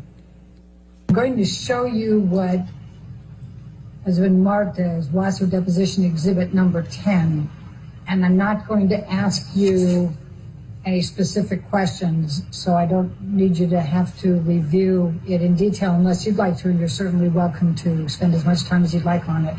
But I'm just going to go down to the end of it, and I'm going to ask if this is the deal point memorandum that you referred to that was finalized on August 15, 2016. Since the parties' signatures appear at the bottom, as well as Ms. Spector's and mine, I believe that this is the deal point memorandum to which I was referring. Okay. Is there any reason to believe that it is not the final deal point memorandum? No. Ms. Wasser, I'm going to ask you to take a look at what has been marked as Wasser Deposition Exhibit number 11. And it's a series of documents. An FL-150, for example, and then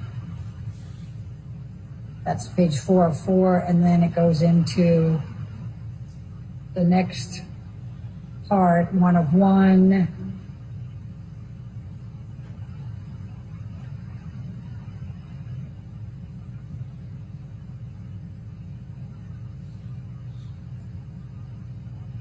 Just try to page through it for you just so you can see generally.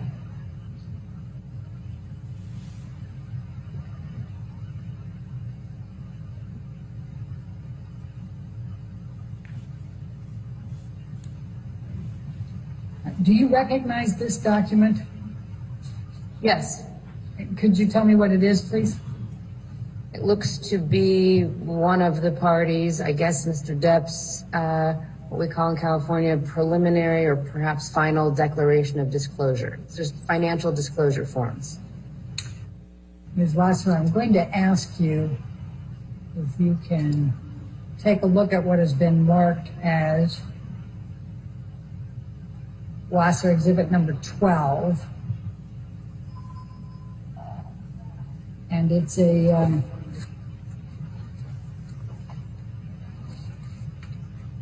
many pages. I think it's 50 total. Do you recognize this document? Yes. Can you tell me what it is? It's parties related judgment for dissolution of marriage. Is there a specific amount that was paid to Amber Heard as part of this divorce settlement and judgment for Objection document. I'm sorry. For her claims of domestic violence, including any claims of assault, battery, intentional or negligent infliction of emotional distress, libel, slander, and or defamation? I don't believe that we segregated out what the total amount was being paid for. Did you make any effort to seal, S-E-A-L, the records in this case? And I'm referring to the case in front of us, the marriage or partnership of Amber Laura Depp and John Christopher Depp II, filed in Superior Court of California, County of Los Angeles.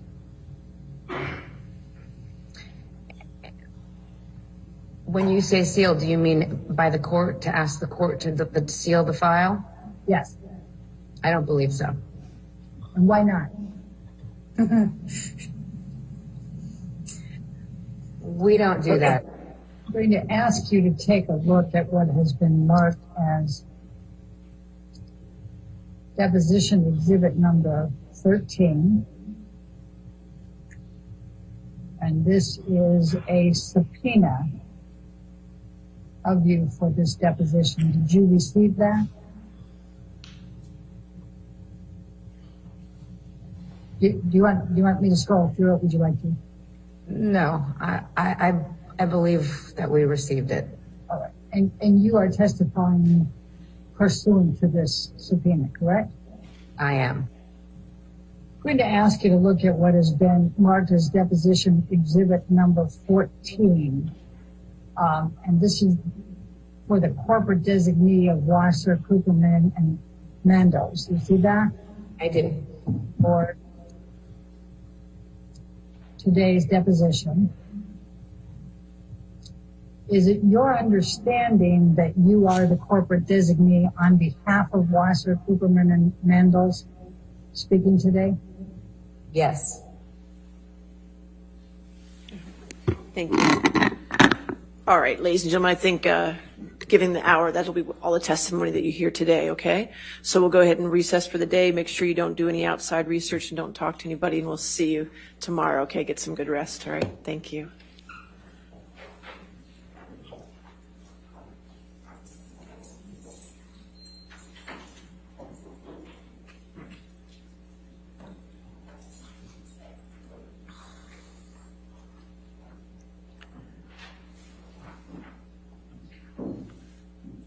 Okay. And tomorrow, then we'll be starting with that other deposition. That's correct. And how long is that, or approximately? About 2.5 hours. So that'll take care of the morning, probably for the most part. And then you have remote witnesses after that. Is that correct? Okay, so you can get me the contact information for those, so we can get that taken care of. All right, just remember, we do plan accordingly, because I do need to take a lunch between 1:30 and 2:30, because there's a graduation I have to speak at, so we're going to take care of that, okay? All right, thank you. Have a good evening. Thank you. All right.